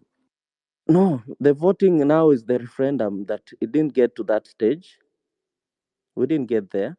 The court ruled that it was unconstitutional. They didn't Okay, so follow the proper let's come back to procedures. the elephant in the room. Here Yeah. is what Ruto offered, but nobody followed up on his Mm-hmm. offer. This is when he was talking in the State House with the three Githeri media guys. Mm-hmm.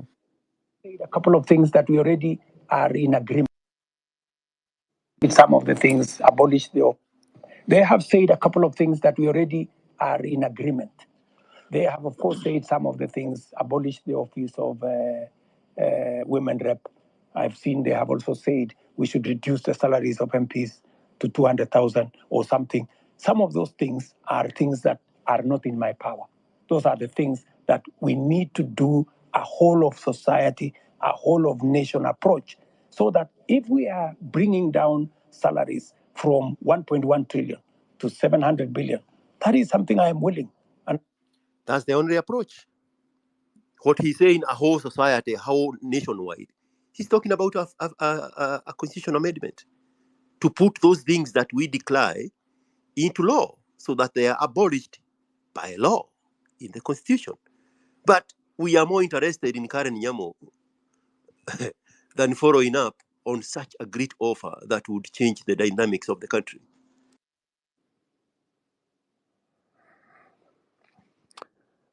Isn't it the same president who was asked about corruption and he said they're independent arms of government and he doesn't have, he's kind of sounded like he doesn't have the powers to fight corruption? Of course, he said you can pick and choose. Do you want me to abide by the law or do you want me to be a dictator?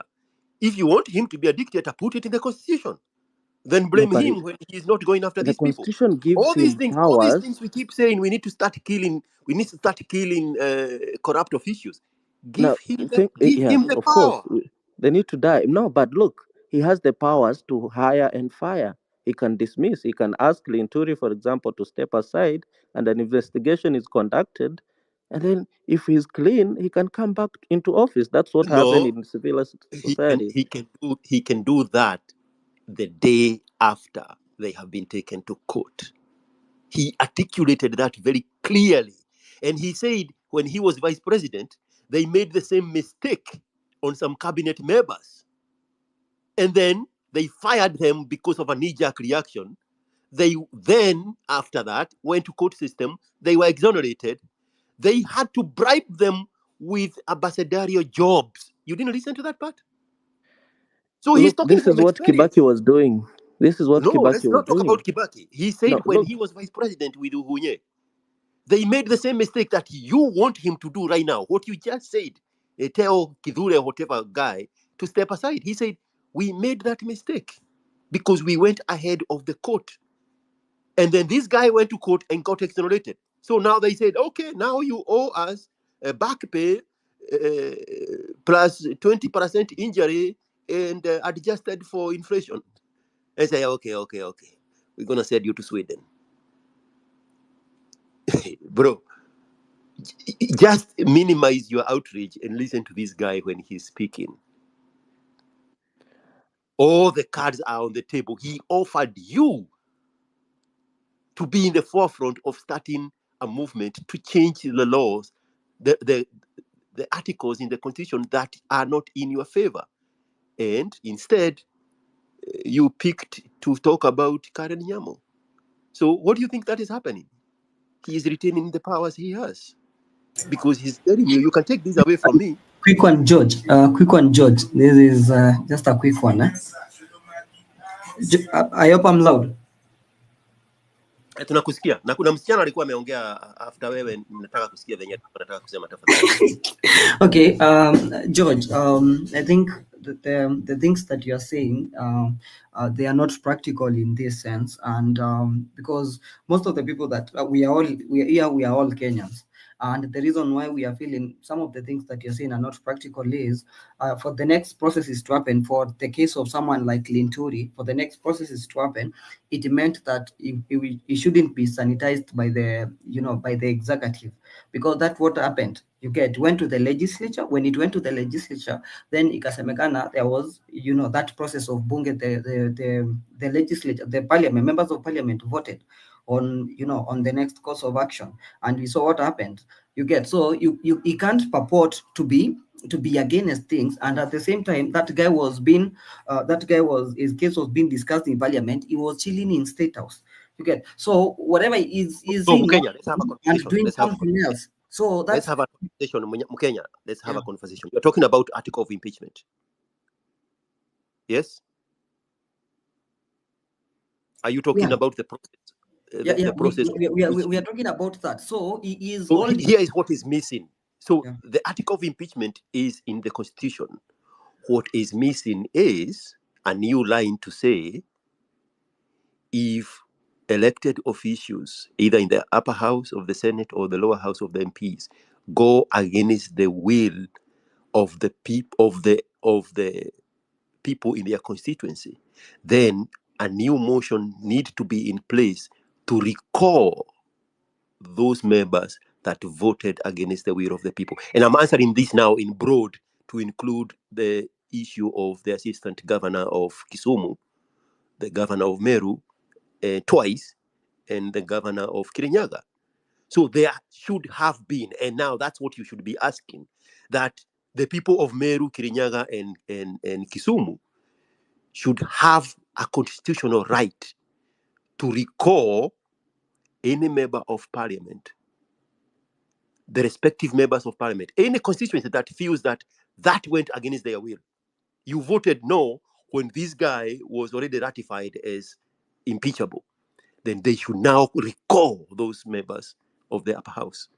That now is what you should be asking to be amended into the constitution, to give the electorate the power to make the impeachments bite, which is what you are saying, that even when it was in cabinet level, there were no teeth, because the MPs did not have anybody to hold them accountable.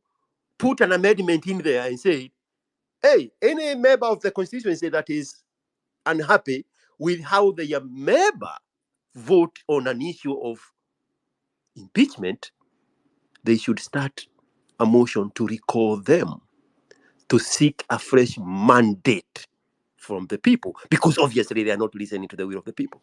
And also, George, a quick one. Let me add this as an information that is in the public domain. For us to be able to recall a member of parliament, we need the IBC needs to be there. And the president has not reconstituted the IBC. So there is no IBC for us to be able to do that process. So there is, you see, I mean, you can't purport to be doing one thing, and the role that we expect him to do, he has not done it. He said the members will be reconstituted within 10 days.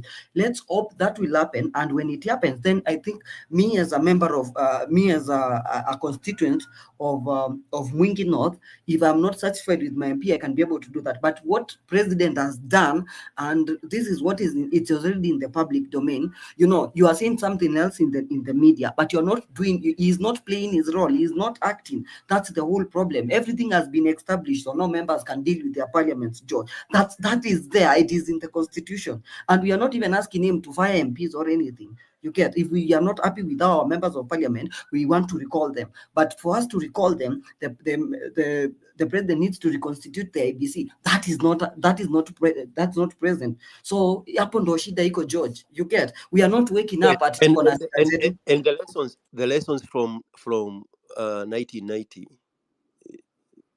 the lesson are, you have to work with a guy you don't want because he's still the guy holding the power to get what you want. It had to be Moi to go to Kasarani and just pronounce, we are going to get rid of Article Section 2A and 2B. And that became law because he had the power. But you do not want to recognize that the key to reconstituting the IBC still rests on the guy you are pretending you don't want. Until you recognize that, then you have to work with him. If you go back to the video I played, and I said, the people you need to work with to get the change you need are already in the executive. They are already in the upper house. They are already members of parliament. They are already serving in the government. Work, identify those people and work and rally, not behind them, but alongside them. You are going to need Ruto to get an effective IEBC. There is no add if or but around it. Okay, a quick one, George. Now, Hey, hata nyinyi mmeongea sana. Kick these two people out now. Mimi nisikie tu msichana Kibe.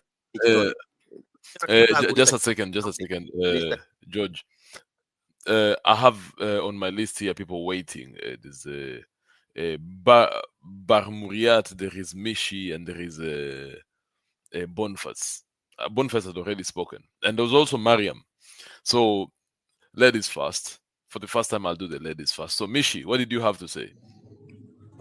Mishi Kali. Yes, hi. Listening to a lot of that's being said today, and I remember yesterday, unfortunately, I didn't get to listen to the whole interview with the president, but what I got to listen to was a bunch of questions that were just completely silly. And then you move into a different into a different space, and you listen to intelligent questions. And I feel like this is our biggest problem. We've made noise. We have talked, before, like when you're saying you have to go to the streets, collect signatures and discuss all these things in the past. We are now in a different place. We are now seeing we're in a space where right now we can change the whole constitution online. We can tackle something today and we make it a whole topic and say we're done with this and we move on to the next.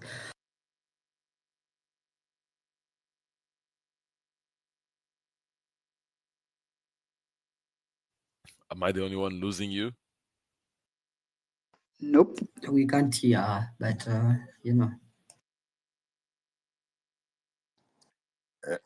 Mishi, you're doing Chris, so you well. sounded desperate there kidogo. Am I the only one losing you?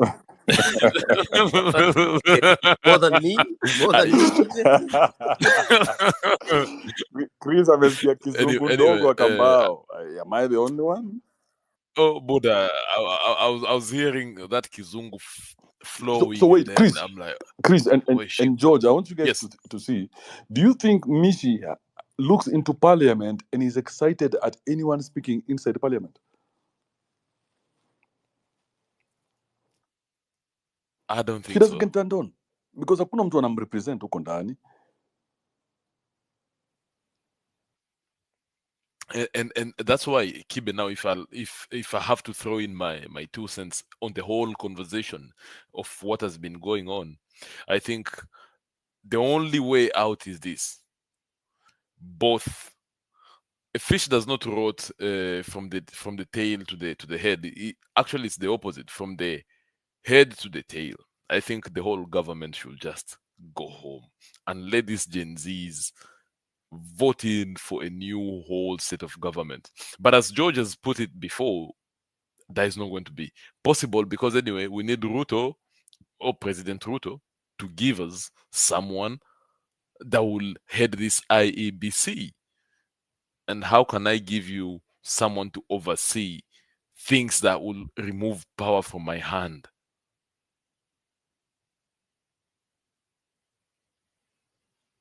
So whether they voted yes or no is going to be very, very difficult.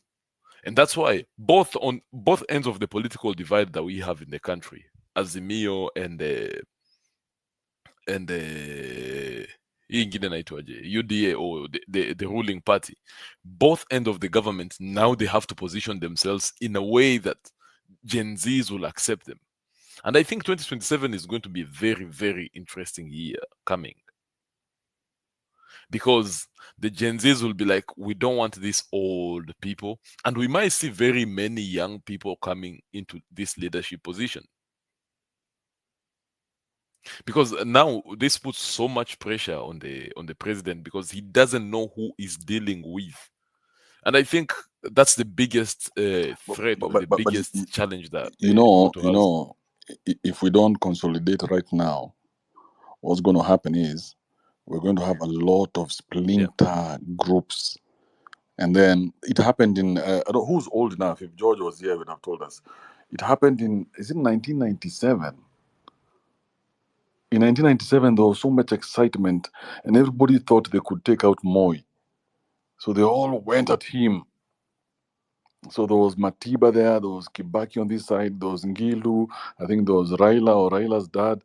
Yeah, and everybody thought they could take out Moi. And there were so many splinter groups that by the time we were done, Moi was waltzing out with his president. With You his guys. cano.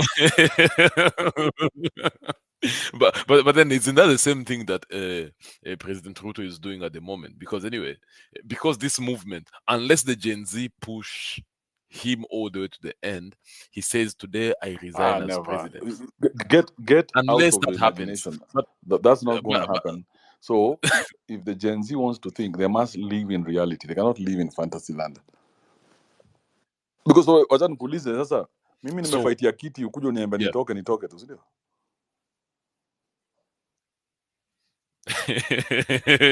Akitoka, I was waiting for you to tell me leave, then let me leave now because you guys are very pissed off. Fuck you. But Kibe, what has made a biggest political juggernaut? Because anyway, the president is a big political juggernaut. We know him. This guy has no reverse gear. So what do you think push this strong and mighty politician to he would vacate office? not vacate office. So just get that out of your head. Because I wouldn't vacate office. You guys haven't given me a real reason to vacate office. What's the real reason? No, Kibe, come with me. No, Kibe. Juzi mume start movement kubwa sana, si ndio? Nyinyi mko pale spaces, mko pale TikTok, gava yote ikapanic, Prezo akapanic, everybody akapanic, wakajua hawa wanatukujia, mkaanza mpaka kusalimiana, mkaanza kutumia watu messages, unaambia pastor, the president is coming there tomorrow, I hope he does not preach, because if he preaches, you know we got you, bro. And the pastor is like, no, he is not going to preach, he will not preach.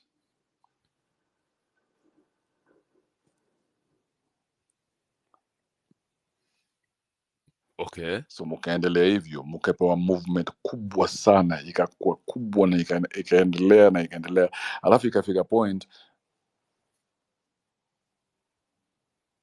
Osama Otero, one man, akapigwa zake za cabbage, pap, kukasambaratika. So this movement was worth one bucket of cabbages. Wait, Kibe. I think last time you said everybody has a price. And that's why I was going in my imagination and I was telling you, Kibe, here's the thing. And that's why I said the president has a very big task ahead of him, because he is fighting people that are unseen. You got it wrong, bro. Let me tell you. These guys, they kept insisting that this movement has no leader. Let me repeat that for you, Chris Basadeke. I know you didn't get it. Okay? This movement has no leader. And if anybody tells you about a leader, then that person is a traitor. This movement has no leader. Now, that message was with 3 or 4 people. Okay? Now, remember, Hanifa is the one who's collecting the M-Pesa, but she's screaming, there's no leader, there's no leader. And then every 5 minutes she says, oh, I've just sent 100,000 to this family, but there's no leader. Remember, there's no leader. Osama opens up a space, has 100,000 people, and he keeps insisting, but there's no leader. There's no leader in this. But if anybody else opens a space, that person is a traitor, but there's no leader. Boniface Mwangi is sending out the calendar for the week, 7 days of rage, but there's no leader. If anybody tells you there's a leader, that person is a traitor. There's no leader. So the government looks and sees, Allah, Boniface Mwangi ukimpatia bouncing castle pale Uhuru Park, he's done. He's finished.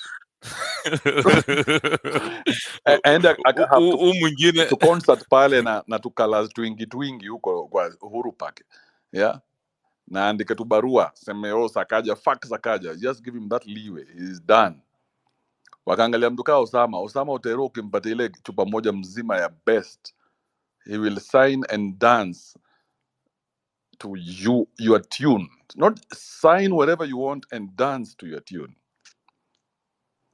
Akajua fat Gaido ukimwambia tu we situliza tutakupatia nomination. Unajua Gaido his whole life, Gaido dreams wanking inside parliament. Gaido dreams being driven into parliament. I'm sure ile siku ata drive kwa kuingia parliament atakuwa amevaa CD juu ile kunjotika atanjotika. So gava wakaangalia wakasema Allah, I want my punis. Wakaangalia msanii anaitwa Billy the goat or whatever, Billy the whatever. Billy ukimbaya smoking Billy pale chini na kakwota, you have Billy. Movement yenyu was anchored on food, my guy. But these are just jokes. Musenikasirikie. Wasiweke kwa roho. Musiweke kwa roho, musiweke kwa lungs. Wait, who is yeah. this? Muriat. Barmuriat sent me a message akaniambia nipatie mic. I think he has something important. Barmuriat. How are you guys? I'm good. What's up? I hope you're fine. Mnanichekesha sana.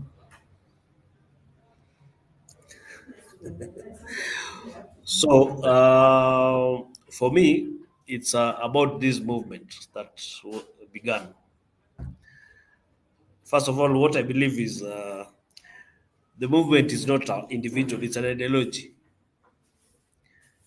If the ideology dies, the movement dies. But so long as the ideology is alive, the movement will also be alive. So I don't believe we should put it on any individual person that there should be any leader anywhere here. The other thing for me is nimesikia mambo watu wanaongea ati about watu watao sio watu waocha, and I wonder watu wanatoka ocha wakiingia tao, kuna watu watao wako ocha. Why should we have a class segregation? Ama tumeenda India? Do you have a caste system in Kenya? Au watu wametoka watu wale tunasema wako chini. That is the reason unaona jenzi wameamuka, because they are feeling segregated in their own country. So why should we start segregating other people ourselves? We shouldn't be doing that. Kenya ni moja. Mtu ametoka Ocha, mtu iko Tao, mtu ameishi ghetto, mtu ameishi sijui. Hapana, hiyo ndio upuzi imefanya tufike pale tumefika. Zi. Kenya, Kibe. Kenya, skiza, everybody, listen, everything has its time and its place, sindio? Yes. Kama sahi we see, like now, I remember when we were living in Ngara flats. Kwa flats, kulikuwa na gangs kwa flats. So there were sections where you could not go if you were from this section. Siko unaelewa hiyo Yes. story? Yeah, hizo nazijua. So hakuna vile ungetoka side yako uende uka rule over watu wa side ingine. It was impossible. Yeah. Yeah, so that's what I'm telling you. Wase wa Ocha ni kama mse wa Nairobi atoke aende akakuwa MP Ocha. It doesn't make sense. Lakini okay, when are we going to move ahead as a country? Tutakuwa tunaacha watu wengine nyuma tukisema But this we are is moving on. representation. We're talking Yes. about these people who live in this area, these 20,000 people. They pick one among them to represent them, and whatever their needs are. Simple. That's what this is, right? Yeah. Yeah, But so you pick one amongst yourself. We are having Nairobi flooded with people from Ocha representing people of Nairobi. How?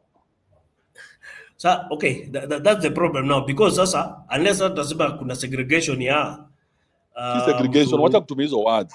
Tunasemaje? But then segregation. Because if you are saying sasa kuna watu sasa wanai, si itabidi waishi place yao bas, locality, their own locality, they vote But for si wanaishi themselves. kwa locality yao. Yeah, and then we create their own constituency kadogo, they vote themselves, they choose their leader. Waachane na watu wote wenye wamekuja Nairobi, watu wote wamekuja Nairobi, wajitafutie place yao, wavote mtu wao. Then we split them. So you have to now define that, because yeah, you cannot have the people in the ghetto choosing the Yes. person who's ruling in the estate. Yeah, and Because that's creating a case system now. We are creating a case system in Nairobi, especially. Because now the people of the ghetto are going to rule over the people of the estate, isn't it? Yeah. Okay. So people must be ruled by their own people. You cannot have foreigners ruling your people. So what you're saying is that we split them down. What I'm saying is let's have a segregation then. Ndio watu watao waishi kivyao, watu wa ghetto wametoka Ocha wakae kando. And then you can have them na nini zao. Whatever. No, I'm just you see, I'm just talking about the voting part, because the voting is very important. You vote based on whatever it is that area needs. So I'm just talking about the voting. Vile mtaishi hiyo shauri yenyu. But huwezi niambia mtu ametoka Ocha akona power ya kuchange vote ya mtu wa Nairobi or vice versa. Si ndio sasa itabidi huyo mtu ametoka Ocha tunaondia place yao wakuwe na MCA wao tofauti. Alafu watu wanai the upper class ama middle class, whatever, they have their own representative in whatever bunge. Ama no, mimi nasema hata kama wewe umetoka Tao haufai kuona unaweza vote Ocha. Lakini how do you determine that? If you leave where you cannot leave one place to go vote another place. You cannot live in one place and vote in another place. So that's determined by the registration. Yeah, so that's the thing, because people register to vote in Shags, and then they come and live in Nairobi. That should be illegal. But, okay, no. Actually, the voting, where you register is where you will vote. Because you can't register one place and have to go. No, you're not listening to what I'm saying. I'm trying to. Yeah, just take a second and listen to what I'm saying, okay? Yeah. I think you're just waiting to go so contrary to what I'm saying that you're not even listening. I said, how do you register to vote in Shags and then come and live in Nairobi? That doesn't make any sense, does it? You're talking about the leaders. I'm talking about anybody. You're talking about the voters. I'm talking about anybody. How does that make sense for you to register in one place and then live in another? How does that make sense? No, of course. If right now I know where my vote is, if I have to vote, I'll go to where I registered to vote. Are you listening to what I'm saying, bro? You're just choosing not to understand what I'm saying? Okay, just go again. Let's get together. What is voting to you? Voting is electing my representative. So your representative isn't your representative where you live? Where I registered to vote. No, you're not listening to me. Your representative is where you live, isn't it? Okay, yeah. I should. Okay, if I've come to Nairobi, if I change my vote from Your Ocha, representative, please listen to what I'm saying.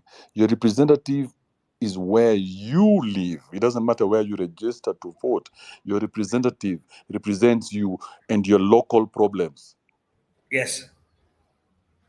So that is your representative. So if Yes. you're not actively voting for your representative and you're going to go travel to go to shags, then you are the problem. Because you're not voting for somebody that you know, because this person is not your representative. You're just taking your voter's card and using it the way you're being told, either by your grandmother or your party leader or whatever. But this voter's card is just nothing but a weapon. It is not a living, breathing thing. It's just a weapon. Nika rungu tu.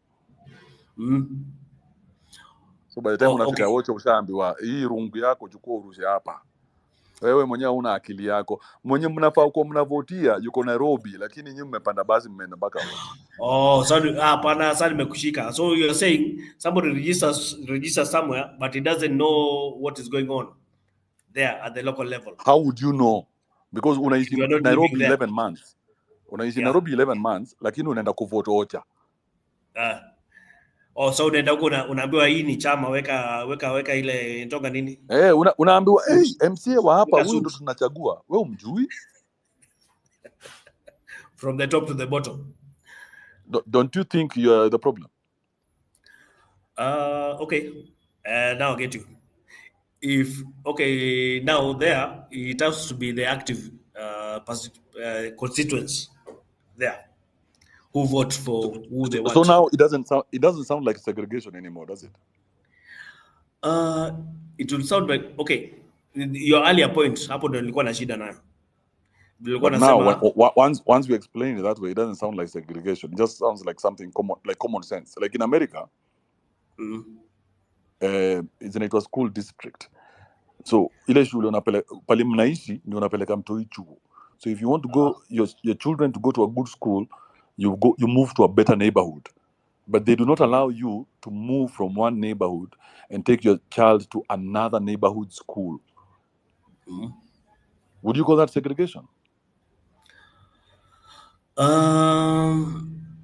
If I get to understand it better, but if it touches on class, you have to define. It's not class. It is, listen, whatever you can afford to pay for rent or mortgage, that's the caliber of school you're going to get.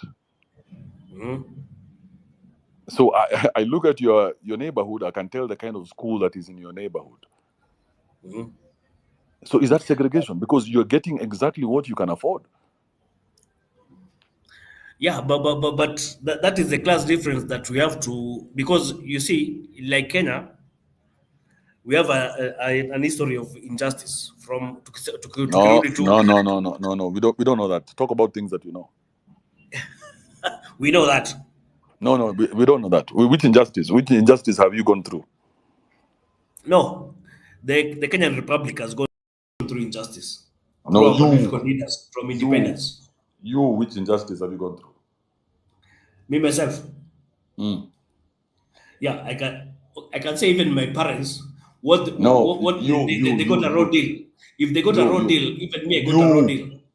Which injustice have you gone through? Which one? Which injustice? Which one? Which one? No, okay, kibe, wacha kujaribu kufinya. If our parents got a road deal from the time of independence, even us, No. Now you're just talking nonsense. I asked you which road deal did you get? You don't have a road deal, but you want to talk about road deals here. Let's move on beyond you. Okay, we are talking about where how did you get here as a country? That's not what we're talking about. No, okay, it's how did you get here where we're having our youths on the streets? Those No, are questions that we have to go back to. no, that's not what we're discussing. But thank you for coming, my guy. No, okay, you don't want to listen to me because I still have some things I want to highlight. Unless you talk to Nani, talk to Shield. Huh? Shield, you have 1 minute with this guy. Aki kibe leo umeninyongea time ni sawa tu. But Amefanya nini? Shield. Kibe amefanya nini? ameninyongea time. Kumbe mnanyongeana huku na mimi sijui. Listen, okay. But then kuna tu kitu moja nitakuuliza. Let me ask you guys, because you're underestimating media. This whole thing didn't start with the leader. It started with a medium, right? A medium of transmitting information from one place to another. Sindio? Even you, Chris, you're disagreeing with my point about how powerful media is. And then the second thing is, when you forget about stakeholders and think about the public, you get all eyes on you.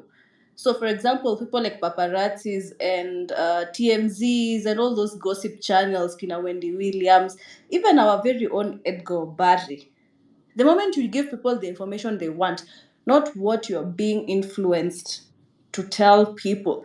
For example, corporates came onto influencers on social media not because they're good at advancing the agenda that the corporates want, it's because they're good at getting people's attention. Then from there, corporates started saying, why don't you endorse our products to these people who already have your attention? Can we agree up to that point? So when I even posted this loud network on Kibe's Jumbotron, it's because I want you guys to realize that there are people who are coming up as media channels that are there for the public. Then it doesn't matter how they come in, they already have the public's attention. Then from there, advertisers can now come to try and get their products on this kind of endorsements. The other example I'll give you that actually works is the Daily Show. The Daily Show, the person I remember who hosted it very well was Trevor Noah. He didn't speak on behalf of any stakeholder. He was just giving the information to the public as they want it. I don't know if they were able to monetize it from advertisements and all that, but what I know is don't underestimate when people actually want a certain type of information. So the moment we can agree on that, then we can start to understand how can we bring the media to bridge the gap between the government and the public. I don't know if my 1 minute is up, but it's okay. I only had 1 minute. Yeah, but Shield. Why do you want to place all this responsibility on the media? I'll tell you why. Because journalists just need to do their job. That's all they get paid for. Collect information and disseminate it. You don't need to give. Don't appoint. Okay, Chris. We've appointed members of parliament, isn't it? We've appointed members of parliament to go and represent us there. What happened? You see, you don't give somebody the job of representing you. A journalist is already there to do his job, to give information and to collect information. So why do you want to give a task force to people who don't care about you? Somebody went out of their way to just be the information, a truth seeker. Shield. Yes, Kibe. So what you don't understand is this. So the journalists are the same as the ones they're covering. So we're not talking about mainstream media. We're not talking about Citizen and NTV. So these are other media. Is you and I. It's you see, like now, this is a media house. We have over 1,000 people listening. I hope it's 1,000, right? So we have over 1,000 people listening. So we can disseminate any information. So the problem is, I don't want you to look at the traditional media setup for you to know that this is credible or not. So we have to move away from that kind of weight. I mean, you saw what happened with the Americs, Osama, and the rest. They were able to have people's attention, even if it was for a second. But they were able to have people's attention, and they were able to hold it. and they were able to sell product. So while you're waiting for this media to look the way you want it to look, it will never look that way. Things have changed. You cannot go back to Akina CNN, Akina Nani. Those guys are struggling to come in here. And remember when we started the spaces, I don't know whether you were there, Shield. Even Chris wasn't there. But when I started the spaces, I was the first guy to start spaces in Africa, probably. I think I was a real pioneer when it came to spaces. A real pioneer, one of the first. And after that, as soon as we stayed like for a while, maybe like 6 months or something, then it started to dawn on people that, you know what, I could start a music show. And then we had Andrew Mutua, who has a Sunday music show. Who else with it? I think Akina Karembo and the rest, everybody used to have their own show because they saw the space open up. Then now we had Mnyamwezi jump into it and start his own thing. This whole time, Shield, Citizen, KTN, Nani, none of them know what the fuck is happening. Our president, for the first time yesterday, is when he jumped on a space. You want to take us back to mainstream media? These people who are living in 1900s? Okay, Kibe, I understand what you mean by progressiveness, but I also want us to use a little something called being pragmatic, which is what works and what doesn't. So, as far as we are concerned, when spaces are being involved, it really works when it comes to mobilizing information. Okay, but what also works is not completely doing away with one thing and moving to the next.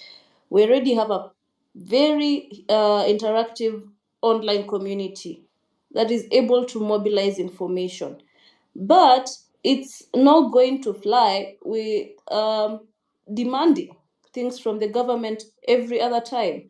Like I said, for us to get to the point where we are right now, it took a lot of force. It took a lot of loss of lives. We won't be able to do this every time we need to be heard.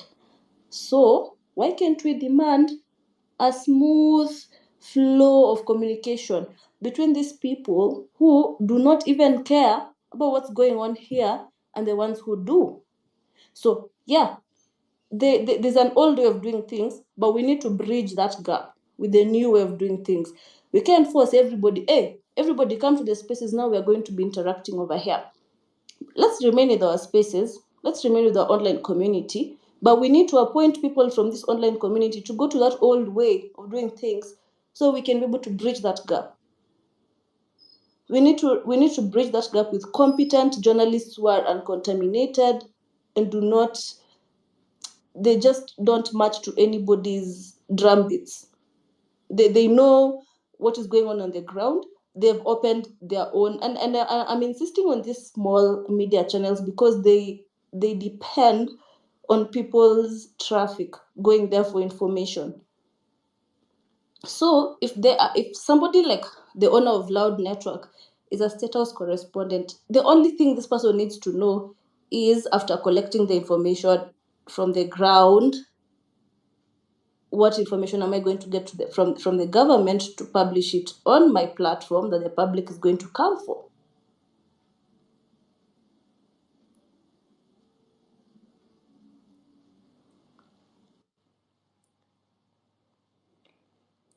Washira, oh sorry, before you go to Washira, Omwenga. Yeah. Hata nimesikia njaa sasa, acha nikula. Omwenga, what do you have to say? It's a lot. Nimejaribu kuchain the conversation so that nisi lose track, but I have some sticky notes. But let me just point out a couple of things. If you feel like we need to dive a little bit deeper, can you point out?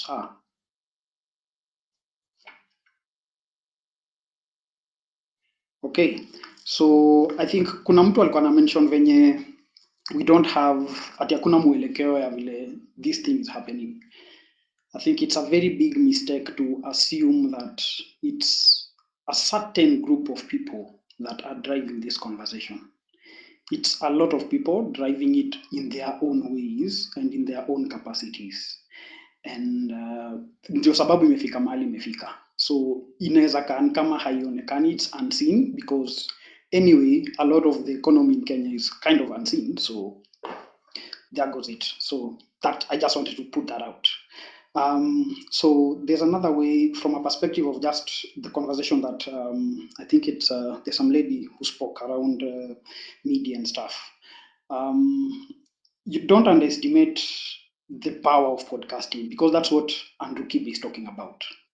For me, I've been listening to Spaces for quite a while, even since it started, and I can vouch for what Kibe is saying about him jumping on this thing and then other people coming on top of it and having different diverse conversations. And there is no way, as he's saying, we can go back to old media. Like, it just doesn't make sense. You want information, come to a space, get it there, mnamalizana. The whole thing is, maybe you need to create some form of schedule or whatever. I don't know. That's the expertise Andrew Kibe has. I don't know. He can tell us more about it. But for me, that's what I would say about that particular issue. So then ideally, when you try and look at the bigger conversation that probably Kibe is trying to talk about, is from my perspective, is just understanding what's the difference between leadership and representation.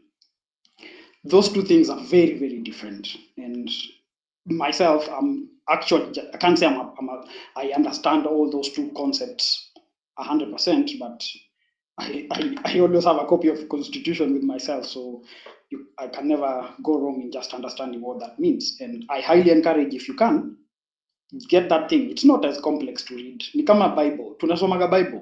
Chapter sijui whatever, verse whatever. It's the same scenario. You can read that thing. It's not that hard. If it's very hard, just understand what the preamble says.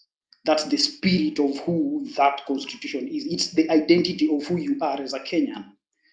Si lazima ukram hii kitu. Bible hujakram, but ukiambiwa ende usome chapter fulani, article fulani, utaweza soma in the Bible. So huwezi sema wewe ni mjinga, huwezi soma constitution. First of all, let's get that out of the way. Like, you don't need to cram the constitution for you to understand it. If you feel there's something that you need to really understand, kama saizi, the most contentious thing is the finance bill. And there is a way this constitution structures how the finance bill morphs or changes, and it tells you who is the authority that process undergoes. It's the same for every other thing, except that kuna vitu zingine zenye the constitution, because of the way it's written, it cannot impose some things. Vitu zingine lazima mukuje mudiscuss, argue, then mu come to a conclusion of an agreement. That's when it can become a constitution. That's why it should be hard. That process should be hard. So don't expect this process to start today and end tomorrow. That is exactly what Kibi is saying here. You need to keep having a conversation every single time. Now the issue here is people want to hurry this thing. It's not going to happen that way. But if you actually want to do that, then yes, technology can help accelerate the process. And probably, in my opinion, that's what you need to think about. When you're trying to create some form of immutable, allow me to use that word, you're trying to create an immutable object or thing, which take blockchain as an example. A constitution can be, I don't know if I should use that word, tokenized.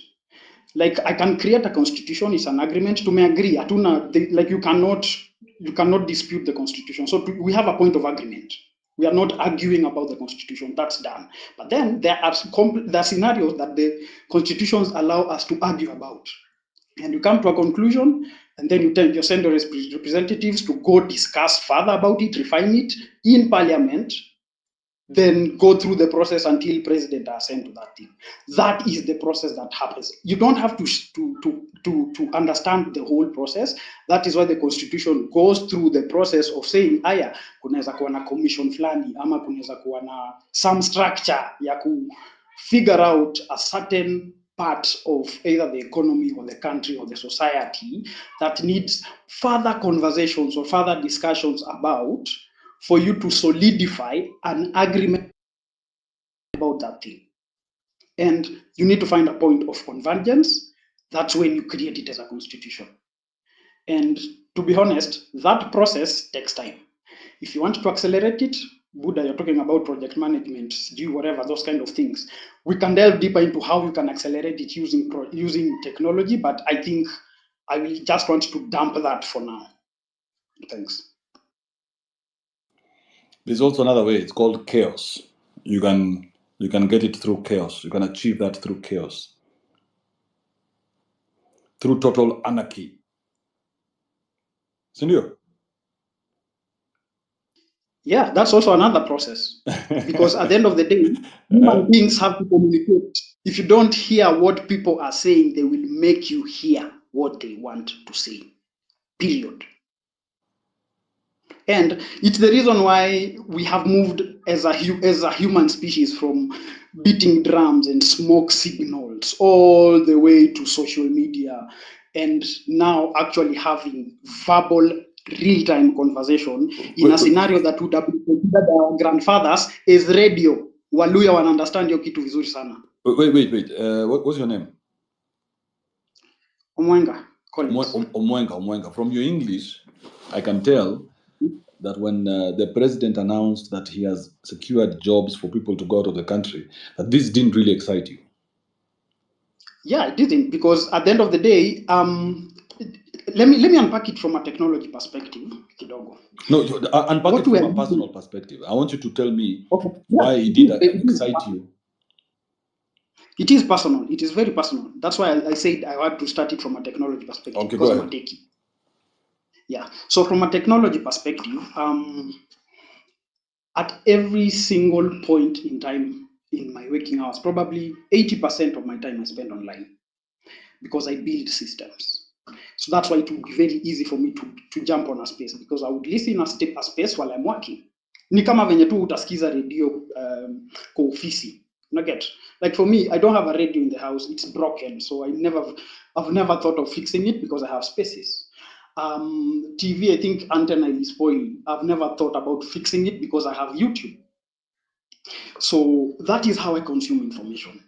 And the rate at which I consume information is I have my laptop, and I would say I would probably be a little bit privileged to have that setup, and a lot of people don't have that. That's why this kind of conversation, a voice conversation, looks or feels familiar.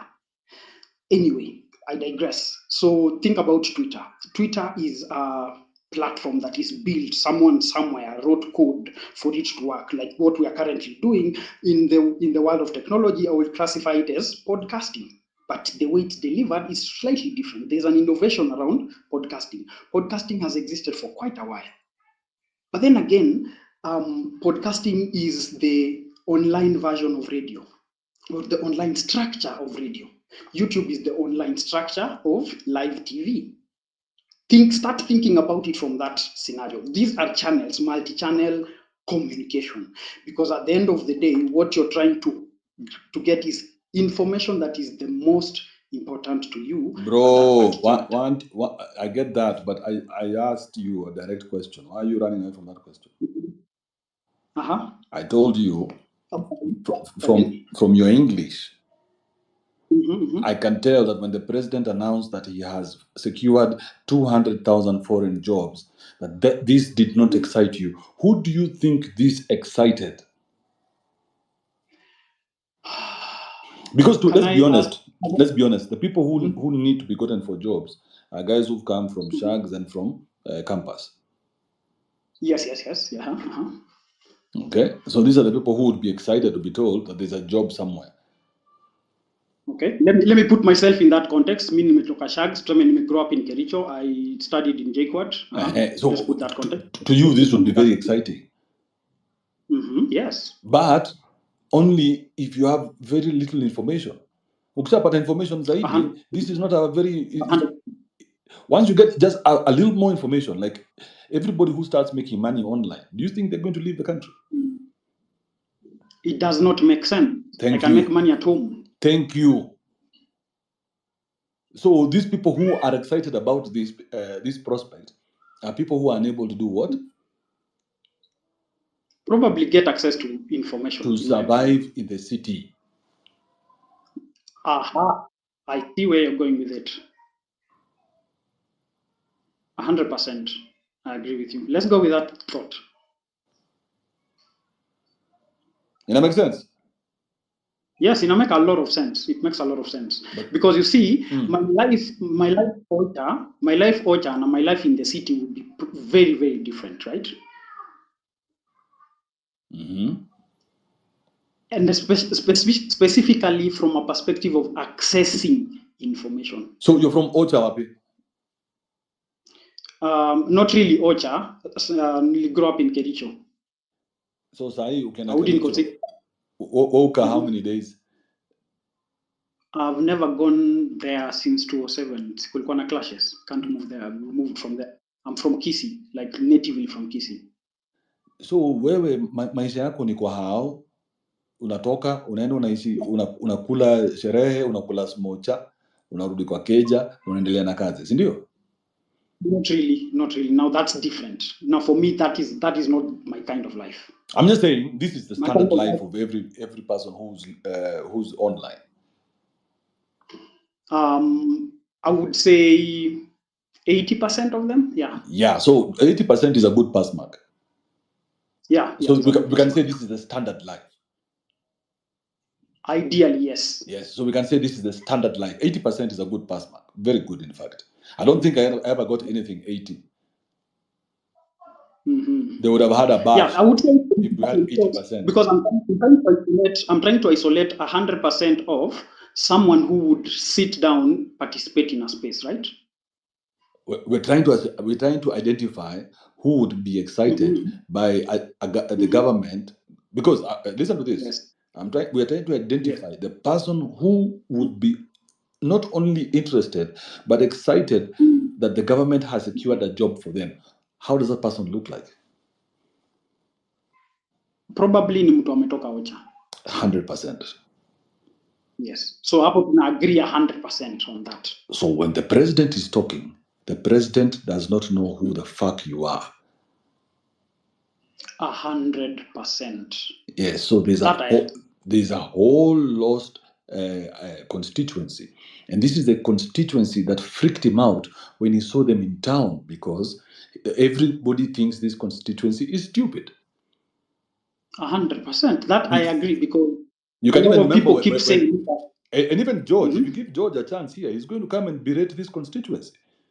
The same way Kemani Ichungo was doing it, saying, "Oh, you guys are the guys of iPhones, you guys are the guys of this and the guys of that," and we're like, "Hey, we're the guys who are putting money in your pocket, motherfuckers." 100%. And let me just dive into that train of thought kidogo to put some numbers that we can try and explore.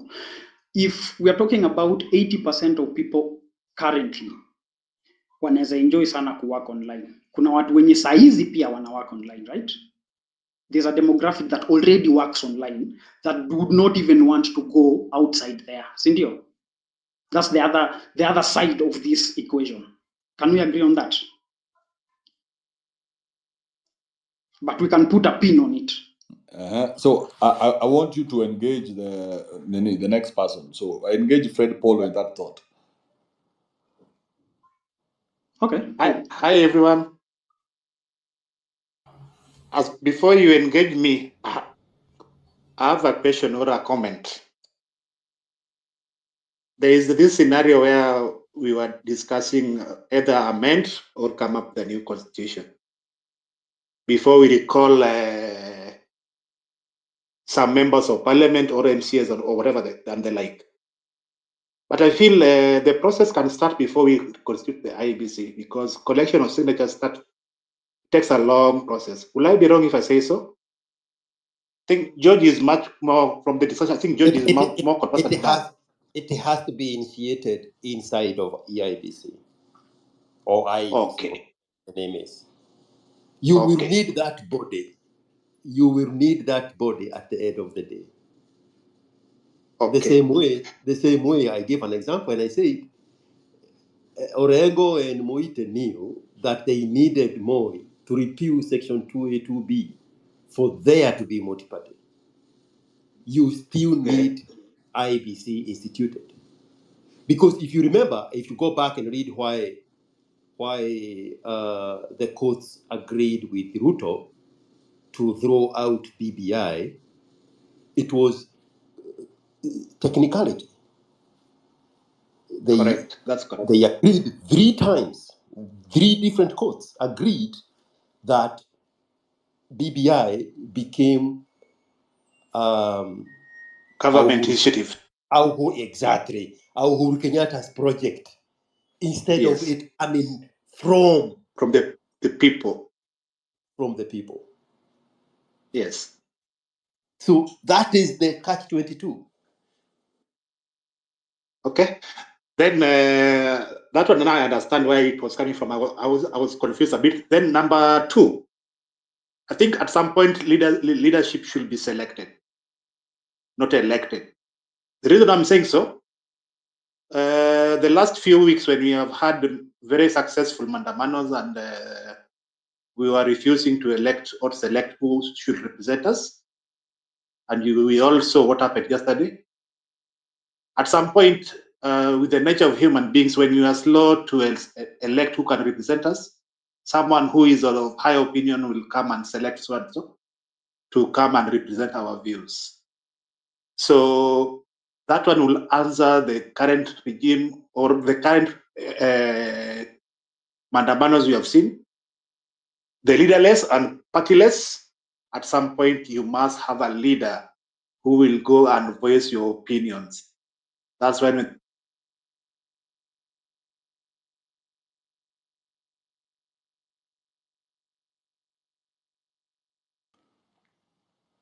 I think we lost Fred, right?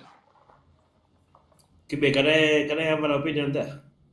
Yeah, you can jump in as Fred is fixing his life. Okay, because he was talking about selection instead of election. What I believe there is if we can segregate the presidential election from the parliamentary elections. George, I think you're in the US and you see this.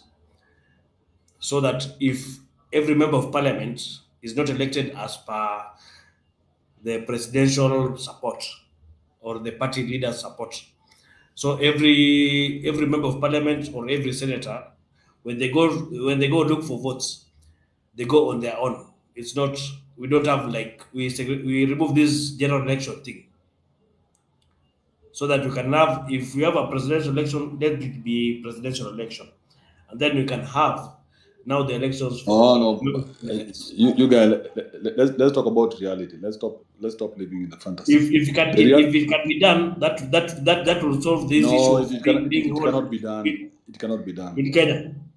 No, it cannot be done because let me tell you, all these ideas you guys are talking about, there's nobody to implement them. That my biggest problem today, why I've been here for so many hours, thank God I had a drink, is because we don't have people who are going to stand up and say and do anything. Mm-hmm. So this movement, every time somebody stands up, this movement kills that person. So we must fix that in the movement fast. You understand what I'm saying? It's eating their own children. It's eating its own children. So this movement cannot work unless we first fix the problem of it cannibalizing anything that stands up. So once that is fixed, then the leaders, the people, the professionals, and everybody else who's in the mix are going to rise up and present themselves. Yeah. Okay, but this okay. so that's why that's why this leaderless nonsense has to end, because this leaderless nonsense is being used by the people who want to corrupt the movement. Because Of as long as course, they scream leaderless the most, there's no pivotal where you can fix and say this is what we've decided. Who's we? As in the movement itself. But the movement has to have a face. You cannot. A movement cannot be faceless. Oh. It has to be Identity. represented. It has to have an identity. It cannot be identityless, because right now the people are disappointed at Osama because Osama became the de facto face of the movement. People made him believe he is. Everybody believed he was because you guys all worshipped him. So now when he went and did that sidestep and he took the Everybody's badge, bitter and now. now because it was not clear, it was still ambiguous. But if Osama, you had given him the permission and told him, hey, Osama, you're the one who's representing us. Now, if he goes and does what he's doing, then the world would stand by and watch whatever it is that you guys decided to do to him. But nobody had given him the go ahead because he was Yeah, not. but He's still a nobody there. no, because this movement of yours is a movement of fear. It should be a movement of confidence. Because as long as you guys are afraid, that's why nobody can stand. And anytime anybody tries to stand, you guys eliminate them. So this movement is a movement doomed to fail unless you get your house in fucking order and stop being this guy. Because you're the same guys who propped up and killed Nani The in one movement night. is not a personality. The movement is an ideology. Yeah, but how can the ideology be to always eliminate the person who tries to stand up in the movement? Because they don't represent anyone. How can you not represent anyone? You must represent somebody. The No. constituency exists. Yes, but that is the constituency or the constitution. But this is not the constitution.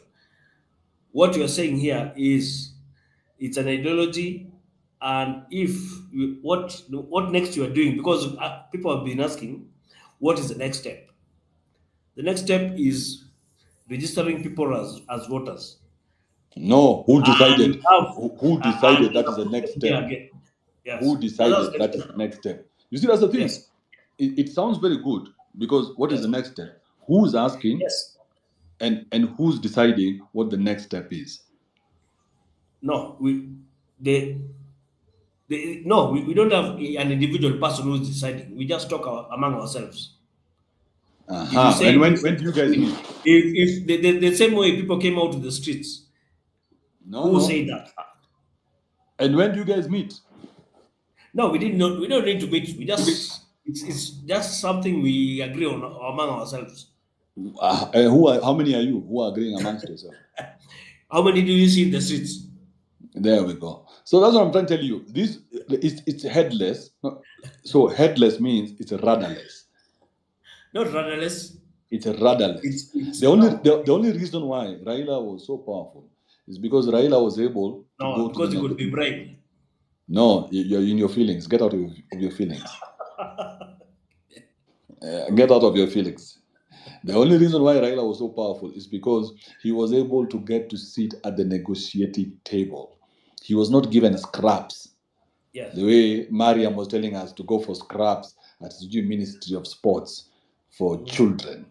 Hold up, Barmuriyat. Let's hear from. Okay, fine. Yeah, there's a guy here. George, very quickly, then I can go to Kilundizi. Yes, I wanted to make that point. The guy was saying leaders need to be selected instead of elected. Every formidable leader that we know in history, they led a movement before they became national leaders. You can go all the way back to George Washington. He led a movement. You can go to Mussolini. When the chance came, when he was the prime minister, he saw a chance of people revolting against the king. And he joined that movement and became, as Kibe would say, a reluctant leader for the movement. That's why it was so important for these people to finger a leader. That's how they defeated the king. Go to Kaguta Museveni. He became a leader of National Resistance Army long before he showed his ambition to be a president. He even served as a short-term president. But he started being a leader, a guerrilla warfare guy trained in Tanzania by Nyerere, before coming up and mobilizing people around a common cause. The same story goes for my favorite president, Paul Kagame. he was from the minority group that was being persecuted in his homeland, when he picked up a group of 5,000 people from Uganda and marched southwards and occupied the capital one block at a time and secured the borders of Tanzania.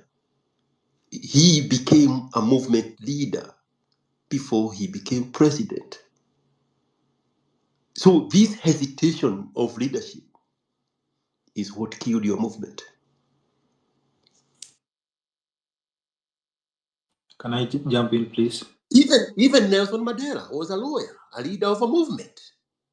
If we want to go that far, even this conman, Johnston Kamau, aka Jomo Kenyatta, he came and aligned himself with the leadership of the Mau Mau long before he became president. That is the trajectory.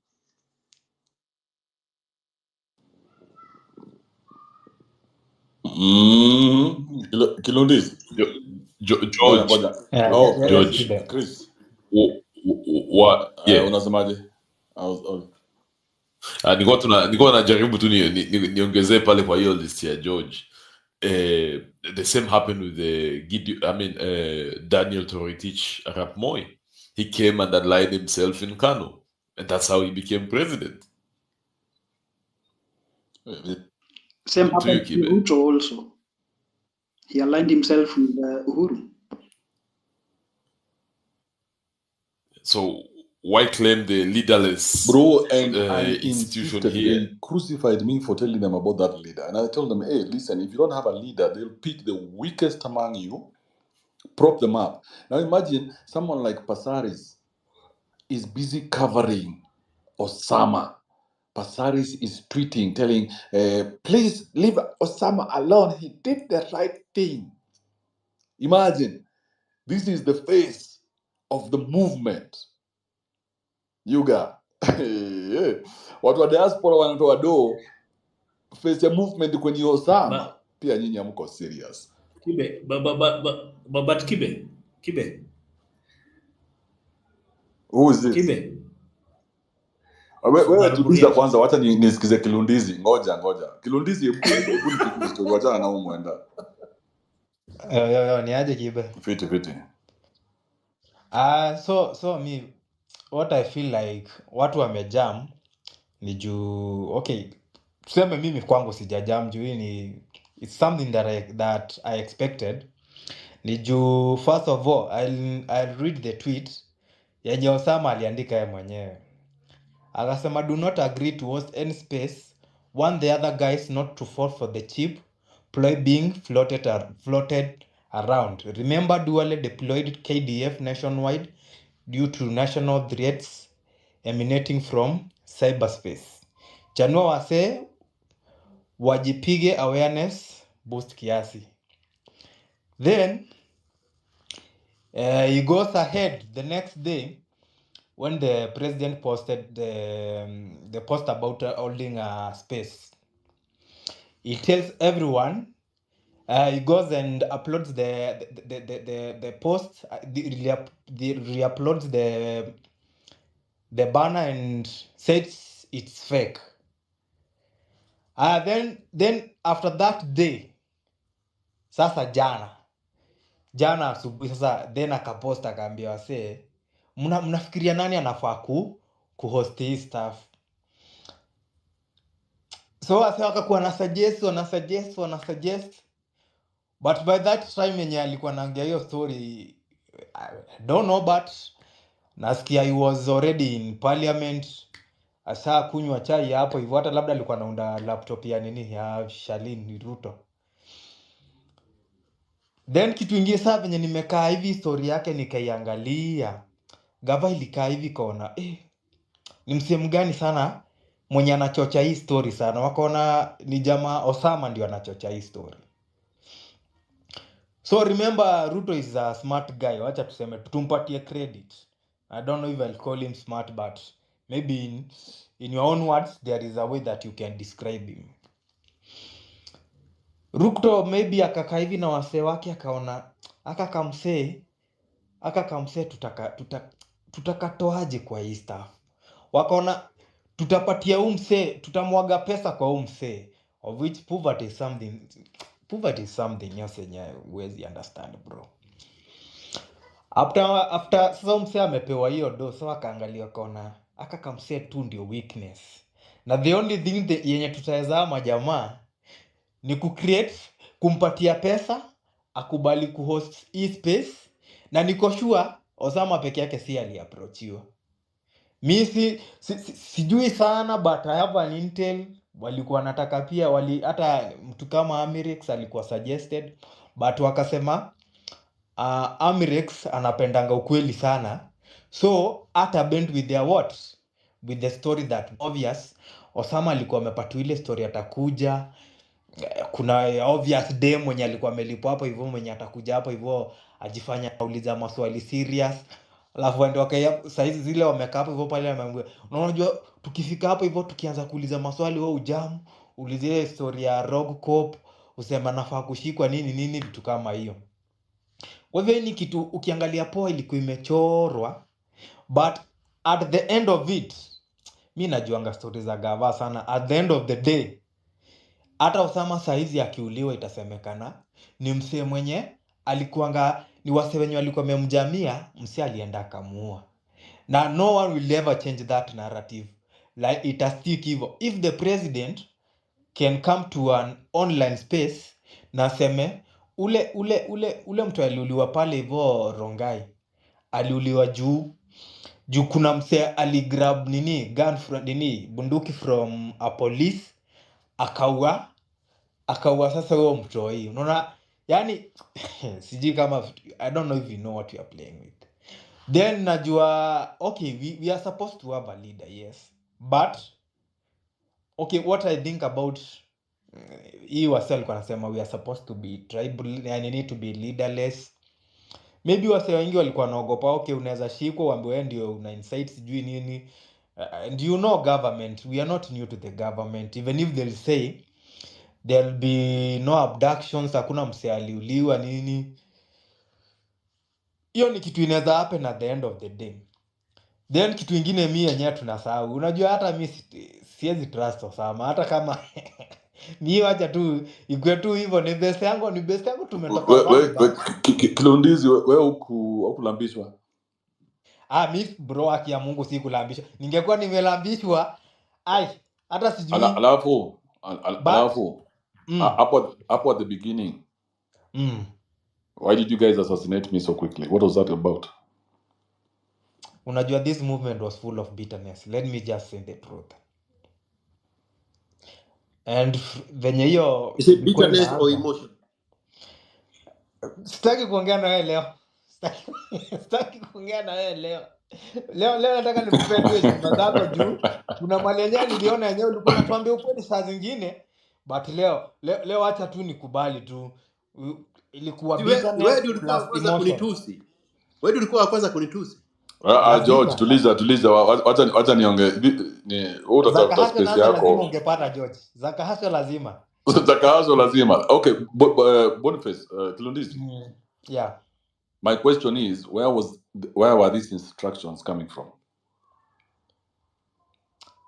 Now what I know, mi niliamkanga tu asubuhi nikakuta movement ishaendelea, na nikacheki hata I don't know who was making the post, the banners, nikakuta kuna banners nashindwa lakini bro, unajua nilienda mpaka kwa status yangu nikaandika nikasema na unajua hii kitu mimi nashuku kuna watu wanaweza kuwa wameandika wamelipwa hii stuff waplot juu hii ni kitu ilianzia kitambo, si ati ni kitu walikuja tu hivyo wakafikiria, but I think it was something that was cooked and it was a good movement cause sidhani ilikuwa mbaya, but hata sijui, but I feel I'm bitter. I'm still bitter.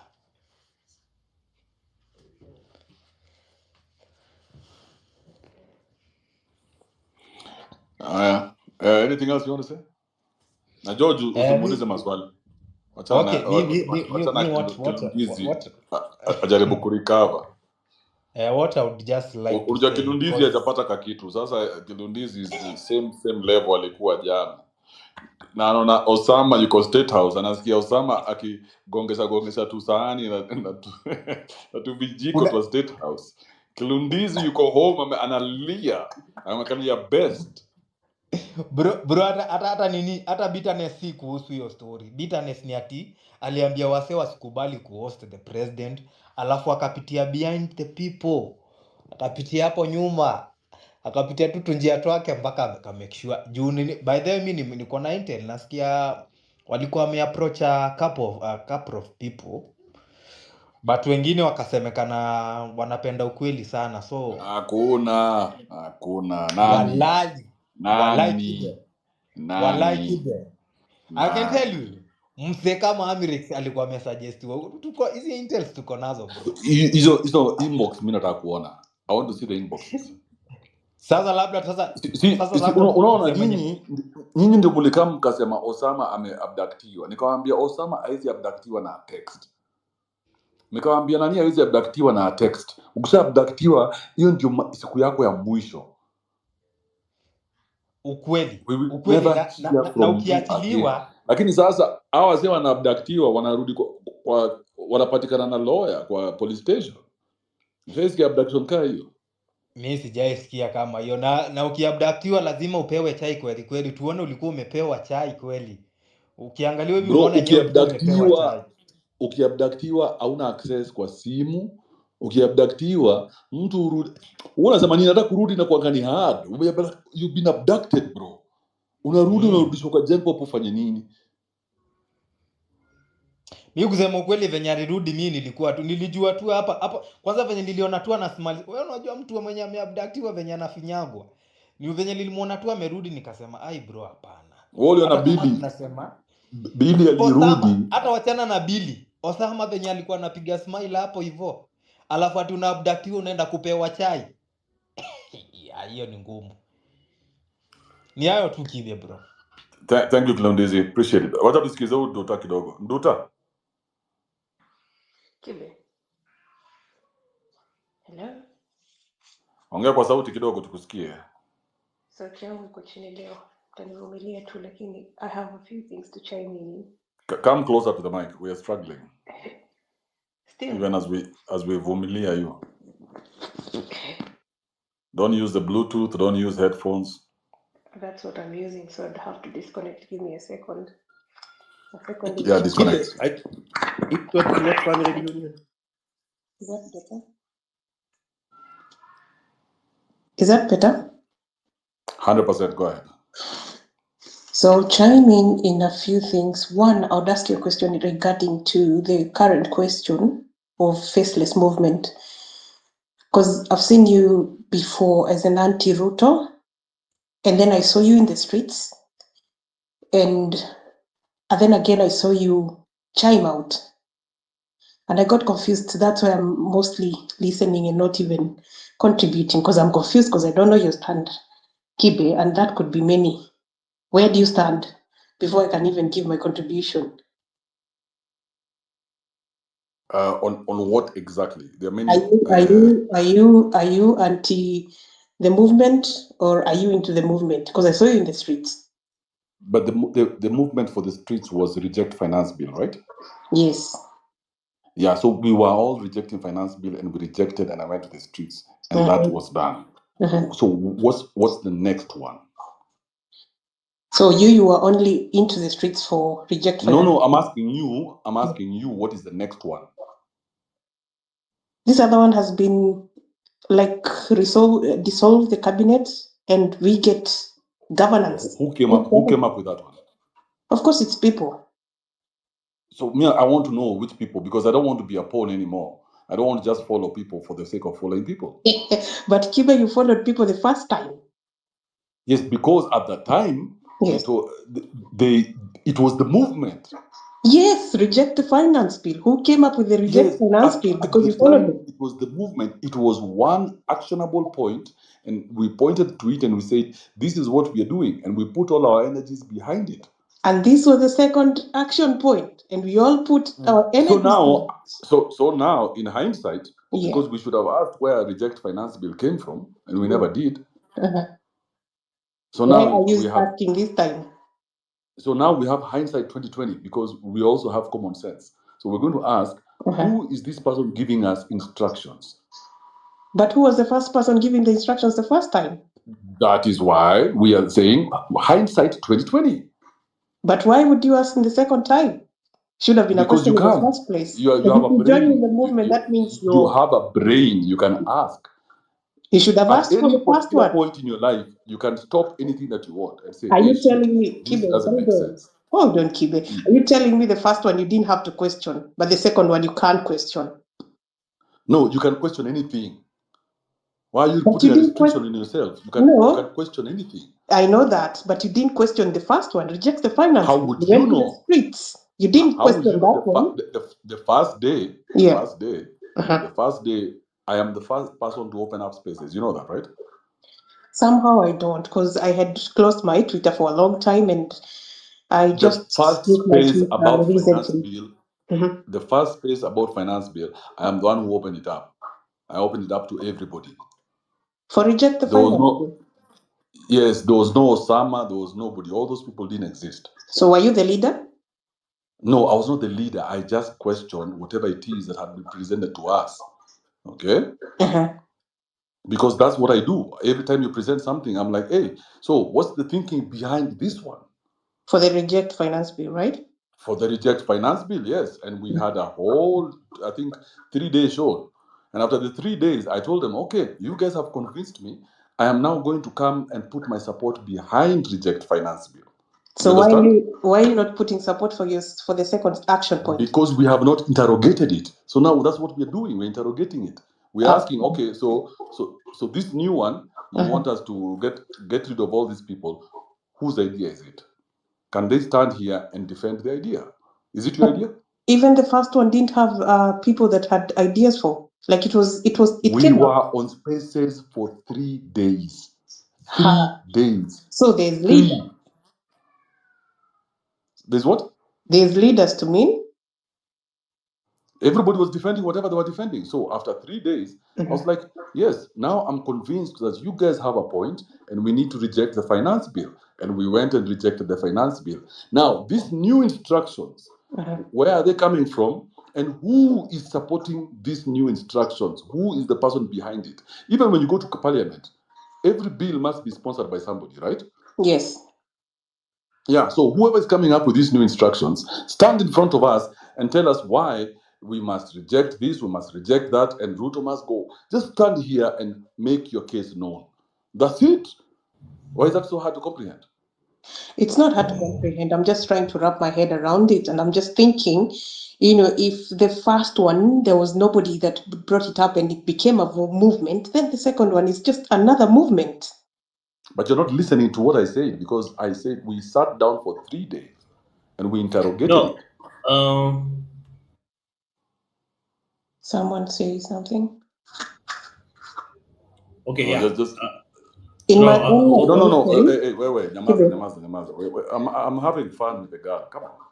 In my own assumption, is that for people to even bring up reject the finance bill, people were angered. We've watched things for a good while, and that's why it was easy to even pull a number for reject the finance bill, because people have been watching a few things and political goodwill for a good while, and that's why people with their anger joined in. That's why maybe, in my own assumption, the same group of people, or amongst the same people, they thought, okay, maybe we have succeeded in one. Let's hit another action point. And that's why it got to a point of, okay, this is the next action point. That's to my own assumption, to my own thinking, to my own analysis. I could be wrong.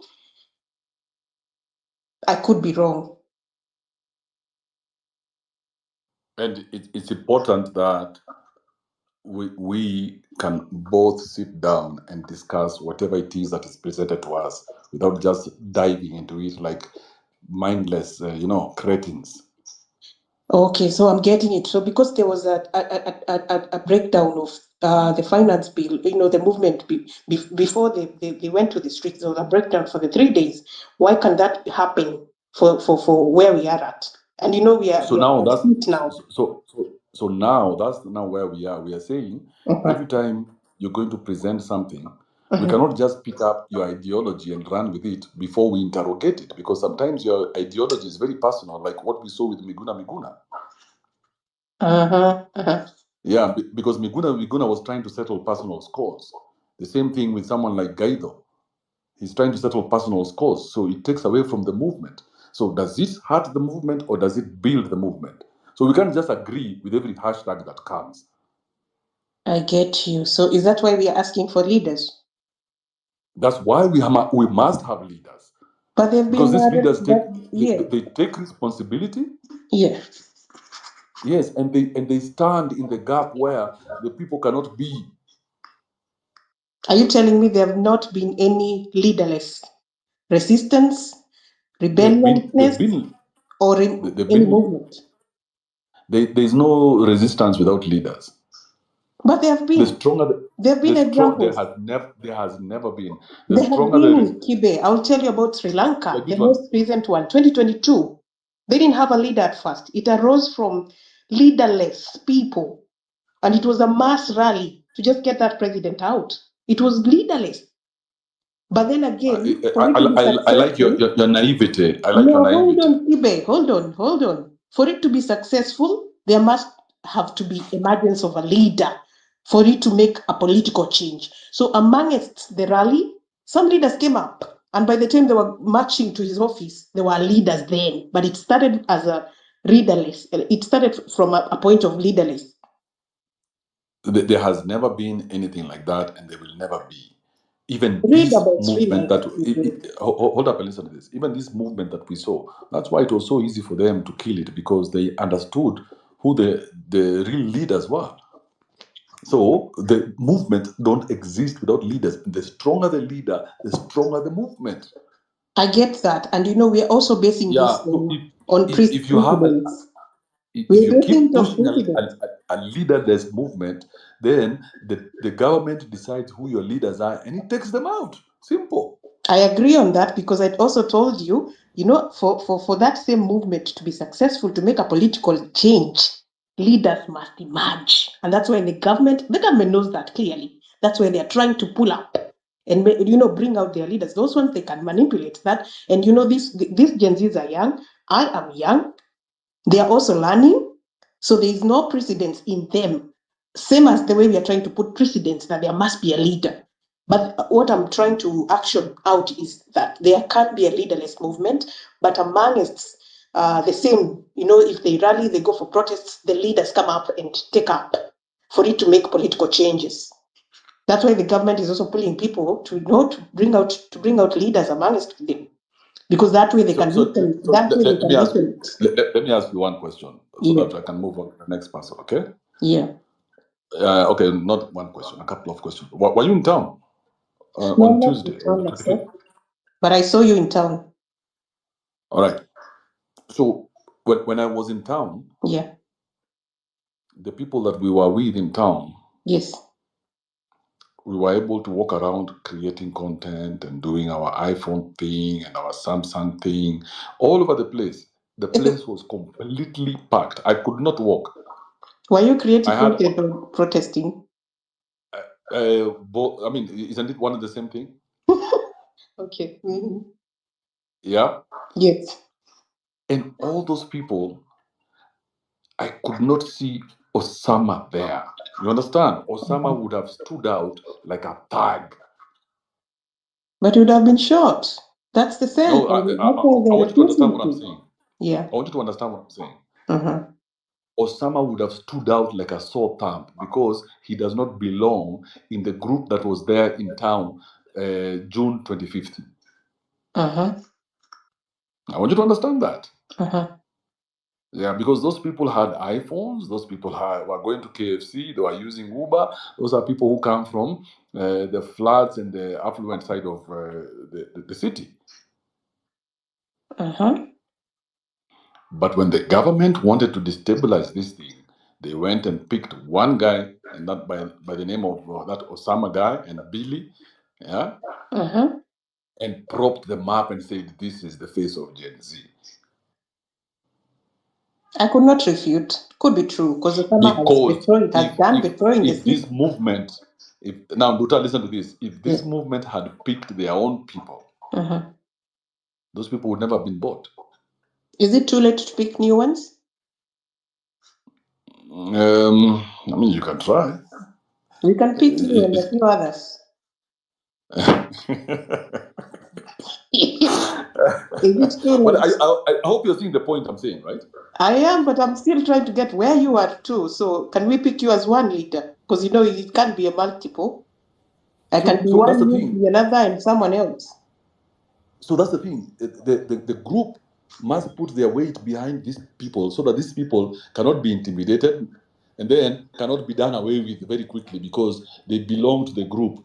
Now, someone like Osama, he belongs to himself. That's why when he goes to make money, he's going to make money by himself. Which is unfortunate.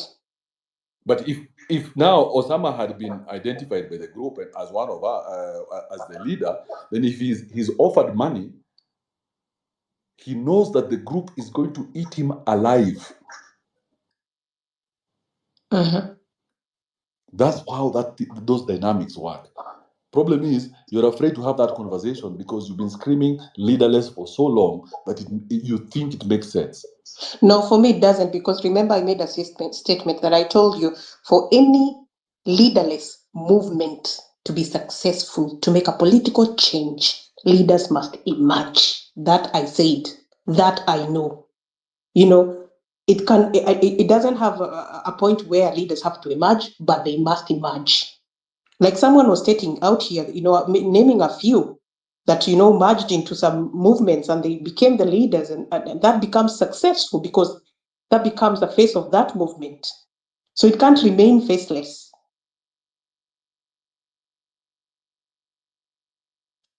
Thank you, Duta. Thank you for dancing with me. Okay.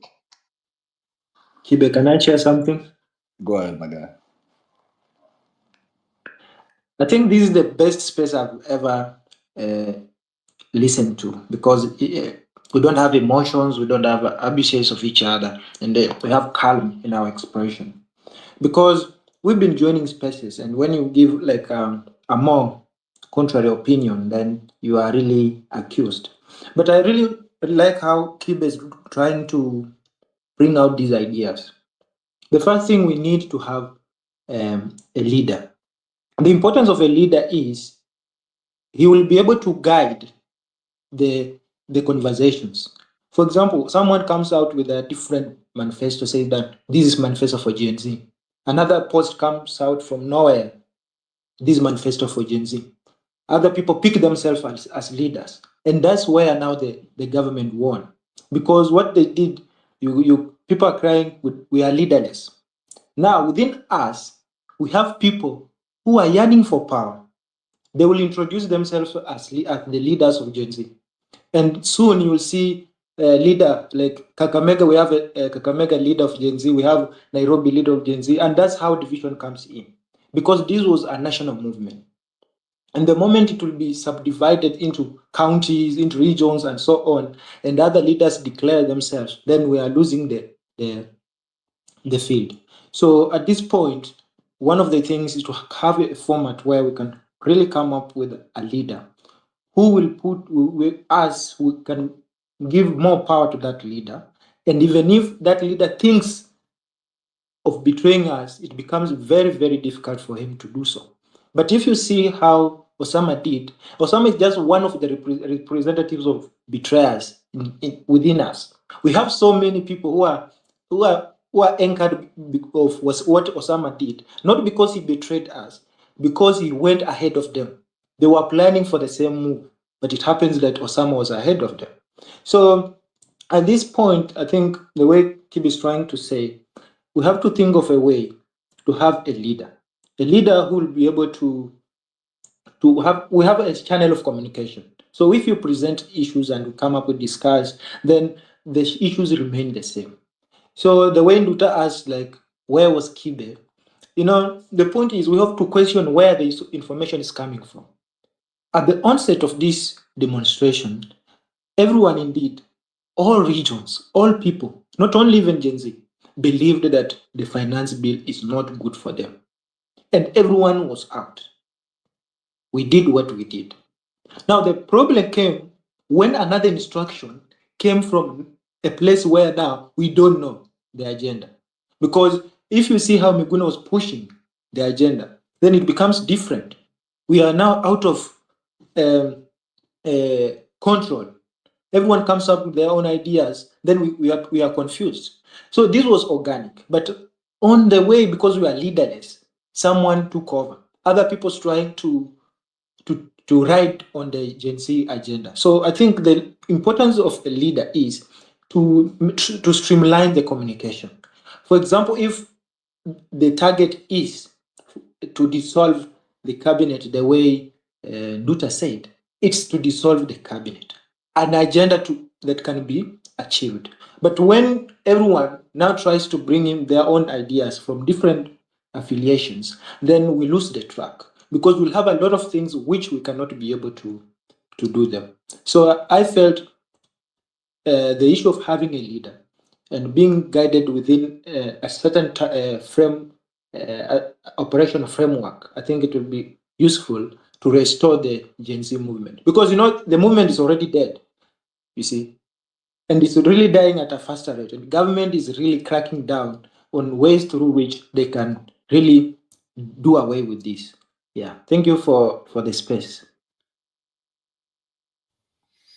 That was Luvicia.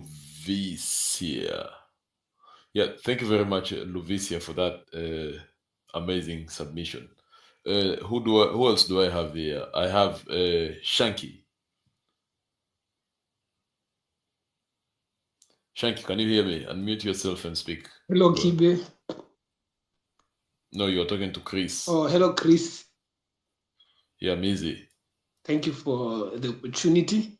Nimekuja hapa juu nimesikia mkiuliza Nduta vitu na I believe nimekuwa kwa timeline like long enough kujua how things zimekuwa zikiunfold na ningependa kujibu zingine zenye mlikuwa mnamuuliza. Yeah, feel free, go ahead, mate. So first of all, nimesikia mkisema ati the government has won. So like I'd love to know mbona mnasema the government has won? Like what have they won? How are they winning?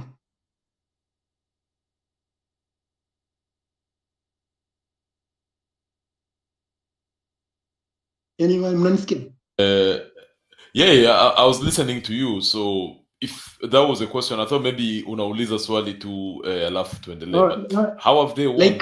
Okay, Shanky, this is how the government is winning against the young people. Because the Gen Zs have come out and they've said we are leaderless, then the government will pick anyone and say, yeah, this is the one that represents them, and they crack down on them. Now we can't put our ideas out there as we will wish to put them out. But sir, like, do you think they have succeeded? Because this is not the first time they're doing such. Since movement ianze, like movement ikianza, nimesikia pia mtu akiuliza ati who was coming up with the ideas or something. Movement ikianza ilikuwa organic, like haikuwa hata na hiyo space, hata hizo conversations mnasema za break down for 3 days. Hizo zilikuja after watu walianza after like pia zilikuja tu organically after think Billy alikuwa abducted, then Osama akafungua space ya kutafuta Billy, alafu akiendelea hapo kurant mambo ya Billy. Watu wengine wetu walikuwa na join hiyo space kama speakers, wakaanza kuongelea maloya, wakaanza kuingia wakiongelea sijui issues sijui za nini. Na I think tu hiyo space ikienda hivyo tu like what all my speakers wakichange mpaka watu wakaanza Mbiti akaongelea healthcare, maloya wengine wakaongelea mavitu zingine hapo. So like alafu after hiyo space ndio watu wakaona kumbe hiyo space inaleta watu pamoja and people are sharing ideas mpaka wale watu wenye hawana followers, wenye hawana voice. So at first mimi ukiniuliza vile hii mambo ilianza, ilikuwa tu stories za TL tu, kila mtu alikuwa amejam, na ilianzishwa na arrogance ya David Ndii. Mimi naweza sema David Ndii ndo alianzisha hii movement on Twitter, that is, juu alikuwa like his arrogance na vile alikuwa na flaunt, anaongelesha watu vibaya nini, watu walikuwa na jam, na watu walikuwa na japo kwa comments zake hivi nini, alafu siku mwingine sijui akago back and forth na Hanifa, alafu akasema you guys are digital wankers, you're just keyboard warriors, lakini hamwezitokea kwa streets. Watu wakaanza kusema hapo, let's prove him wrong nini, tutokee Tuesday. Hiyo Tuesday ya kwanza wasenye walitokea hiyo Tuesday ya kwanza walikuwa watu wa Twitter. That's why watu wengi walishikwa juu wasi walikuwa wachache. Hiyo siku hata tukiwa CBD wasi wa mat walikuwa wanasema ai, hawa watoto wanafanya wanasumbua makarao aje. Watoto walikuwa wanakimbishana tu, utaona mambo tu zinaendelea. After vile watu walishikwa hiyo ya pili, sasa ndio watu wakaanza kumobilize, like watu wakakuja kuongeleza experiences za kina Njoki wakiwa huko Central. Bev alikuwa ametoka kwa Ocha amekuja, wasi wakaanza kuziongelelea TL.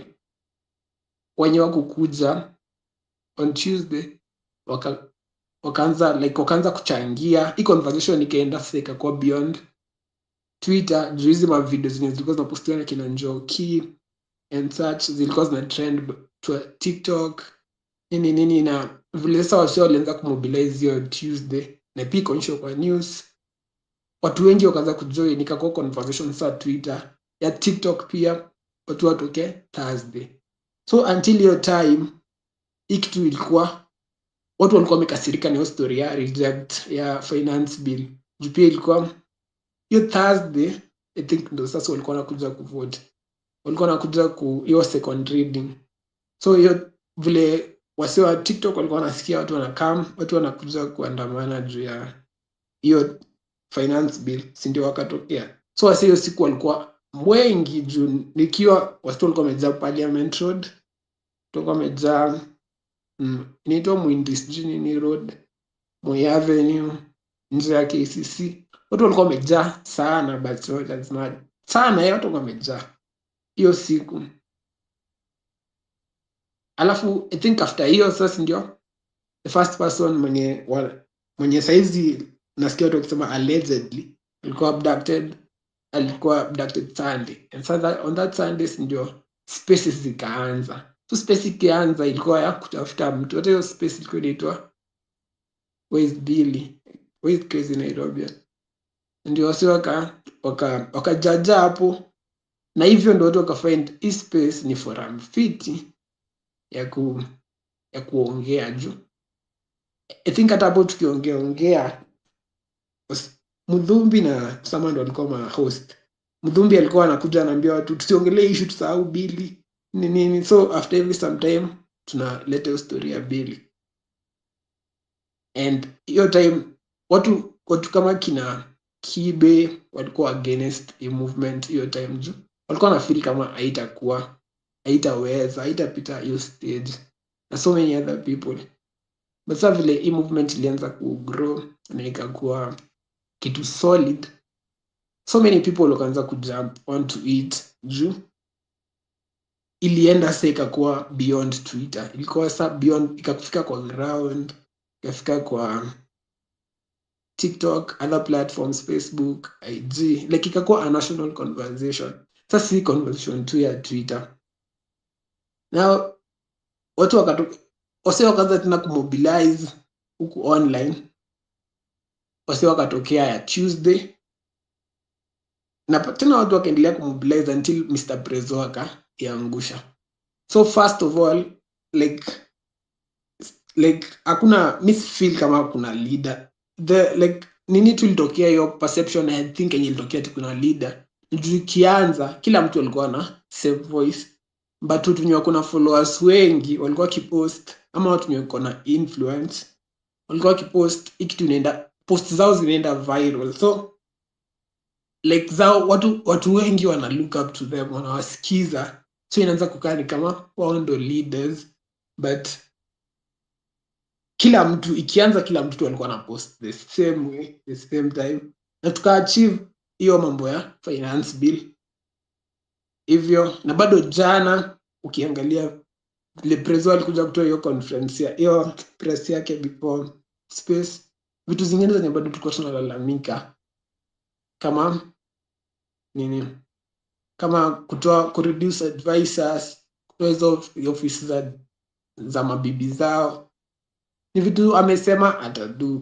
Constitute IBC like ana plan, sijui kama atadu, but bado tuko naye.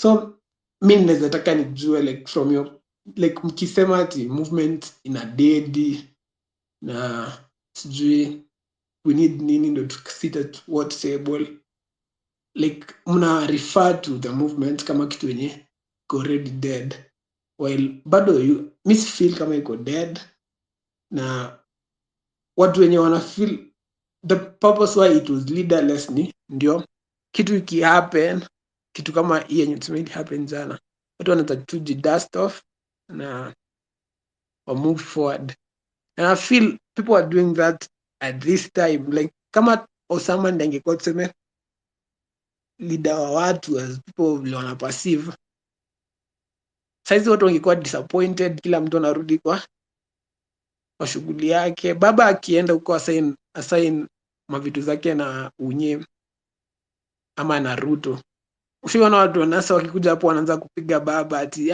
umetuuza nini, so wanamfuata tu blindly juu ndo leader.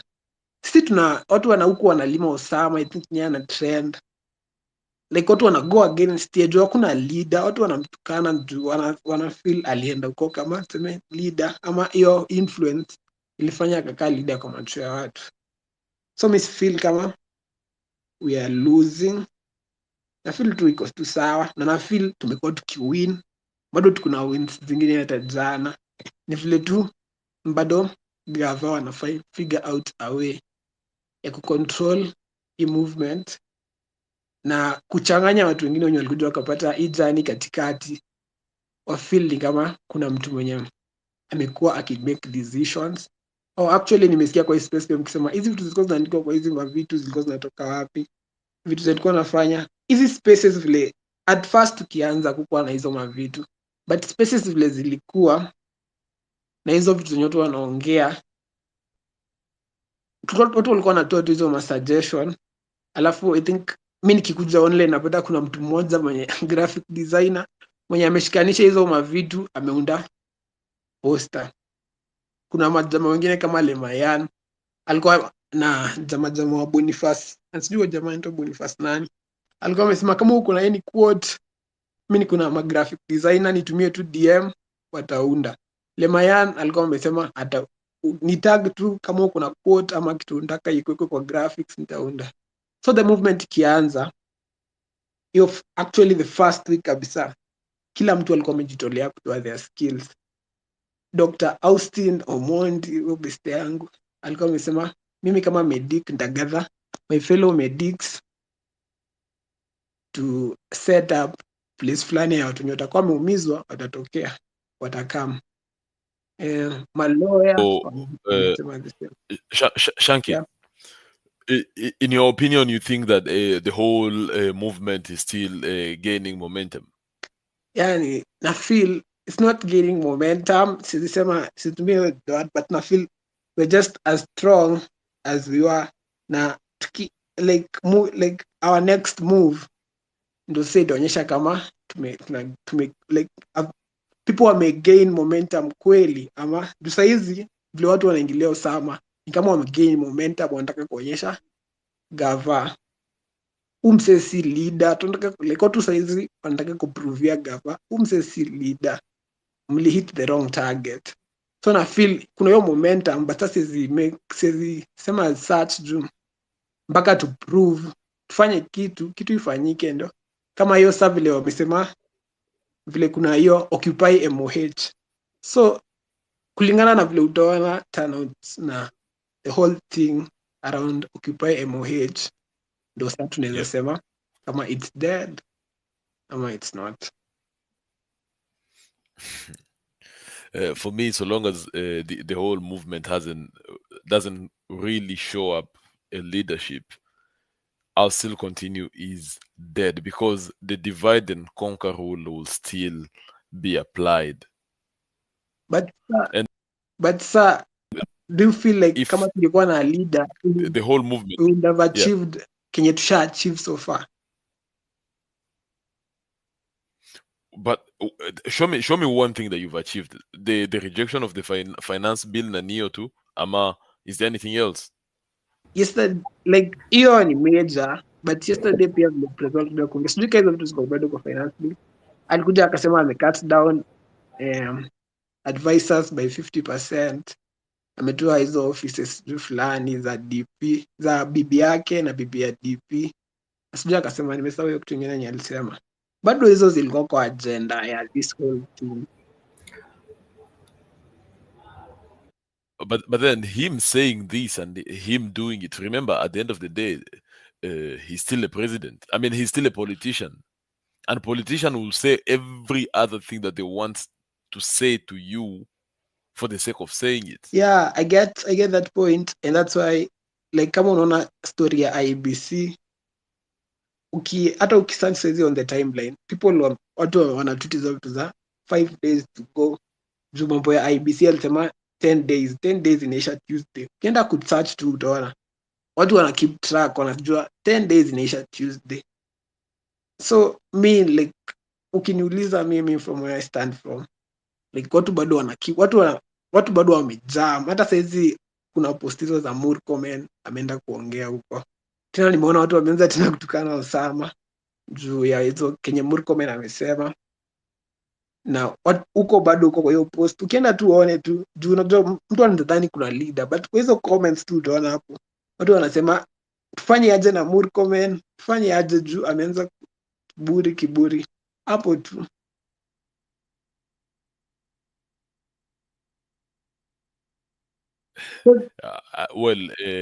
As these days lapse on Tuesday, let's wait and see how this movement will lead itself. But with the lack of leadership, I see an uphill So task. from my point of view, my brother. I feel like, and what most people feel kwa hizo spaces ni the leader ni lazima, but they feel like it's still too early for the movement to have a leader. And I feel like si ati inafai kuwa leaderless forever, but like most people feel like it's too, like, tukisha achieve as much, now we can have a leader. Hakuna mtu mwenye bado ako na tuseme proven record, and the movement is beyond Twitter. So ukiwa na leader, si ati tutakuja tu hapa, watu watakuja tu kwa space waseme ndo huyu leader. Ni watu huko mashinani, watu wa TikTok, watu wa ground, like, lazima wa consider hiyo kitu. Si ati, that's why watu wanashangaa. Hata kuna tweet fulani Katheo amepost akasema, watu wa Twitter wanasema Osama ametubetray. Watu wa huko Facebook hata wajui Osama ni nani. Na huko pia hiyo kitu imeshika. So that's why pia ni ngumu kuchagua a leader from this thing. Juu the moment pia unachagua a leader without a proper criteria, hiyo ndo sasa uta break the movement.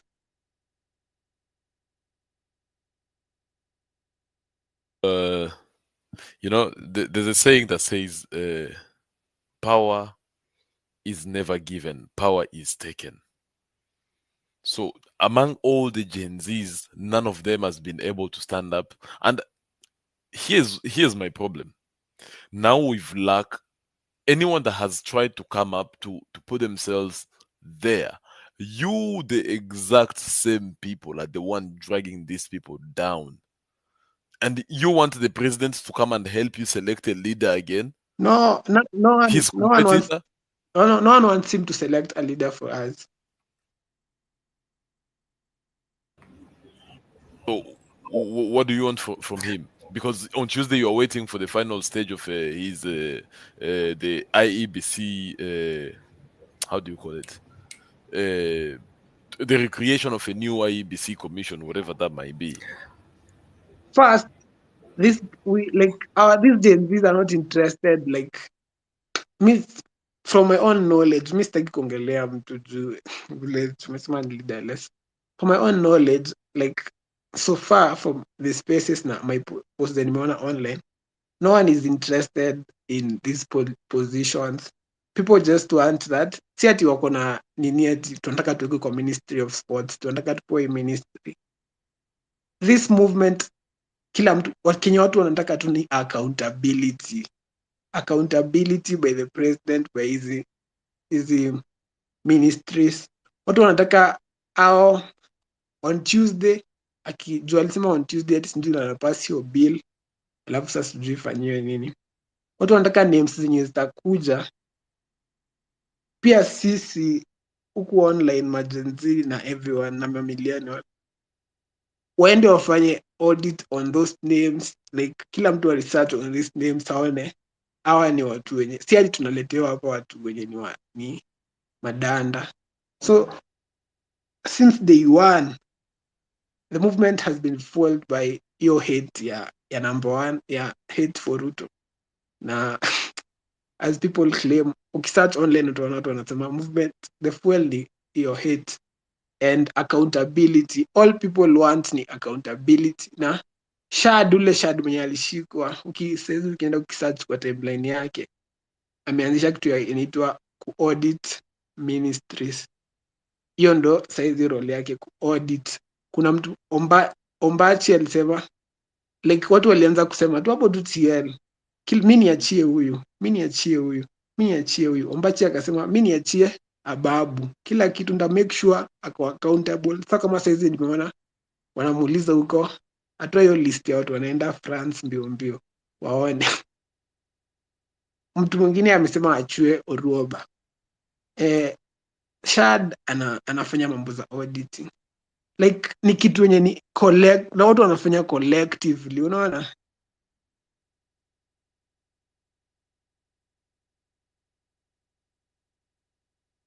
Hey, Shanky, this is going to be you know pin drop silence. Pin drop. Unajua hii kitu ni kitu yenye mimi vile naweza sema ni kitu yenye watu like kila mtu anatry tu, na kila mtu anajua mbona anafanya hiyo kitu, like kila mtu anajua penye imemfinya. Tukianza hii kitu ikianza, the first spaces were so authentic. Watu walikuwa wanalia.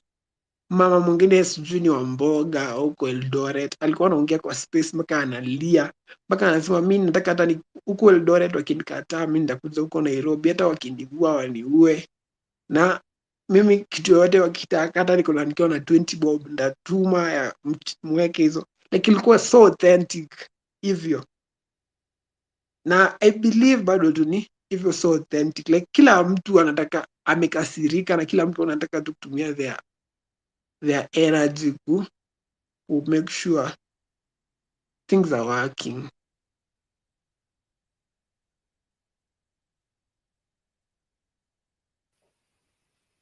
I've seen someone writing here in the comment section, mbona Chris anakazia mambo ya leaders. Yes, for me, I'm really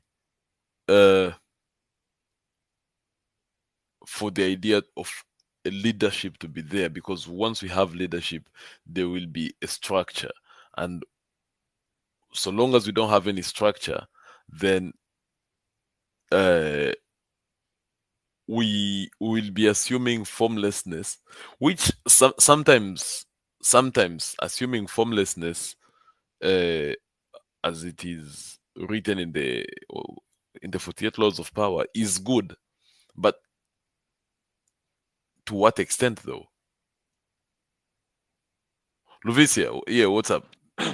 Your hand is up. Yeah, so I've just been listening to your conversation with Shanky. So the point is, we can see the first demonstration ilikuwa successful, but the second one, the target will shift from reject finance bill automatically kenda Ruto must go. At No, that you point, don't get, that wasn't the second, because I get your facts right. That was the fourth. okay. So it was the fourth one.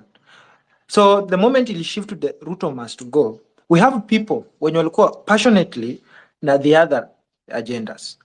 But penye hii Ruto must go ilitokea, it means haiku sync vizuri na the rest of Gen Z. So ilikuwa kwamba we have someone pushing some of the target. Unaona? Na Can I ukiangalia ask you a question? Can I ask you a question before endelee? maybe nikimaliza then nitakupea space Kidogo ulize. tu alafu ni kitu yenye inaambatana na what you just said. Yes. If you listen to the clips, Yes. the clips everywhere, Yeah. unasikia watu wanashout Ruto must go, alafu wanasema sijui mwizi, like everywhere, and kama uliattend protest, everyone mwenye aliattend protest anajua like wimbo wenye watu walikuwa wanaimba ni Ruto must go, everyone. Yeah, so Shanky, the point is the reason watu walienda kwa streets hiyo demonstration mpaka kwa parliament, the main target ilikuwa finance bill, na hiyo ndio ilikuwa the trending target. So kuna ndio wengine walikuwa na shout Ruto must go, but the main target ilikuwa finance bill. So venye ali drop finance bill, then watu wengine among the Gen Z walitosheka, wakasema we are done with the finance bill. So the next topic inafaa ikuwa approved by the Gen Z wenyewe, lakini the moment another topic inatokea from someone we don't know, then hatujui kwamba ako maybe affiliated to a certain group of people ama ako na different motive yenye na a personal motive, anataka kutumia Gen Z or the movement to benefit, then hapo ndio inaleta shida. So the issue ilikuwa kwamba Ruto must go. Uliona kwa mfano Eldoret walianza kuji sideline, unaona other people walianza ku sideline because haikusync with everyone, na si kila mtu Gen Z alikuwa amefurahia with that point. But kama tungekuwa na another topic for example tuseme yenye wanasema you tutoe offices of the first ladies, lady of the deputy president and prime minister, then at a certain topic unaona kama hiyo ingesing with everyone. So despite the fact we are Gen Z, but we have Gen Z who are affiliated to different groups,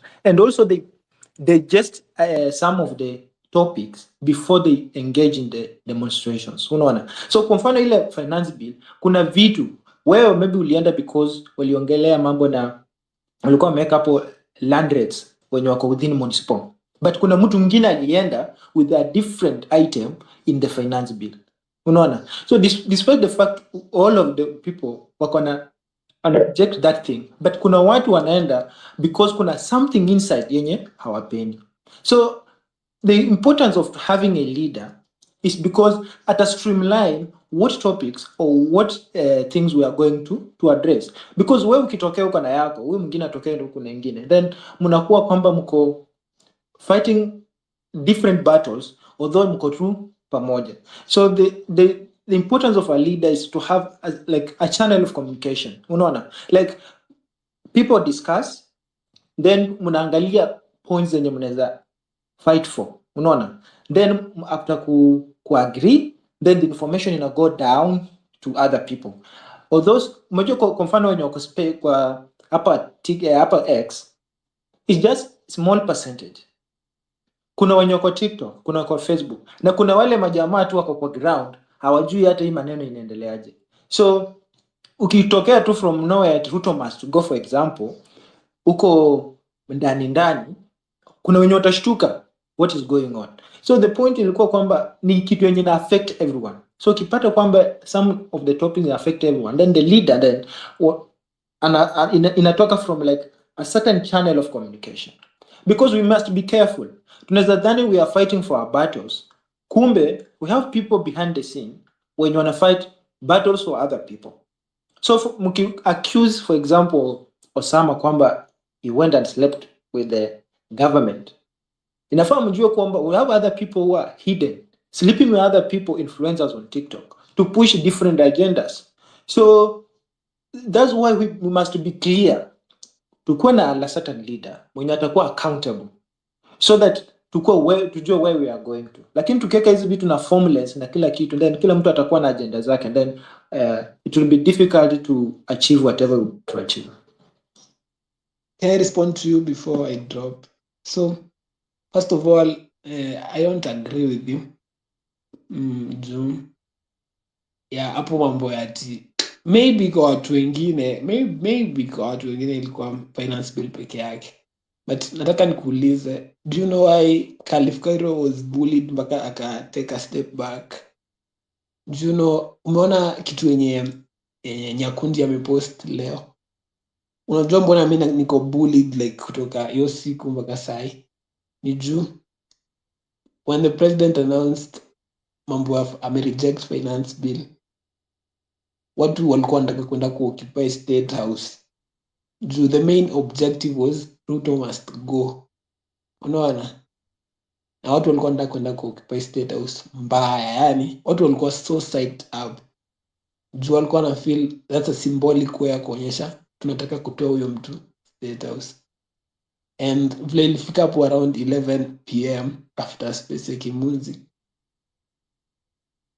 like watu wengine walianza kureconsider. So mtu kama Cairo akakuja akarecord video akisema ana feel rather than occupying State House, would you just do a peaceful march in honor of the fallen soldiers and other people.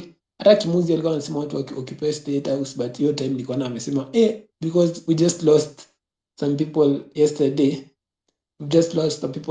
Let's not march to State House. Acha to let's not occupy State House. Juu unajua at first stories za occupy State House because zinaendelea ilikuwa kitu kama symbolic according to my knowledge. Mimi naongea tu kama mtu mwenye ana observe timeline. According to my knowledge ilikuwa ku march tu hapo nje, but with time kuendelea watu walianza kuchukua literally tunaenda ndani kutoa prezo. So vile hizo vitu zilianza, nikaona Cairo amepost, Kimunzi amepost, watu wengine. Hata mimi nilipost nikasema mimi nimeona ku occupy State House si idea poa, tunaweza march hapo nje. Enda hizo post ziko, hata naweza wapinia hapa juu mkitaka. Enda muone hizo post ziko na kama over 500 comments, na everyone anatukana watu, wanasema mnatuingiza uoga, na tulikuwa tunataka tukue kama watu kama 1 million ndo tuende juu. Our main reason was naweza sema kama hiyo reject finance bill ilikuwa a short term goal, Ruto must go, and ilikuwa long term goal kwa watu wote. So watu kwa comments, na mpaka saizi mimi hata saizi ukiangalia post yangu nimeweka, utaona watu hapo chini wanasema mimi ni sell out juu niliambia watu occupy State House, na ni watu wengi. So naweza sema so people were psyched up for ikitu. Si ati story ya Ruto must go will come as a surprise to people. Watu walikuwa wanajua sana, and the reason why hata Cairo alidrop ni juu hata wewe mpaka uangalie mpaka TikTok, mpaka kuna content creators wamepost TikTok wanasema Cairo alilipwa na gavando aingisha watu uoga. Watu walikuwa wanatumia jina melipwa kuselfie kuuza uoga. Juu watu main aim ya so many kama 80% of people in this movement walikuwa wanataka kwenda kutoa, walikuwa wanataka ku occupy State House. Na kama hiyo kitu inge happen, mimi niko sure watu walikuwa waende occupy wakiwa wengi sana. So si assume ati kuna mtu alikuja na idea Ruto must go. Watu walikuwa wanataka kuenda sana. Hata time yenye ilisemwa finance bill imeanguka, watu walikuwa wameshaanza tu hiyo story tu.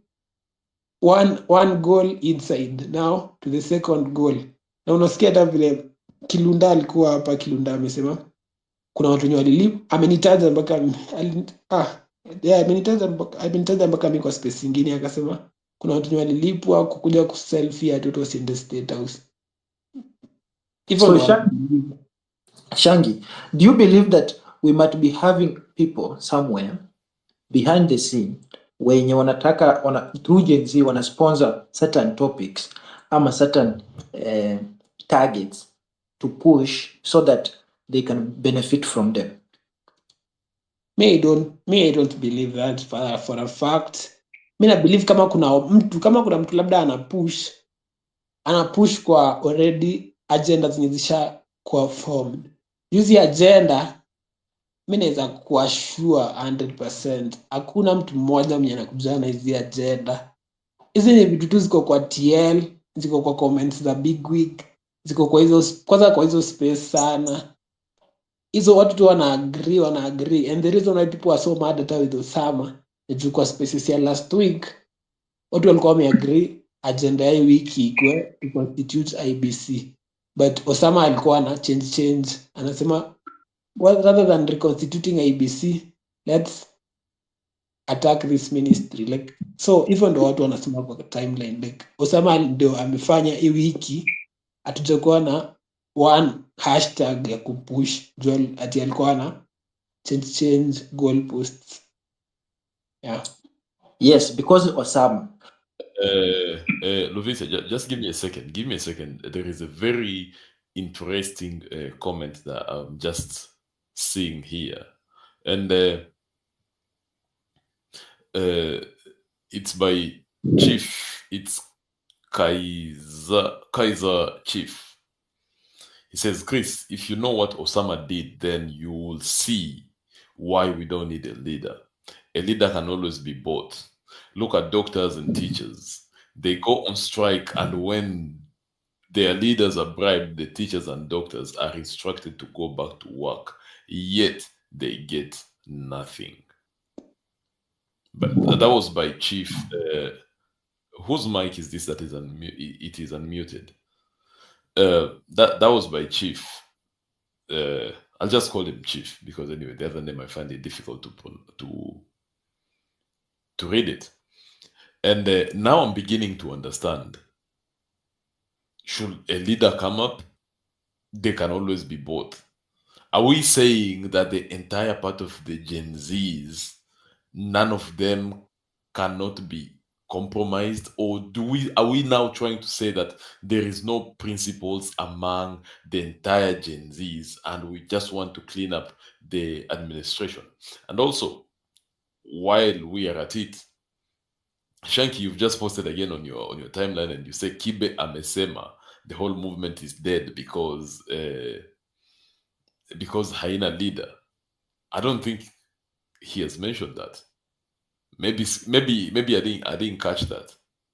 But now I'm beginning to see why we are all thinking that having a leader will look like a weak point to compromise this. Shanky. Chris, I want you to know yes. that we started this. Kulikuwa na nini? Kulikuwa na saying watu walikuwa wanasema on the timeline we are 2 million people. Mtu mwenye aliabductiwa wa kwanza alikuwa Billy. Mtu mwenye alishikwa wa kwanza kwa protest ya kwanza alikuwa Hanifa. So vile alishikwa, ukiangalia tu hapo kwa timeline utaona watu wakapost one has been caught 1,999,999 to go. Kwenye Billy akashikwa wakapost hivyo. Kwenye sasa watu walishikwa. Unajua kwenye kina Osama walishikwa. Watu walikuwa wanadhani like wasi wengi hata on the time walikuwa wanajua ati Osama ndio leader juu ya hiyo influence. But vile Osama alishikwa na bado hiyo maandamano ya Tuesday hiyo Occupy Parliament ili happen. Hiyo ndio iliprove watu wengi hiki kitu wenyewe ni leaderless. Juu hata hiyo siku vile Osama walishikwa na kina Grace. Ukiangalia tu timeline watu walitweet hiyo siku walikuwa wameshikwa watu 11 wakasema 11 have been caught 1,999,988 to go. Like walikuwa wanaitreat kama sisi wote ni malida, like wakishika mmoja tuko na 999. Na hata tunaona sasa hivi vile hizo mambo za Osama zimepostiwa watu wanasema huko online, si tulikuwa tunasema wana aki nini others to go. So sasa hivi tumebaki bado a huge number we can soldier on. Yeah, so that naweza sema hivyo.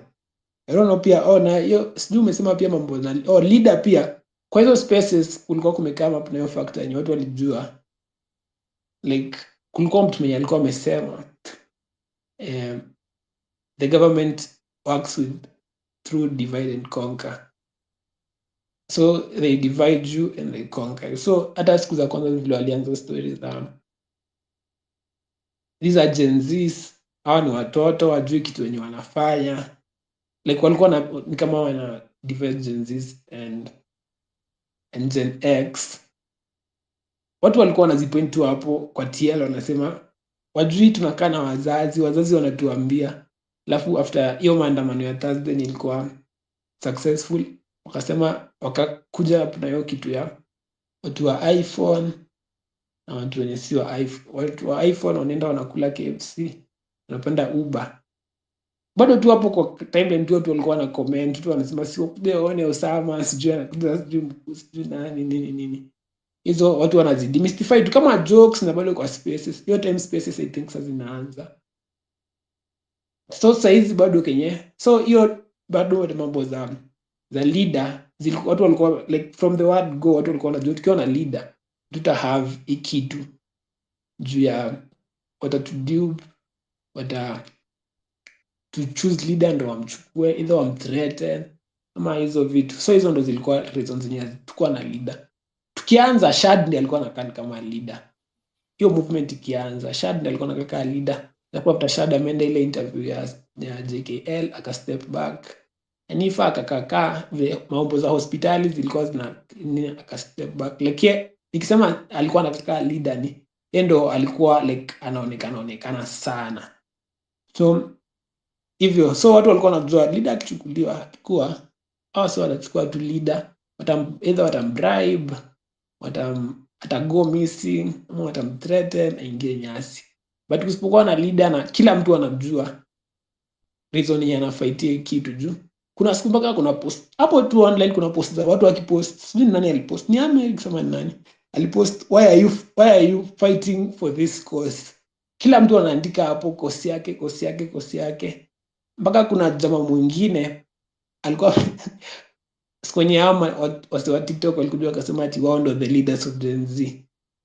Kuna mse mwingine hapo TL alipost video nyingine kama amekasirika, akasema mimi siwezi kuwa naenda huko nje risking my life, niende nikafaitia watu, nikuje hapo mbele, nataka nishutiwe just for you to become a leader. Mimi naenda kufaitia huko juu ya nataka better nini and such.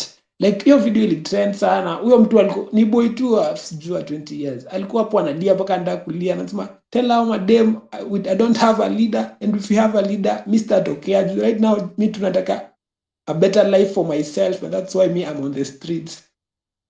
Hiyo story watu wakasema fake. Alafu vile gava walianza kuona hivyo, wakaanza ku impose leaders on us. Na sasa the moment si tulianza kuona wanaanza kuimpose leaders, mara sijui kuna watu wenye wamekuja ati hao ndo leaders, mara sijui TikTokers wameitwa State House kaambiwa hao ndo leader, mara sijui wameita watu wengine huko kwa sijui hiyo kampuni tu aje wa hold press conference. Sasa ndio watu wanaona na watu wanasema tu hapo kwa timeline, na nikupe governor wanataka tukue na leader. Kama wanaanza mpaka kutuchagulia leaders, kumbe ni kama wanataka kutuingisha kwa hiyo trap. So hiyo story ya kosa kuwa na leader ni juu pia watu wanaona gava wanataka tukuwe na leader, so mbana wanataka tukuwe na leader. Yep. Shanky, for me, you see, I know the things that have been happening, the conversation on Twitter and everything, and now I'm beginning to see the sense in the movement remaining faceless, and that's why earlier on, if you all were listening, I mean, you heard what I said proper earlier on. I said it's going to be an uphill task for the government to deal with this movement, because anyway, whether we like it or not, maybe we might not even want to hear this, but the Gen Zs are the ones who are more informed. Remember, they're educated and they have all the time in their hands, right? So if they want to know anything, of course they will go, they will find out online. And that's why they are saying we will occupy this ministry and do A, B, C, and D. And that's why it's very hard and it's going to continue being very hard for the government to deal with this. The divide and conquer might happen, but it's still going to be an uphill task if the movement remains faceless and leaderless. But at some point, whether we like it or not, we will be forced to select a leader. Maybe not now. Could be in 2027 when the general elections will be happening. Could be at any moment. We'll be forced to select someone that will represent the interests of the Gen Zs. Who is that person going to be? I don't know. But So Chris, one will have to come. kuna time yenye hiyo Yes. conversation ya leader ilikuwa imeanza Yeah. na Yeah. kuna time ilikuwa imeanza and people watu hapo wakapropose Omtata, like I think hata hapo kwa hiyo space tu na kwa TL ukiangalia watu wengi wameanza kuraise hiyo ati Omtata ndio akwe the leader, Omtata akwe the leader, alafu vice watu wengi kuna time yenye huyu mama alikuwa na mama wa LSC alikuwa na hiyo ni kitu inaitwaje, Law Society of Kenya. Huyo mama vile alikuwa pia anaenda kusave watu. Kuna hizo maani zilikuwa zinakuja ati Omtata nini huyu vice Omtata, but niliona watu wengi wanasema Omtata sana, but tena kwa hizo tu mapost kuna watu wengi walikuwa wanasema si hatutaki Omtata nini, it's too early. So vile watu walikuwa na post hizo vitu, na watu hata Saddam alikuwa na post, ashaipost hiyo ati this is the best troop for Gen Z. Watu wengine wakasupport, wengine wakakuja wakasema hapo hapana, to deal kwanza na Ruto must go nini. Hiyo story zikaisha juu watu walianza kuona kumbe hii kuchoose leader itaanza kuleta hizi break up, like ita divide watu, na jua wengi walikuwa wanasema Omtata juu ati yeye isikuwa compromised, amepitia mengi so isikuwa compromised, but the feeling tena ingine ilikuwa watu pia wanasema hatutaki mtu mwenye amekuwa ako kwa system already, tunataka new people. So hapo ndio story ya leader ilianza. So si ati watu walikuwa wamesema hakuna leader kabisa, but walikuwa na feel like wanataka leader mwenye washa achieve as much as possible by ikukuwa leaderless. So by the time kunakuwa na leader ni hii time, but underway tu hapo tu kwa hizo group kuna hizo plans za like mimi nikikwambia long term goals za hiyo group na hiyo movement, according to vile mimi naona huko kwa TL na kwa space, ni watakama up, wataregister their own party na hivyo like hiyo plan by 2027 kukuwe na party na kukuwe na watu wenye wanasimama through this party. Na the reason why people are pushing for a constitute IBC ni kurecall MPs na kwanza kampeni ya kuambia watu wachukue kura, like hiyo voter civic education na voter registration, hiyo ndo watu wanangojea huko sana, like so ukiambia mtu mambo hizo Shanky hizo zote ni stories mnaongea. There is no movement behind, there is no action behind what you're saying. Unfortunately, I wish there was, but there is no action behind what you're saying. Because and there isn't to do bado hakuna IBC. Watu wana feel IBC ndo the first thing ndo happen. Nyinyi bado ndio mko na hashtag ya Ruto must go na bado mnamuuliza tengeneza IBC. No, ndio like watu wana feel hiyo kitu ilifanyika juu ya Osama, like that hiyo sababu hashtag hivi.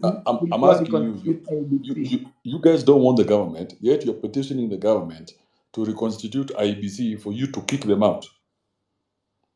The plan is not to kick them out like that. The plan is to start with the MPs.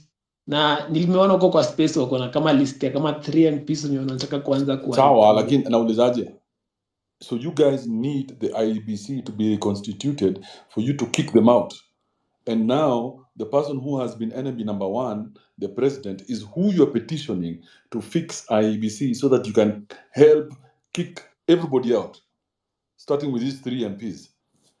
Now, ile kitu mmefanyishwa saa hii, you need to understand that, is you've been given something to chase around.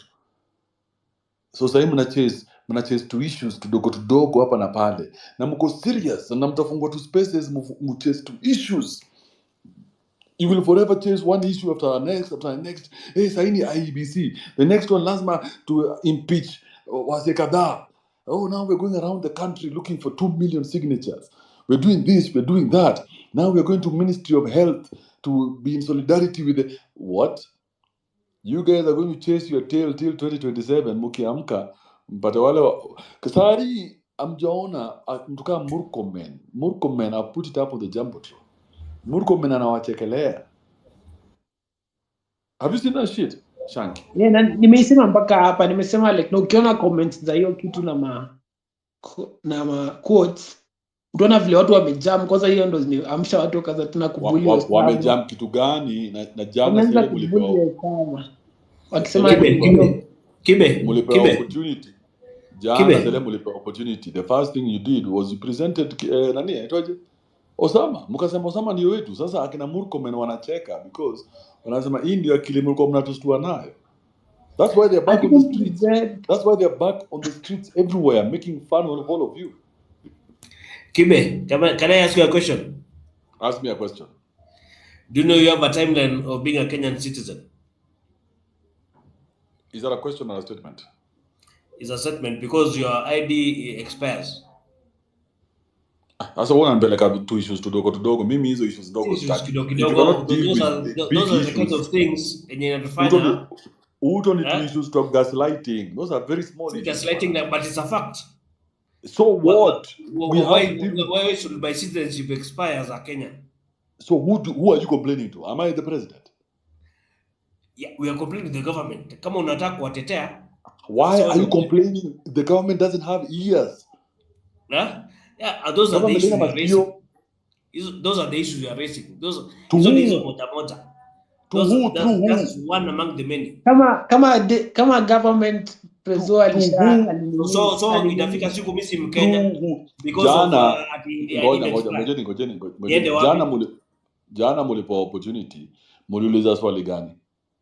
Hatukupewa opportunity kwanza, nataka urealize hiyo ni otero alikuwa huko. Nataka ujue kwanza most of the people hawakujoin your space kwa sababu the plan was to do a parallel space at the same time, and which didn't happen. So let's talk about the reality. Let's talk about what happened. Yes, nakwambia what happened ni hiyo space ilifanyika, and most of the people hata walikuwa na boycott hiyo space juu walikuwa na feel kama hiyo space ni ama sellout. Most people hawakusikiza hiyo space, na hata watu wenye wako huko. Walisikiza?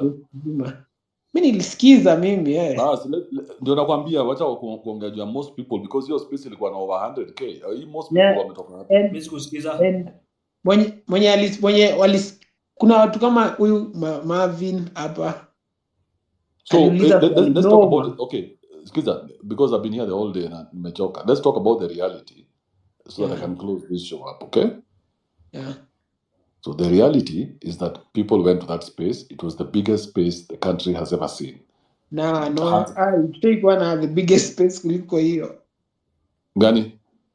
Space ilikuwa before Occupy Parliament ilikuwa space ilifikisha watu 190k. Yeah, like before you Occupy Parliament, the space before hiyo ilifika 190k. Like ilikuwa inaraniwa na nani? Kimuzi. So let's talk about the reality. The reality is that the president held the space like he said he was going to do it. It was a curated space, so the president is not listening to you. He does not care about you because you guys showed your hands. Okay? So I want you to move on beyond that. So that next time this train comes around, you're not getting that because it's not us, it's huyo mtu mwenye alifanya hivyo. Lakini jana mmekatwa miguu na Kilu anaitwaje? Osama. And it's not our leader. Ako kivyake. Unaona ukisema ati ametupeleka mbona mnasema amewabetray kama si leader wenu?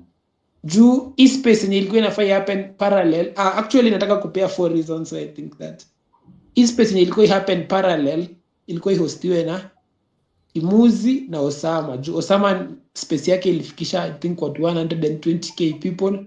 Kimuzi ilikuwa 180 190. So ilikuwa Prezo akifanya space yake na wawili wafanye ita pull more numbers than Prezo. But Osama akabetray watu akafanya hiyo kitu. So ilikuwa reason 1. Reason 2 ni watu wengi kwa hii timeline kuna ma small wigs wenye wanafanya kazi kwa ma places, na time yenye hizi vitu zilianza, hizi ma story zilianza, watu walikuwa wanaogopa kushare ma vitu kwa timeline. Sasa watu wanashare. So watu wenye wako kwa ofisi za civil servant nini observe mambo za corruption walikuwa wanatumia watu either ma influencer, kuna ma numbers mingi, watu wenye wako majuu ndo wa post. So Osama vile ame give in, watu wanajam juu hakuna information zao mingi kwa DM zenye walikuwa wanaamini. So wanaona kama yeye amekuwa sell out, maisha ya siko ikusijua kwa iko kwa dance. Hivyo ndo nasikia wakisema. Na Osama bado alikuwa like ati amesimamia mambo za distribute merchandise in Nairobi. So alikuwa anapelekea watu ma merchandise, alikuwa anapelekea watu ma merchandise, maposta, juu alikuwa ametumia hizo mado nini. So watu wanakasirika, mbona huyu msee alikuwa anatumia mado, na pia alikuwa ametudanganya juu Osama alikuwa amepost hapo mtu yote asitikie kwa host space, alikuwa amesema. So watu wamejam juu ya hiyo. The fourth reason ni kuna watu walishikwa na tima location zao sijui zilikuwa sijui zimefanya nini. So kuna watu wana believe mtu kama mse mwenye alishikwa huko Kahawa ndani still mention ati location zao zilipeanwa na Osama. So hizo ndio vitu zinafanya watu wana jam sana juu ya hii kitu. All right, Shanky, hold up. I see there's a lady who's jumped in here. Let's hear from the lady, then we start to close it up. Chris, are you still with me? Yeah, I'm here with you. Unfortunately, for some reason, I can't add any speaker. But anyway, we are coming to an end, so we'll just finish up with the ones that we already have on the panel. Yeah, can you see the lady called Anderi? Anderi, are you there? Yes. Hi, can you hear me? Yeah, go ahead. Okay, thanks for this opportunity. Well, I've been trying to get a chance to talk. Anyway, I think what I really want to say, the night before the last demonstrations happened, when Osama, Ogunda, all of those guys were like kidnapped. I remember, I think my last post, I'm a very small person. I actually don't do much on Twitter, but I listen to these spaces a lot. One of the things I said was the coincidence of and the timing of their abduction is quite questionable, because how is it that suddenly tomorrow is the day everybody's going out of the streets and then, oh, we've been kidnapped, and then you follow how that kidnapping happened, you're like, there are so many gaps. Like, how is it that the last space that Osama did, he said that he's hiding somewhere in some lodging and all that, nobody is able to find him. Then suddenly he's found, he's arrested and all that. But I think I want to also agree on what Shanky is saying. Having a leader really opens this up for a lot of problems, because it's so easy. In this country, we've seen that to buy someone, it's actually very easy. Anyone can just be approached and you're going to be given some money and you're thinking, oh, this money is going to sort my family and all that. So I think having an open, organic movement, it's so hard. And that's what is making the MPs, the president, quite worried, because they're wondering, okay, who are we going to target? We pick one person, the movement continues. They tried Hanifa, they did Kinamwangi, who took themselves to the DCI. The movement actually just kept growing until now they decided, okay, we are not winning by getting these people who we think are leaders. So the next thing, let's do what? Let's hire goons, let's make this demonstration look like they are actually getting out of hand. So if we can just continue, let's have agendas and just know the next thing we want the government to do is let's cut. Like now, Mulkomen, what is that he was saying today? Like these people still don't get it. They still don't get it. They still think we are just talking without a purpose. So we just need to keep moving on. Let's assume that I agree with you about let's have agendas, okay? Yes. Okay. How do we decide what the agenda is? Okay, you see, like this space you've held, people will come and talk of what, and I honestly, I know Kibe, even as we are not writing what our agenda is, I know most of us, the Gen Zs, the millennial, I'm a millennial, what we are suffering a lot is what the government is not doing and what the government is doing, especially in wastage. Let's call out those things. Let's and you're running away from my point, okay? Okay, what's your point? Listen to my question. Yes. How do we decide what the agenda is? That's what I was saying, Kibe. We all have. Okay, Shanky said what take your time and internalize that question. Yeah, just take your time. Yeah, that's what I'm saying. No. Listen, Kibe, you're not giving me a point to tell you. We all have what we are fighting as a for. I, as Anne, is what is making me angry, right? But I believe as a country, all of us can agree we have those things that we know we are all fighting for. You, as Kibe, there's something you felt this government is not doing. And one of the things, all of us are. I don't think you had the question. Let me repeat the question, Anne. How do we decide what the agenda is? But that's what I'm coming up. No, you're not. Get straight to the point. And okay, can you wait? I finished. Can you wait? I finish, and then you see if you can make sense of what I'm saying. Are you telling me we're going to come up with 4 million agendas? Exactly. No, that's what I was saying. We all have our different agendas, but there's those agendas that cut across for all of us. Like we all want the government to be accountable of how they use our resources. How do we decide what the agenda is? Answer that question. It doesn't matter what you think in your head. Exactly. That is one of the agenda that all of us can agree to. Anne, how do we decide? You're not hearing me. How do we decide? Because the agendas are many. And exactly. But we can't fight all of them. How do we decide which agenda to push? We say, today, this is the agenda that we're pushing. The majority. How? And which mechanism are you using? Kibe una grill sana, tunatumiaga space. Every time. Because Shanky, let me ask you, Shanky, can you understand what I'm trying to say? Like, can you understand what I'm trying to say? Hold on. Let me give you context. Because for the last 2 weeks, you guys have not been given context. So, ndio kwa maana mlikuwa kwa emotions zenyu. Lakini sasa nikiuliza swali tu, nauliza, there is an agenda next coming. Which agenda is that? And how do we decide that is the agenda that we are going with? Okay. Are you getting my point? Just the problem with you is that you're not listening to what I'm saying. We all have our own agendas. You have yours, I have mine, Shanky has theirs. Everyone here has their own. But there's those agendas, even before people started saying, oh, Ruto must go. After the finance bill, we knew the next thing that was supposed to be pushed for was, let's first of all look at why is the government wasting a lot of our resources. And then these MPs that are wasting, the ones that we know for real have been doing that. You're not listening to what I'm telling you. Please, okay. Take a second and listen to what I'm saying. You see, you've already gone into the agendas.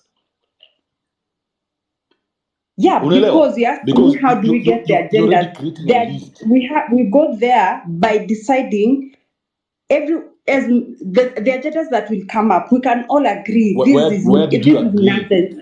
Where did you agree? People do that on X a lot. one agenda. Like, how did we manage to push the finance bill? It just came as an agenda, like #reject. Then Ruto Exactly. must go. Those So are things that have been who came happening. up with reject the finance bill?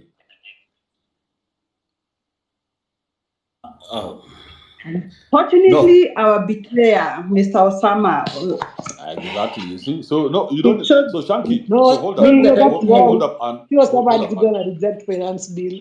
and Nani alikuja nao, Shanky? hold up, and Shanky, just mute your mic, and I want to talk to Shanky. Shanky, who came up with the Okay. reject finance bill? Miss, by coming up unamaanisha mwenye aliweka the first tweet ama what do you mean? Juu hiyo kitu si ati mi sikuona any big wig ndiye alitweet ati reject finance bill 2024. But wewe umeishi kwa hizi streets, unajua hiyo ni akili ya mtu mmoja peke yake, si ndio? Si ati ni akili ya mtu mmoja, kulikuwa na hiyo conversation kwa TL. As kama umenisikia tukianza kuongea, nimesema kulikuwa na hiyo conversation ya mambo na finance bill na vile mastori hizo mataxes zilianza kuincrease, zingine ziliintroduciwa. No, nakuuliza who came up with reject By the, finance I bill think this 2024? Andrew. Listen. I think actually this thing started from TikTok. Hapana, From different people. It just started what from you're asking, different people. Kibe, ni kama unauliza watu waliamwaje kupigia Ruto kura. Ilianza na mtu mmoja. Exactly. It can't start with some. What I'm trying to tell you, it's people what I'm trying to tell you is this: if I prove to all of you, ngojeni, if I prove to all of you that reject finance bill came from one person, will it change this conversation? No, because it is true. from one person. Please do. Are we ready? If I prove to you that reject finance bill came from one person, then you will see the danger of Kwanza nimekuuliza swali and you haven't putting answered a product that you don't know the origin. So when I asked you the origin of this new bill that you want us to push, or this new direction you want us to go, where is the origin? Because now we're being used like pawns. Can I ask you something? Ask me something. By coming up with reject finance bill, do you mean the hashtag or the conversation? I mean, we all push the hashtag, right? Before the hashtag, they will start conversation. Before the hashtag, na hiyo conversation ilikuwa sana. But somebody somewhere sat down and said, hashtag reject finance bill, push. 2024. No, it was because people were tired. Not people were tired. One person somewhere sat down in a room and came up with the hashtag. At least Kibe, you're quite gentlemanly. Mzee kidogo, if I can say that. 2007 ulipiga kura wapi? Hata sikumbuke. But kaa ni kura nimepiga Lang'ata. Ulipiga Lang'ata, presidential candidate wako alikuwa ngana. Okay, kaa nimepiga, I can't remember all those things. It's too complicated. What's your point? Go to the point and then we can work backwards. My point is, it's people deciding individually what they want for themselves. So you can't decide for a person. It's not a must that every time we have to wait for somebody. Akuja decide that we have to follow. Okay, so let me tell you this. Anyone can have their own opinion, and we group around that. Goja. Amerix said that he started the hashtag. He said they reject the finance bill. Can I say something? Maybe he did, but I mean, I didn't get that. Bro, Amerix ndio alianzisha movement. So okay, but my question is this. As much as somebody started it, don't you think this movement is already now beyond one person, beyond a leader, because it's all over the whole country? So a leader from, if let's just think we make someone like Amerix the leader or somebody, I'm just giving a hypothetical thought. How is he going to lead people in Mombasa who have their own ideas? How is he going to lead? I think we are at a point where this is actually beyond anyone to stand and say, or for even us to start saying we are going to form a leadership. Because we saw the TikTok guys coming up and saying, oh, we are the leaders. Then we saw the other guys, I don't know where they came from, they say they're Anne, leaders. I think it's just beyond that. Anne, what I was trying to do Yeah. for you guys. Yeah. Yeah. Okay. I'm looking out for you guys. I'm like that guy, the dog that watches the sheep. So it Yes. doesn't Kibe, can matter I what. tell you something? Kibe, when can I, ama niache umalize? Aibu animalize nilikuwa na point ingine naona hapo. Yeah. Yeah. So I'm like that guy who watches over the sheep, and I'm watching over the sheep, and I'm asking you guys, okay, it is good that we pushed this hashtag when we didn't really know what the fuck we were doing. Good. We have rejected the finance bill. We have won. We have known our power. Now, let us direct this power. Let us have now a power that we can use on a day-to-day basis. It's not discuss zile flashes za zamani. Unakumbuka zile flash, none of you would remember. There used to be cameras kitambo where your flash ikichapa once, lazima uchange bulb. Yeah, anybody remembers those things, you can even watch maybe on YouTube. So I am looking at this Gen Z movement and I'm like, if you guys continue the way you're going, kuna wase watakuwa wanaingia hapa ndani wanawakojolea wanatoka, mnabaki hamna kitu. Wanaingia ndani wanawakojolea wanatoka, mnabaki hamna kakiru. Na mimi nawaangalia hivi because hawa wase wana scream leaderless ndio wanaingia wanawakojolea wanatoka. Akina Osama ndio ali scream leaderless. Anaingia akatoka. Kimuzi ukiwa huko na scream leaderless. Even that fat fuck called Gaido screaming leaderless, lakini wanataka wapeana instructions. So what I'm trying to say is this, that these people can come in and create agendas for you to follow because you have already been programmed to follow. So whatever it is they throw at you, because that's the you're trying to question me, questioning the new instructions. So you can mellow your story. Me, I'm the bad one. I'm the bad one for questioning why are we saying this or that. Are you getting my point? Okay, I'm getting your point, Kibe. I'm getting your point. But if you are true to our commitment and what you are supposed to achieve, si watu ni wapita njia.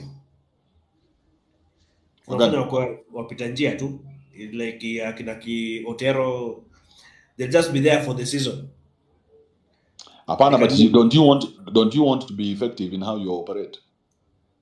We can be effective if we remain true to our course, because what we want to achieve is. What do you want to achieve? Now give me that. What do you want to achieve? What we want to achieve, it's like so it's what we are pushing for. Finance bill si imeanguka, hiyo lands bill imeshuka. Sasa kuna hii mambo ya SRC. These guys are adding themselves salary. You see now that is that a consensus? Now we need to discuss about that, because this now they said from July they are adding. No. You see, my point is this. I'm agree hiyo ndio direction mnaenda. That's the next point. That should be the next point. We'll discuss exactly, but that's according to who? That's according to you. So who died and made you Gen Z leader? Because the leader, when you put it in the forum and everybody agrees. Kitu mnaogopa. Hey, Kibe. Nitaka nikiwarudisha. Hapo. We'll Whatever you're running away from is where Hey, Kibe. Who is this? Save me from this guy, and Chris, by the way, take over. Just society, go ahead. Yeah, hi everyone. I think Kibe, you are really making a great point. It is now coming out that in as much as there is people saying this movement was organic, these guys have been thrown some dry bones. Now it is coming out that there was organizations, guys are saying don't give out secrets, someone is going on with our secrets and all that kind of stuff. I think the experiment has succeeded, and that's what you are telling them. They need to see the experiment has succeeded, but where do we go ahead from there? Now, there is where there is no consensus. I'm a Gen X, and I can tell you for free that Gen Zs, whoever they are, they believed in this thing. So whoever has betrayed the cause, whoever has used it for his own gain, these things are going to be there. Betrayals, people running out of steam, others being threatened, others being given offers they cannot refuse. But this thing has now taken over. People have believed in it. There are guys who have died for it. Fuck you guys, you know that. People have died for it. So the thing is, the thing you have made people to believe, how do you sustain it? And that is the question you are asking. Now, for me, my way forward, like a Gen X who is looking forward, Gen X and millennials, we need to find our agenda in terms of, can we identify which groups are these that can help to shape the society? For one, I'm thinking the Law Society of Kenya, professional bodies, know where the issues are. There are Katiba Institute, there are other organizations.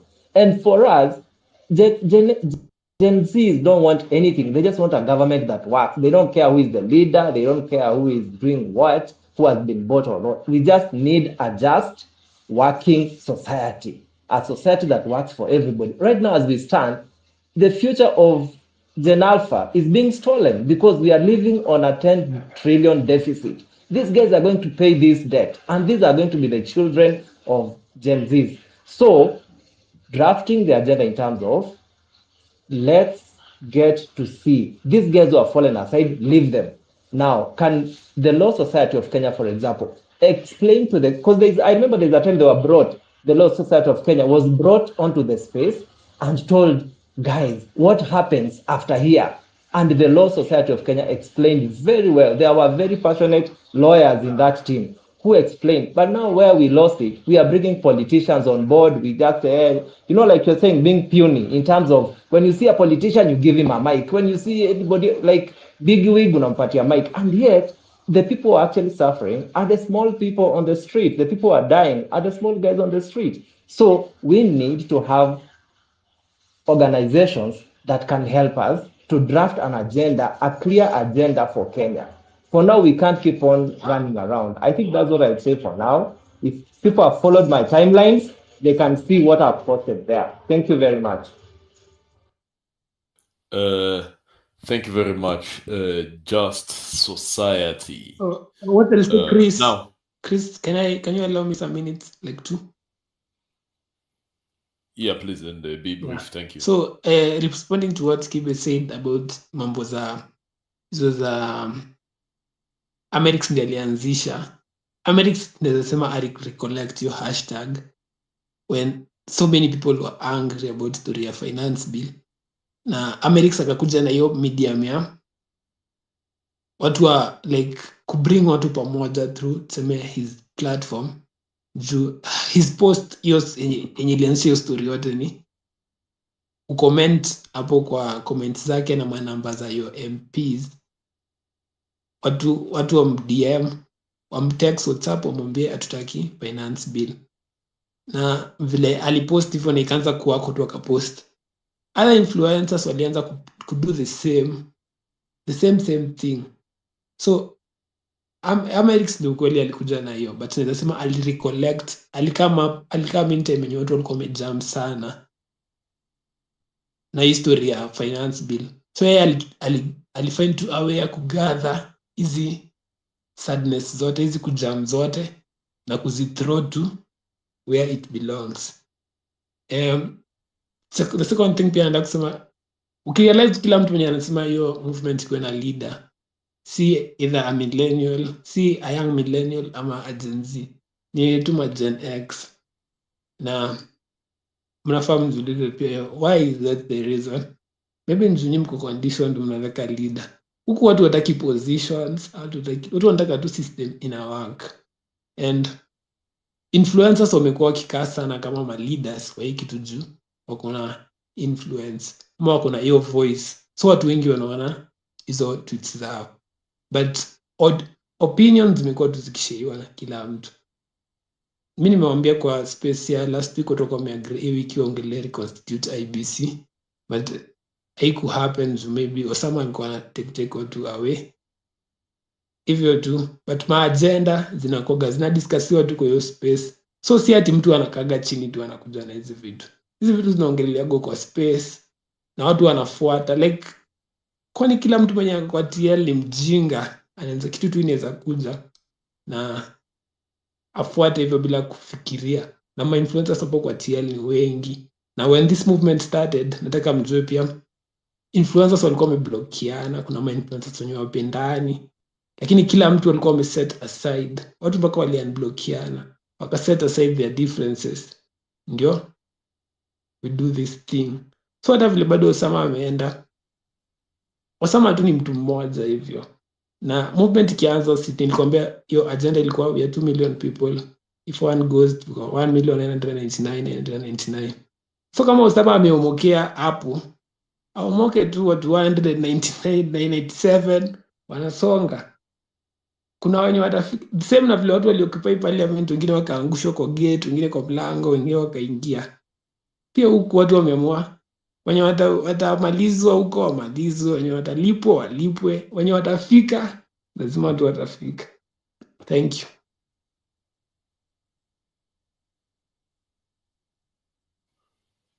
Yeah, thank you very much, Shanky, for that submission. I think I'm taking the final submission, so I'm not going to be able to add any other speaker. So Just Society has given us his submission. Shanky, thank you very much. Now I'll take the submission of Ann Nderi.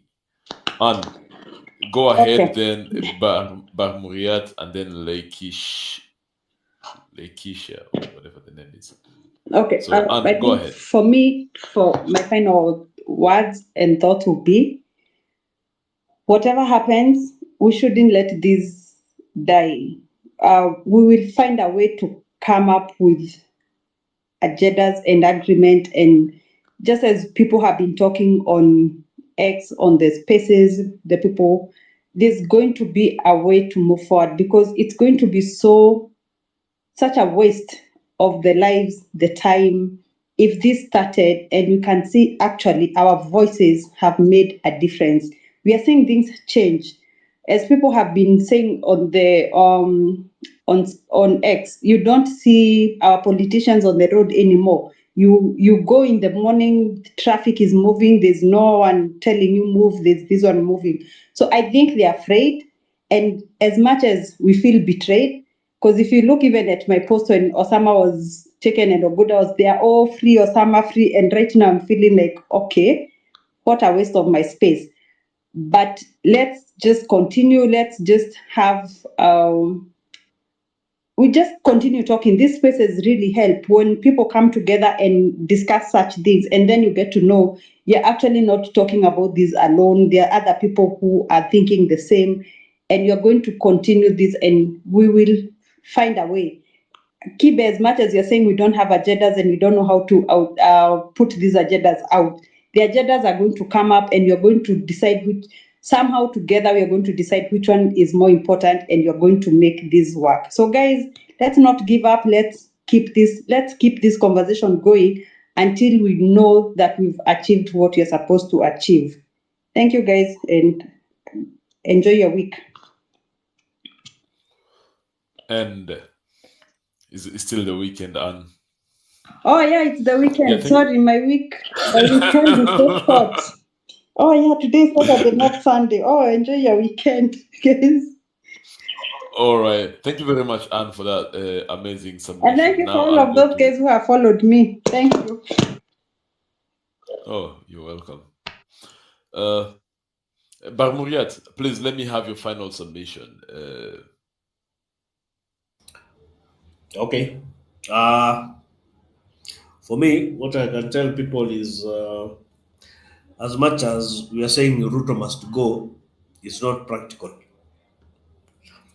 As within this time, because you can't fight the military. The only thing I would ask our generals and the young people, who want a better country for Kenya is to register. Get your votes, get your numbers, go there. Lakini sasa iko hii shida ya ID expiry. I don't know how that would affect voter registration. I hope it won't. But let people go get their IDs. Alafu tuone 2027 vile kutakuwa, because hii ndio tutatoa. Thanks.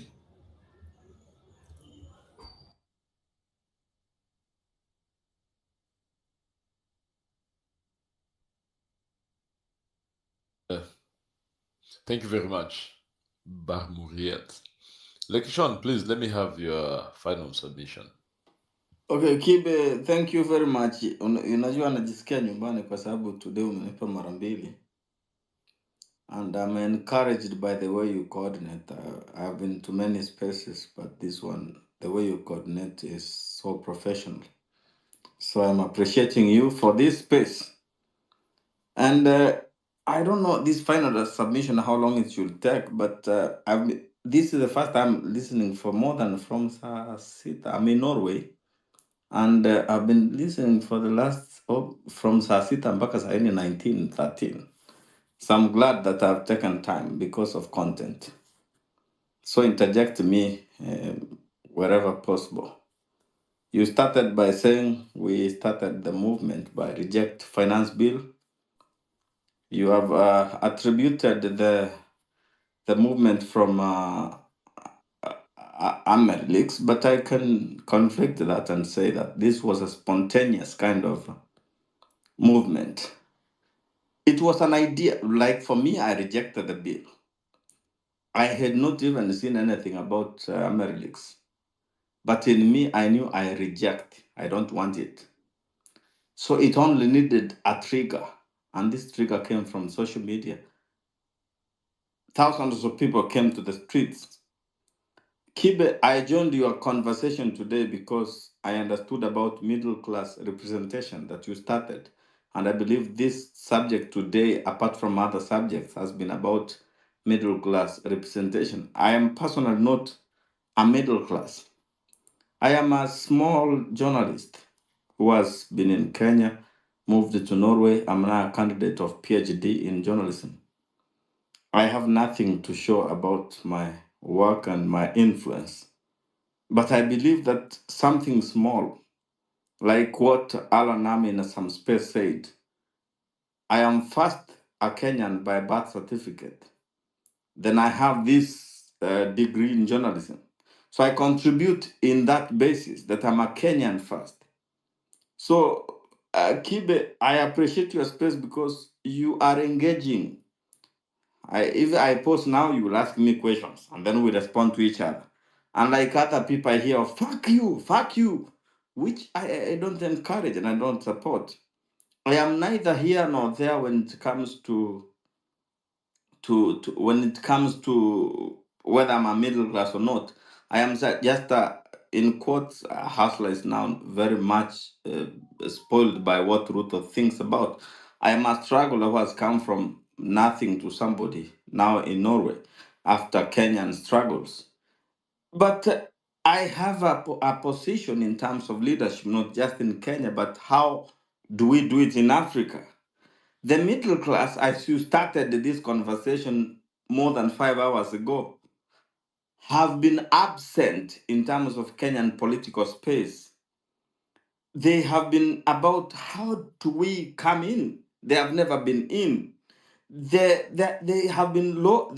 In my opinion, I don't have a view on whether I am lower, middle, or upper because right now to myself, I think I am in the middle between rising to middle class and from the low class. I have just arrived. I've just landed from the middle class, from the lower class. I'm just arriving the lower class now, taking my. Let me help you out. Yeah. So where were you born? I was born in the villages in Kilgoris. I Okay, was the poorest. I was a villager. How do we call it? Nyi munaongelea stories za slums in Nairobi. I'm from the slums in the village of Kilgoris in Transmara. So I went you to are Baraton University. I first went to Eldoret Institution for Diploma in Communication. Failed to finish because I didn't finish. I went to Baraton for degree. I finished. I came to Norway later to study my master's and now PhD. nyinyi ndio tunasema amfai kuwa mnaweza kaa ati place ka Nairobi alafu ulead watu wa Nairobi, unacheki? Hakuna bwana. Last year before I came to Norway 2022, if you know Dagoret North constituency, I was leading campaigns za Elijah Wenga against Beatrice Raji. Elijah Wenga was my former president at Baraton University. I was wewe unisikize vile nakwambia. Naambia nyinyi watu wa Ocha saa hii mkiingia Nairobi amfai kwa mnaweza lead watu wa Nairobi because mnafahamu lead watu wenyu wa Ocha. Sasa place ka Dago. But I have lived there. I've been in ni watu wa Nairobi. Ocha. After Kustrago village, nimekuja Ocha yangu nyingine. Between my first year and 15 years, I've been, and 20 years, say, I've been in, okay, this, Andrew, this is it. Between my first year and 17th, I've been in the village in Kilgoris. Between 17 and 25, I have been in Baraton, in Eldoret. From then, I have been in Nairobi, in Dagoret North. Ni wapi nimechanuka sana about politics and what I want for my country. So wewe ukaenda ukatafuta mpaka inaitwaje Norway. Mi niko Norway because of the opportunity to study here and work because here. Wewe your roots zako make sense. Aje roots zako zina make sense, ungetoka. Watu wa Norway wale wako na roots mzuri au toka. Asio waenda tu holiday. Mi sijakuja hapa holiday. I came here. If you have my background, No, you could want. nimesemaje? Nimesema watu wa Norway wale wako na roots mzuri. Do they leave Norway ovyo to go work in other countries? No. Wako Kenya, wako Nairobi. I actually tell my people in Norway, kuna Kenyans ambao tuna meet all the time. Nawaambia, mimi, after my PhD, I'm going back to Kenya because I don't want to live here. People like Andrew Kibe, wanaamini kuongea Kiingereza kizuri ni kuwa middle class, ni kuwa high level. Nilisikia No, mimi sijasema hivyo. Nimekuuliza so and so cannot speak good English. When I'm here, Norwegians don't speak English. People from France don't speak English. Nyinyi muna value English in terms of intelligence. Qualify it. Don't get emotional. Qualify what I was saying. Okay? Because we identify ourselves based on how we communicate. Now that's whether you want to feel something about that mentality in African setting. No. Hold up. Eti kuongea good English is just the norm. Tuliza, bro. Tuliza, I need to make this point to you because you don't seem to understand it. We identify each other by how we communicate. So ukisikia mtu akona heavy accent ya Kiluya, unajua pale imetoka. Sasa unaniambia niko na heavy accent ya Kimasai ama Kikisia ama whatever.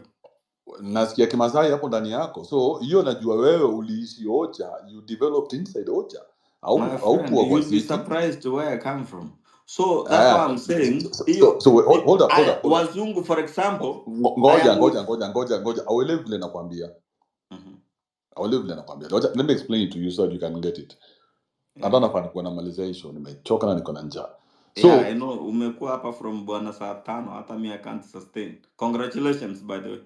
So my point is this. The people who are your representatives are supposed to look like you and sound like you. No. These are your representatives because they're representing you somewhere. Okay? So they are part of you. Are we together? These are your representatives. So they have to look like you. They have to talk like you. Otherwise, somebody cannot give you instructions in a different, from a who doesn't have your language. That's why when Raila goes to the ground, he knows how to talk to the ground people. Because he belongs to Kibera. So he has to find the language, whatever new language there is. When Babu Owino came in, didn't he come with his language? So it's not a I was bad a thing. student leader at Baraton when Babu was present in UON. So una believe we believed in Babu Wino. I'm the Yeah. first person to have opposed Babu Wino to Kikutana help meeting huko Manzoni. So do you think I believe in what Babu Wino says? For No, I just instance. said I just said the only way me and you can have a real conversation is if we sort out the communication part. My concern here is there is no class. Hakuna mtu See, class ni Kibe communication, amezaliwa bro. middle class. Wewe We unajua all tuko rise to Ocha. classes. No, it's the My communication Nyi concern part. wawili is how do we make Kenya and Africa? Kibe and Lekishon. Mhm. Kibe and Lekishon. I thought Lekishon, you were giving me your final submission. No, but let me But you joke brought in about. a serious. Eh, You nyi watu brought in mna what I can while you call hate talking, speech between classes. Hapana. no, there was no hate speech here, bro. Mimi niko Norway There was nachukia no kuwa hate Norway, speech. but I'm not happy to be here. Ni sawa, si uchukue ndege I urudi want to Kenya be and back story to ishie hapo. Kenya as Then we go back. converse about the better leadership. Then don't do it from afar. How Go back to Kenya I and want to be do in Kenya exactly because that. when I'm here, I'm opposed to what I'm seeing. I don't want to be in a Then place go where and watu fight it. wananiambia eti, in Africa, let us finish eating this food because there is no food in Africa. And I don't believe that in Africa there is no food. The most crazy thing I met the other day was an Indian guy, my classmate, speaking tukiwa kwa jokes. Eti leta tusongeane because in Africa there is no space to sit. Like I was like, sitting, food inazaelewa, sitting. Hatuna place ya kukaa. When I look at Congo Now, and what is happening there, Lekishon. I'll give you a straight 2 minutes. Mhm. Do your final submission. You started very well. You told me today I've given you many chances to Yeah, speak, and now you're almost wasting it. So I'll give you 2 minutes. Give me your final submission, and we finish Kipe, up this thing. you have wasted Because my submission. no. You're not talking to Kibe. You're not talking to Kibe. You're talking to Chris Basedeko. Mm. Yeah. Okay, you So the you have estate your 2 people, minutes uninterrupted. you the people who believe you are middle class. This is my submission. The gated community. I like that we are now in the conversation. My advice to you is this: rise, because you've started to rise. You have started to speak. Keep on moving. The secret is be courageous. You have nothing to lose. You value life so much. Munataka watoto wenu waingie kwa magari, mabuses to school and back. Can you take a bullet for the betterment of our nation? Can you vote? Can you get out and vote? The protest, can you protest? Can you speak? You haven't been speaking before. Now speak.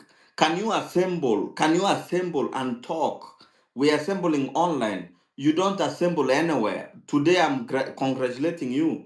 I started by saying I don't know whether I'm a middle class or lower class because I'm in the middle because Nico katikati hapo, I'm almost being a middle class. So get out. I look forward for a country of equality in Kenya. Politicians should not divide us. Some of us have been calling middle class from abroad having a good life. We wish to be back home, but we don't have the opportunity. I've interacted with you guys. I've campaigned for many of you. How do we bring politics down to a level? Yenye politician is ordinary. I'm in Norway, for example.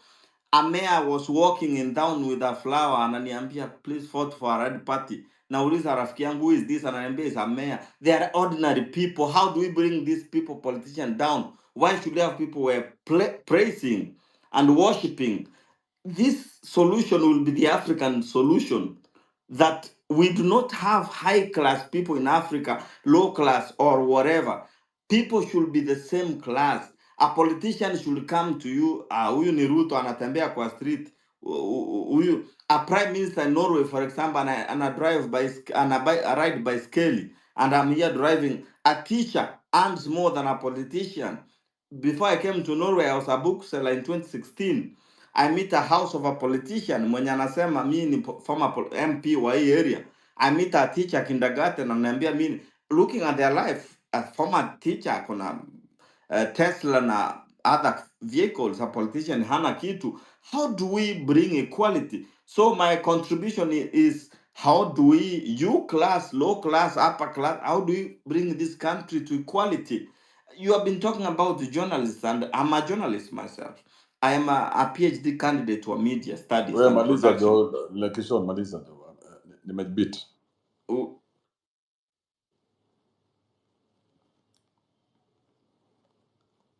Nimebit Joe. I think No, I no, no. pressed everything. I think I muted it. Oh, okay. Yeah. Anyway, bro, you've been here for long enough, and like Sean, my apologies. Today I had just to finish your submission there. You've told me you're a PhD candidate 1,009 times, and yeah, you need equality. Not even your fingers on your hand are equal. So that's something that maybe is unattainable. I'll give it back to the host. Kibe, please finish up this conversation. Back to you, sir. What a day, man. It's been a nice conversation. I think a lot has been said.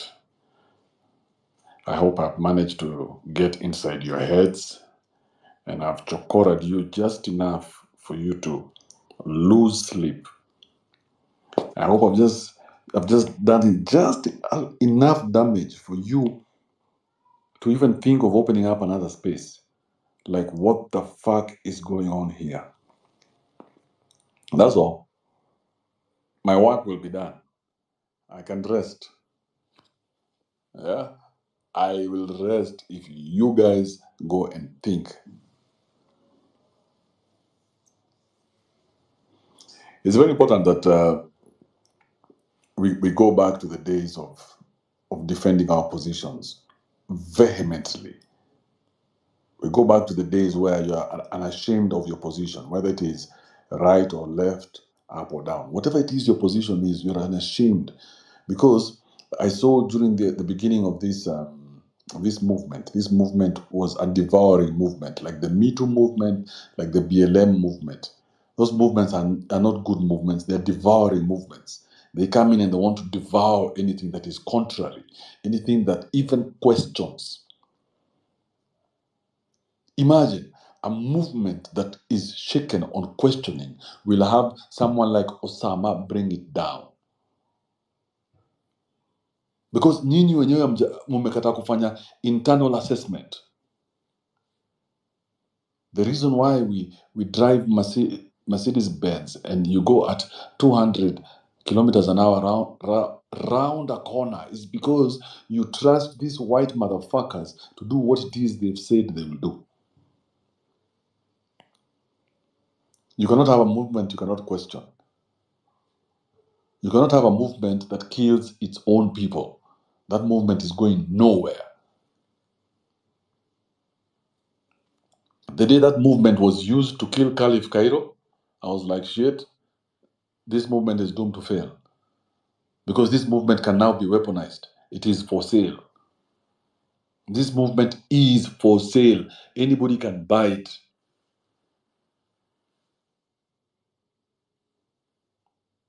The movement was sold, packed up nicely, and put a nice ribbon, a nice red, pink ribbon. And now they're using it like a piñata. Now they've taken the movement and they've put it somewhere like a boxing. What do they call those things for boxing? Those where Tyson are just boxing that bag, that big bag. So now they've taken the movement and they are going out there saying, "Oh, look at these guys! The president went to their spaces, those things they call spaces, and they all ran away. Puny little shits."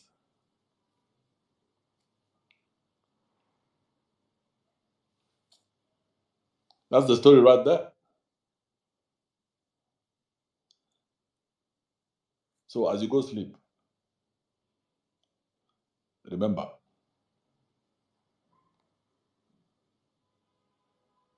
that this movement is leaderless.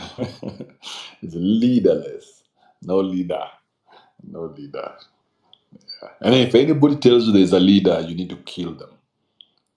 Okay, those are instructions from the leaderless.